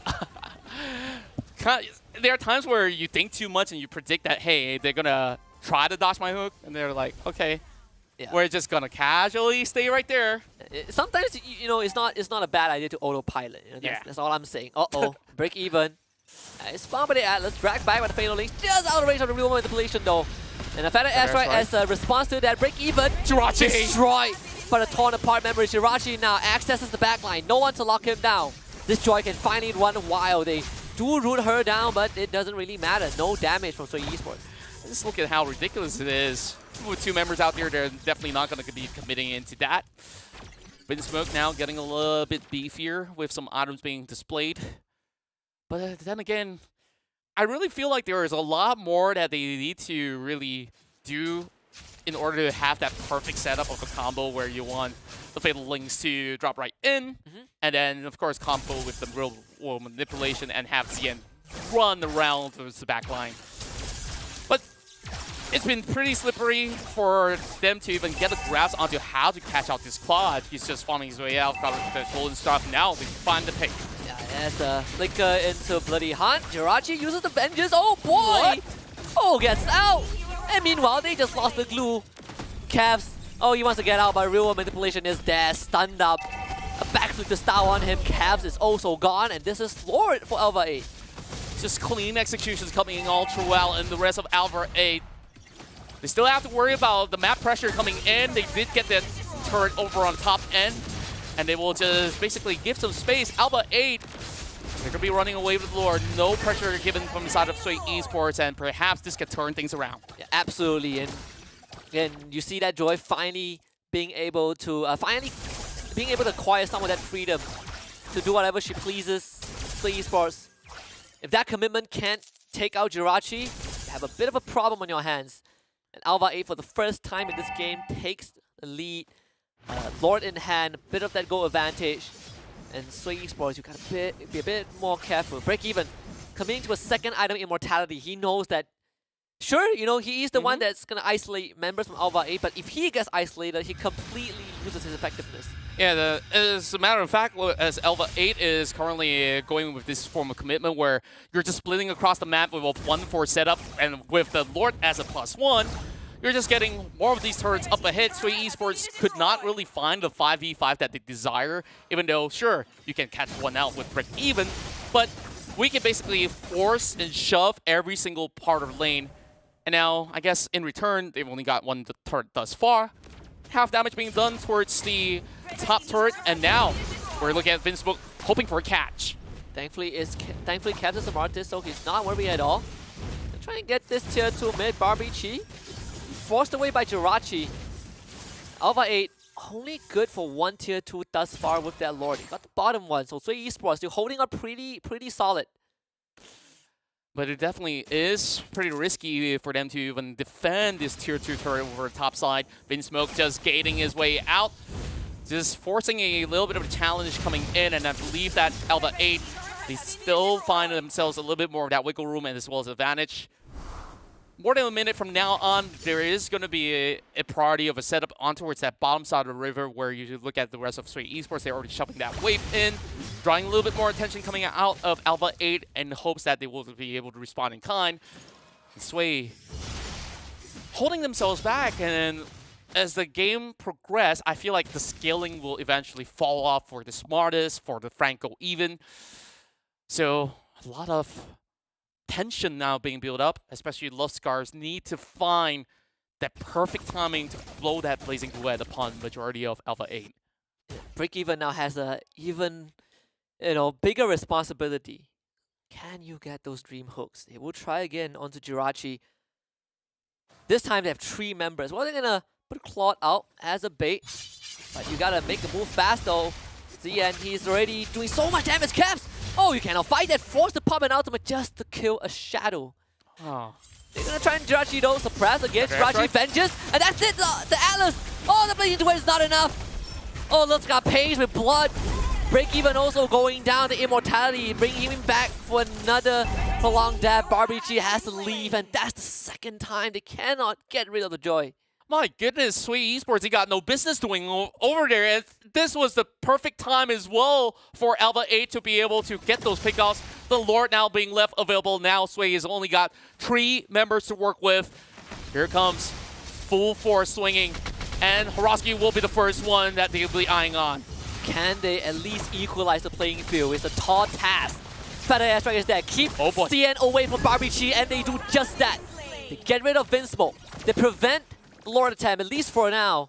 Horosky will be forced to retreat, but most important thing is ALVA 8 do not get the Lord.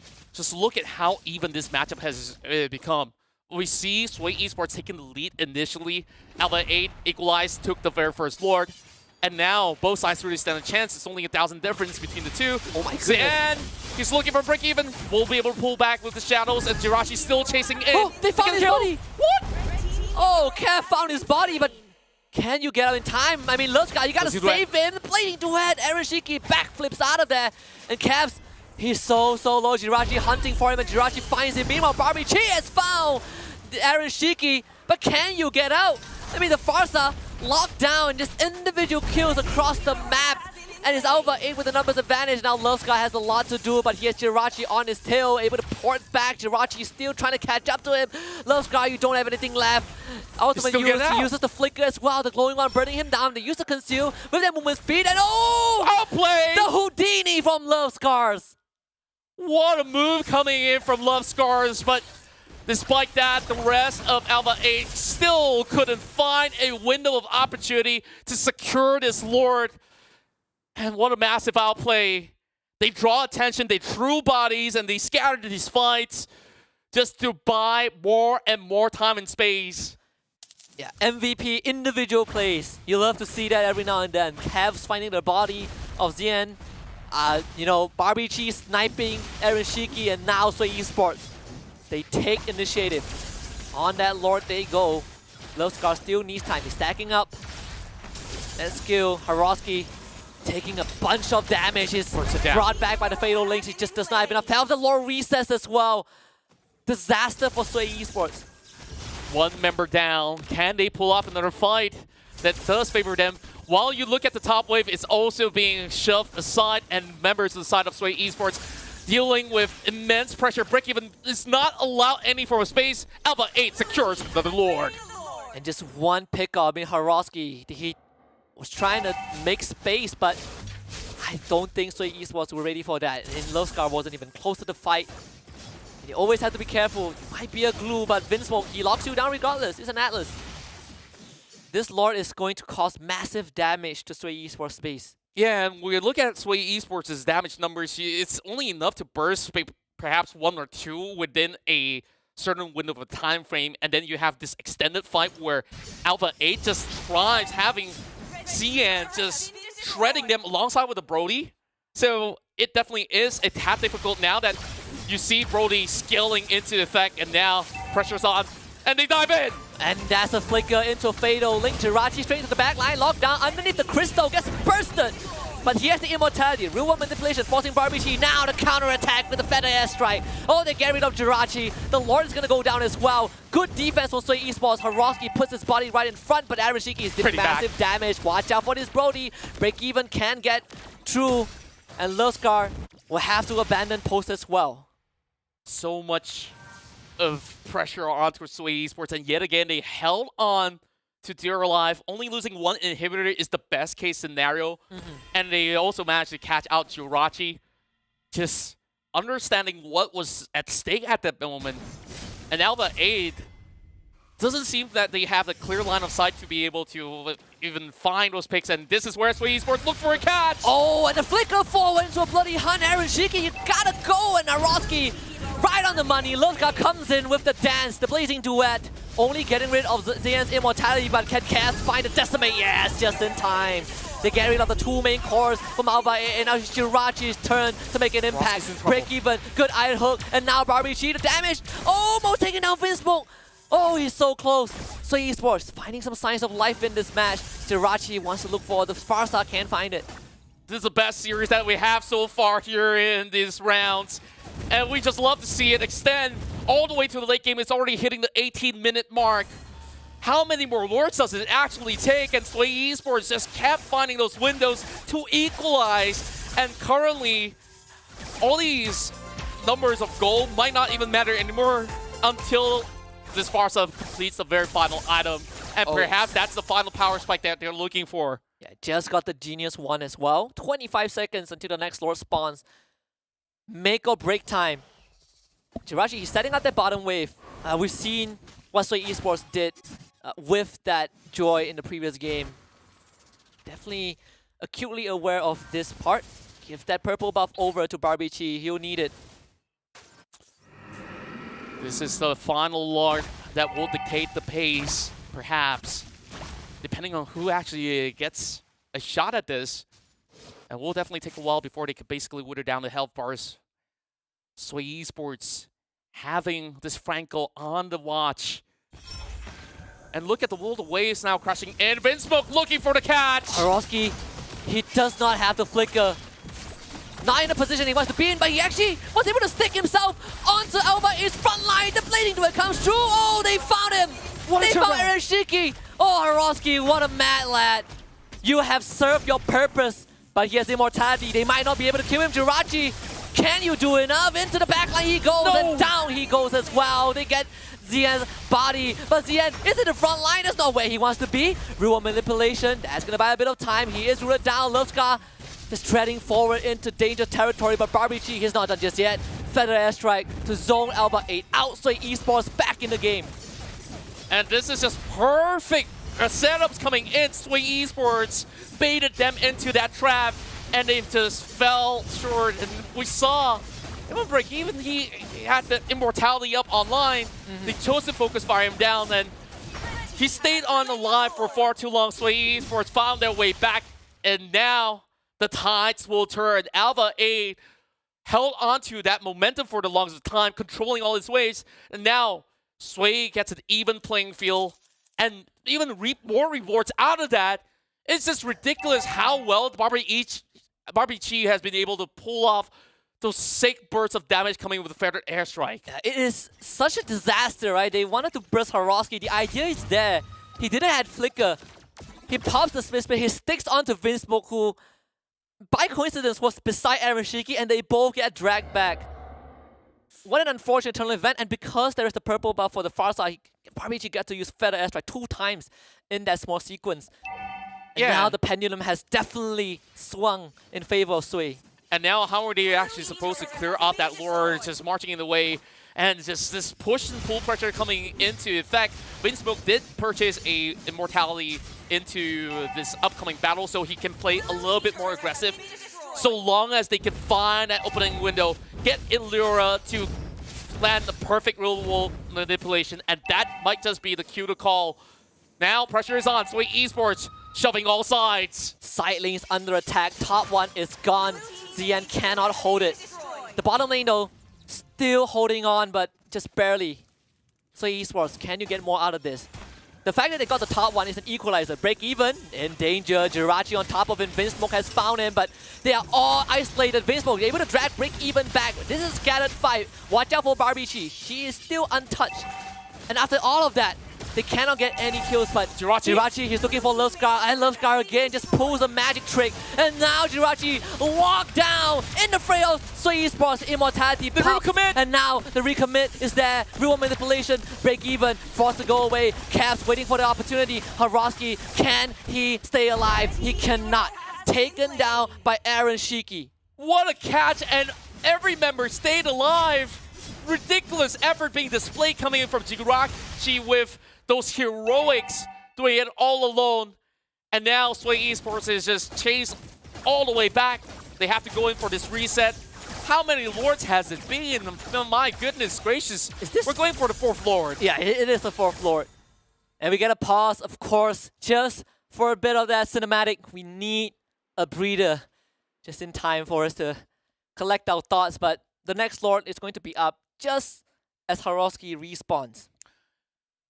This series is probably the longest running match with both sides really taking their strategies to a whole nother level as well. Like, do you expect Jirachi to really call the shot, go diving deep into looking for a pick, and he actually gets one in return?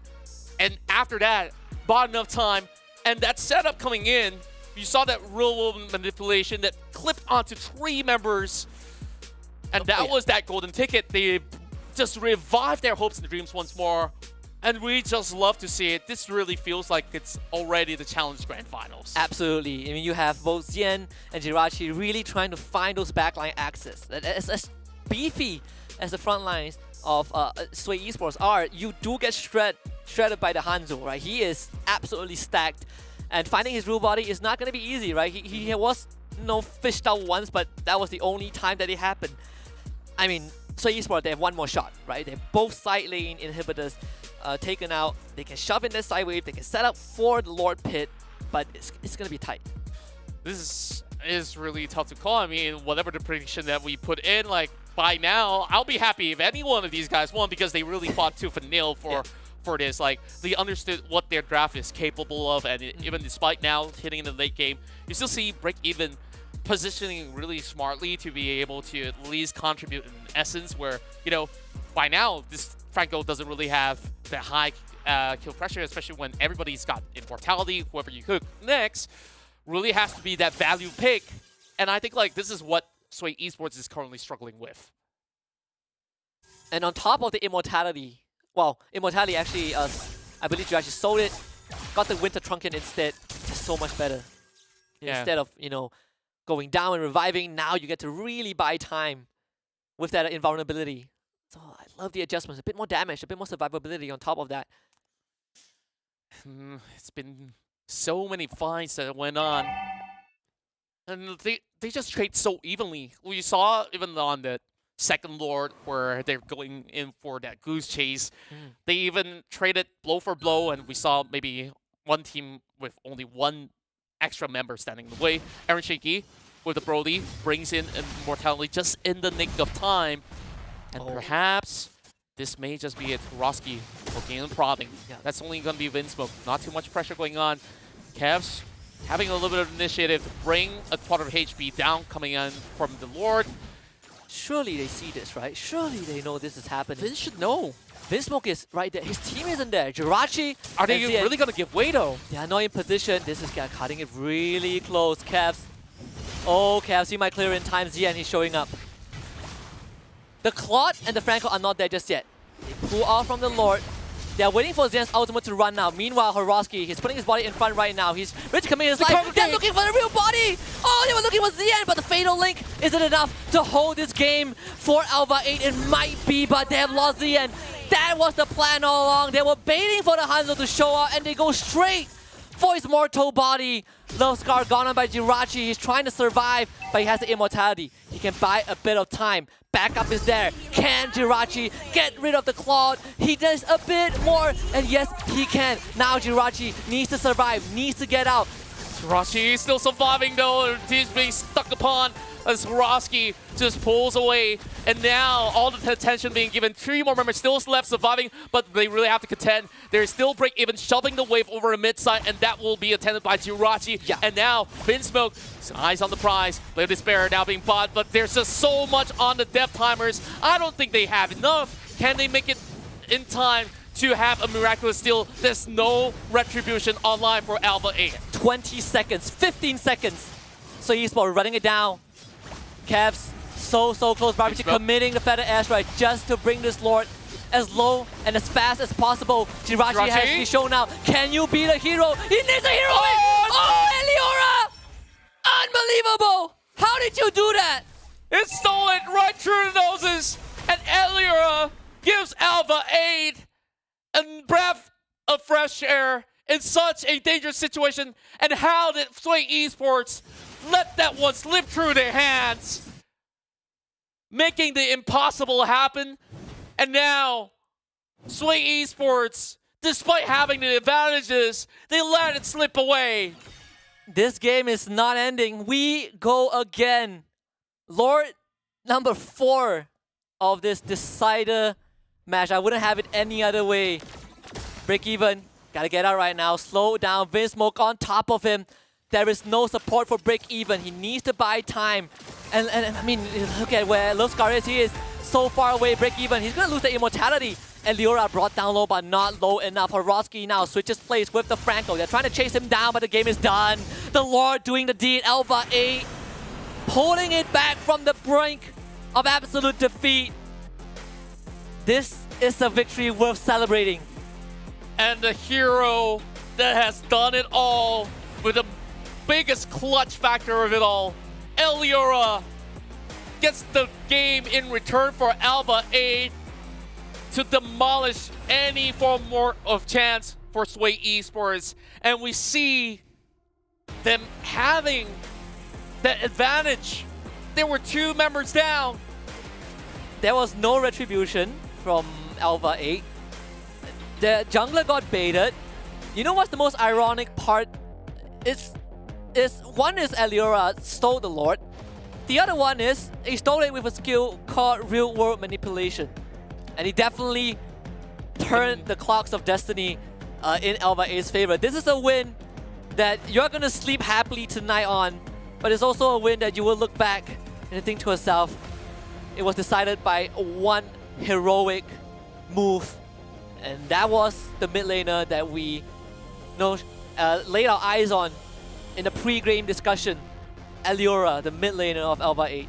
And it's really worthy to note that both mid laners really pull off an impeccable performance, right? Like Barbichi was just having so much damage to offer and just cost all these ruckus against ALVA 8 for most part. But in the moment that mattered the most, despite Eliora struggling to make ends meet, despite him not having the right position to catch anybody out initially, he stole the most important Lord of it all to end the night with that perfect win. And Eliora has broken my streak as well, ALVA 8. That's how impactful he is. That's how impactful it is. Not only made a comeback for his team, kept ALVA 8 in the lower bracket, but even broke the most dreadful of curses. So Eliora definitely walks on water for the series. But I mean, one of the best ones we had so far in the Open Finals, worthy of a Grand Finals performance. But unfortunately, this show would have to come to an end for Sway Esports. They are out of the Open Finals. They will have some time to prepare for the Challenge Group stage. They walk away as the top 6 team of the Open Finals. I feel like this game itself is so much to unpack. I mean, when you saw that sort of movements of Sway Esports trying to look for Xian, you think that this is done and dusted, right? That like, was the smartest move. yeah, and I thought like, you know, like what could be the bigger outplay out of that? Because Sway looks like they could even swarm right in to lead the forefront and might actually break the crystal without the Lord. They recommit to that Lord. And I was really hoping that perhaps that would just be the final blow towards ALVA 8, but of course, not backing down of a fight, and man, Snapdragon Pro Series really deliver when winning really matters so much here in return. Both series that ALVA 8 has played on broadcast had at least one game where they made an impossible, or seemingly impossible comeback. They've done it again. This is a team, I don't know, miracle runs within their blood. I mean, Eliora, what else do we need to say? Flashy as always, very, very solid, but if it wasn't for him, maybe ALVA 8 would have seen their last half an hour. I could sing praises of him all day long. I could basically go back and rewatch the VOD again and again. That is worthy of highlights that could be even posted in international waters for everyone to witness how glorious that still was, and how time and time again ALVA 8 pulls back from a deficit and really claw their way back into the series. This push and pull going on, I really have to commend both ends of the team, but Eliora really have stepped up to the plate when everything was down to that one pixel of damage. Yeah, and if we are looking for mid laners to watch out for the top 4 teams, I mean, Eliora, I think, has staked his name in a very, very dominant spot. This name would live on for a while, even if ALVA 8 do not make it until the end. I think you would remember this guy. So, you know, ALVA 8 can let that sink in, just how much Eliora has done. But a heartbreaking defeat for Esports. One of the worst ways to go out. Indeed, of course, they at least put on their best performance yet, so they definitely have, you know, their pride intact by the end of the run. And I do believe that when it comes down to the challenge stage, we will be looking forward to perhaps a rematch coming in from both sides of the team to settle the scores. I'm pretty sure that they have a vendetta. And we definitely see that there are things that both teams could still fix on in respective matches of the series. And now, I believe that we are also hopping into an interview with our winners of the match. And please welcome Xian. Yep. So we have Xian from ALVA 8. I don't know if you can feel this. Welcome to an interview. Thank you for taking out your time. My heart is pumping. How is everyone feeling right now after that miraculous win? I think we all shocked because we never know gonna win because the Lord is in the base.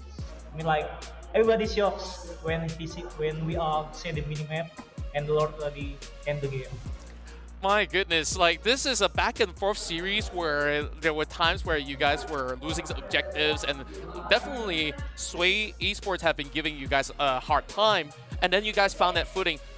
Is there a moment in time before that final Lord fight happened that you guys finally feel a lot more confident that you guys could basically take them for that 5v5 full-on fight? Yeah, we are so become more confident when Eliora get the Lord. I mean, like, it's just so lucky. Okay, so I can feel that you all are very, very happy. I mean, your smile is right there on your face. I'm gonna let you guys keep that happy mood. So I want to ask you this: how is there a celebration for Eliora? Did you guys like toss him up in the sky? You know, did you form a mosh pit for him to ride along? Like, what is the reaction of the team when he steals the Lord? I think it's already been. I mean, like, it's just usually. I mean, like, Eliora is a good player, so yeah, we don't really have you know, like, we already know that Eliora is. I mean, like, what can I say? Because, yeah, could be music. Okay. Yeah, we are happy. I mean, like, we are shocked because Eliora get the Lord and. Yeah, I mean, like, I'm so nervous. It's absolutely amazing, and you know what? You guys have already qualified to the challenge stage, and I just really want to check on the team as well. How's preparation coming along when it comes down to, you know, getting into the next phase where, of course, you guys are currently contending for more prize money at the moment? What are our preparations for the next match? We're gonna more try hard for the practice. We're gonna try do more than before Right. to win the match again. Tiger Wong, right? Tiger Wong. Yeah. Okay. Right. So you know, I still think it deserves a bit of a celebration. You know what? I'm gonna leave you on a good note. I don't know, pass your details or Elira's details. You know, to me, I want to treat Elira to a good meal. I treat you guys to a good meal because I think I'm gonna have a good dream about that steal tonight. Nonetheless, congratulations. You guys have more matches to play. I'm going to send you off to have the rest of a good night. Thank you very much for being here. Thank you very much. Those are the kind of plays that really stick with you for a long, long time. Yeah, and you can just see how ecstatic they are, and Zian was also trying to catch a breath in between. Like, that was exhilarating, and we just can't wait to see how much more that they could basically bring to the table, because they still got more matches happening tomorrow onwards, I believe. Yeah. The best part is that you have two polarizing teams going up against each other tomorrow, right? In the lower bracket. Tiger Wong Esports, dominant all the way. And then you look at ALVA 8. This is a team that doesn't really have very, very clean games. You know, sometimes they get very scrappy, they get very long, but as a team that just refuses to die, they just cannot die. All these miraculous comebacks, we've seen two already across the entire Open Finals, and tomorrow they're gonna up against a team that today had some of their weaknesses exposed by Evo Esports. So it's gonna be a very exciting one to watch. That's right, we're already moving into the top 4. Tiger Wong Esports will definitely have to fight for their lives against ALVA 8, and with that crazy retaliation that we just saw, we'll see who will be able to make it out alive, and then they will have to challenge the ones from the upper bracket, and whoever falters will be fighting for another chance itself. So heading into the schedule itself on the Open Finals Play Day 6, this is where we'll see Tiger Wong taking on AES, and later on the upper bracket semifinals, it's GameLab versus PBN. This is going to be very exciting because tomorrow we will wither the pool down to the top 3 teams. One team between ALVA 8 and Tiger Wong will get eliminated, whereas for PBN Strike and GameLab, they fight for the first slot into that grand finals.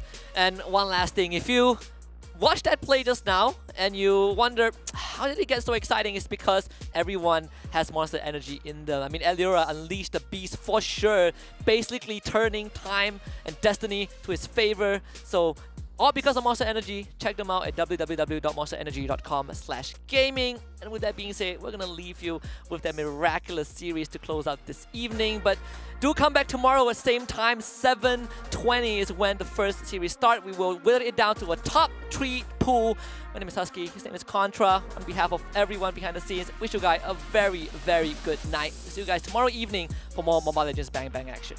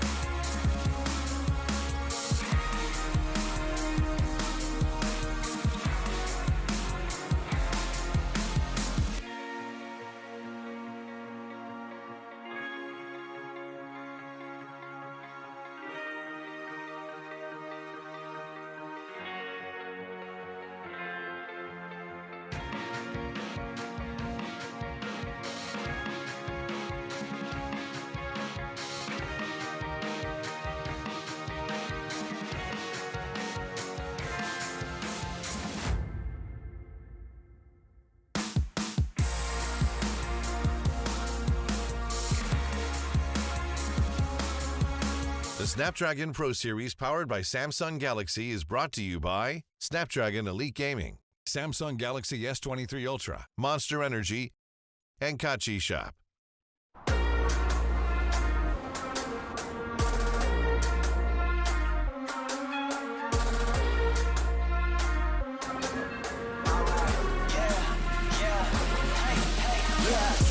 Won't stop going till a player on top know it. Rooftop, penthouse suite. If you really want it, gotta own it. Fight through it, we was at the lowest. Blood, sweat, tears, the components. Riding all year, now's the moment. We are not friends, we are opponents. Yeah, I'm coming for mine. Yeah, I'm making a play, the game on the line. Yeah, I've been on the grind. Yeah, I jump in the spot, I made it my time. Yeah, look in the sky. Yeah, the stars align, no shade to shine. Can't stop it already. Emotional work and devotion, we put in this time. Look.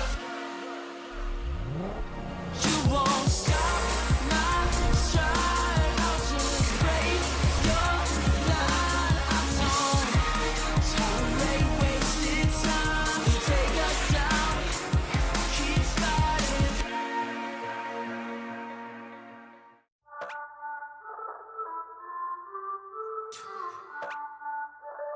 Fire, fire, yeah.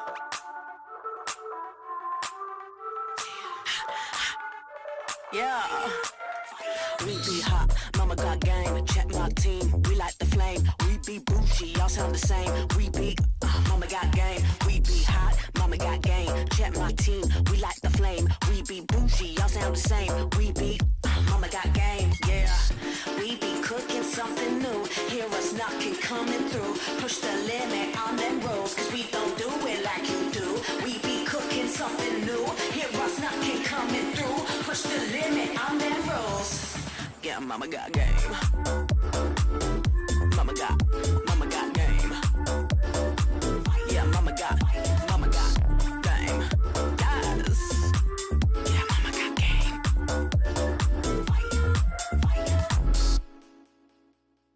Rockin' be rockin' the game. Hear them screaming, they screaming my name. We be up on the fame. We be all of the power, we reign.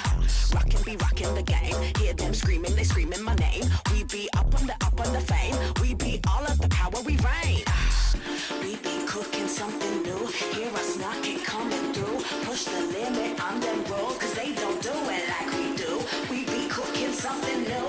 Hear us knocking, coming through. Push the limit on them rules. Yeah, mama got game. Mama got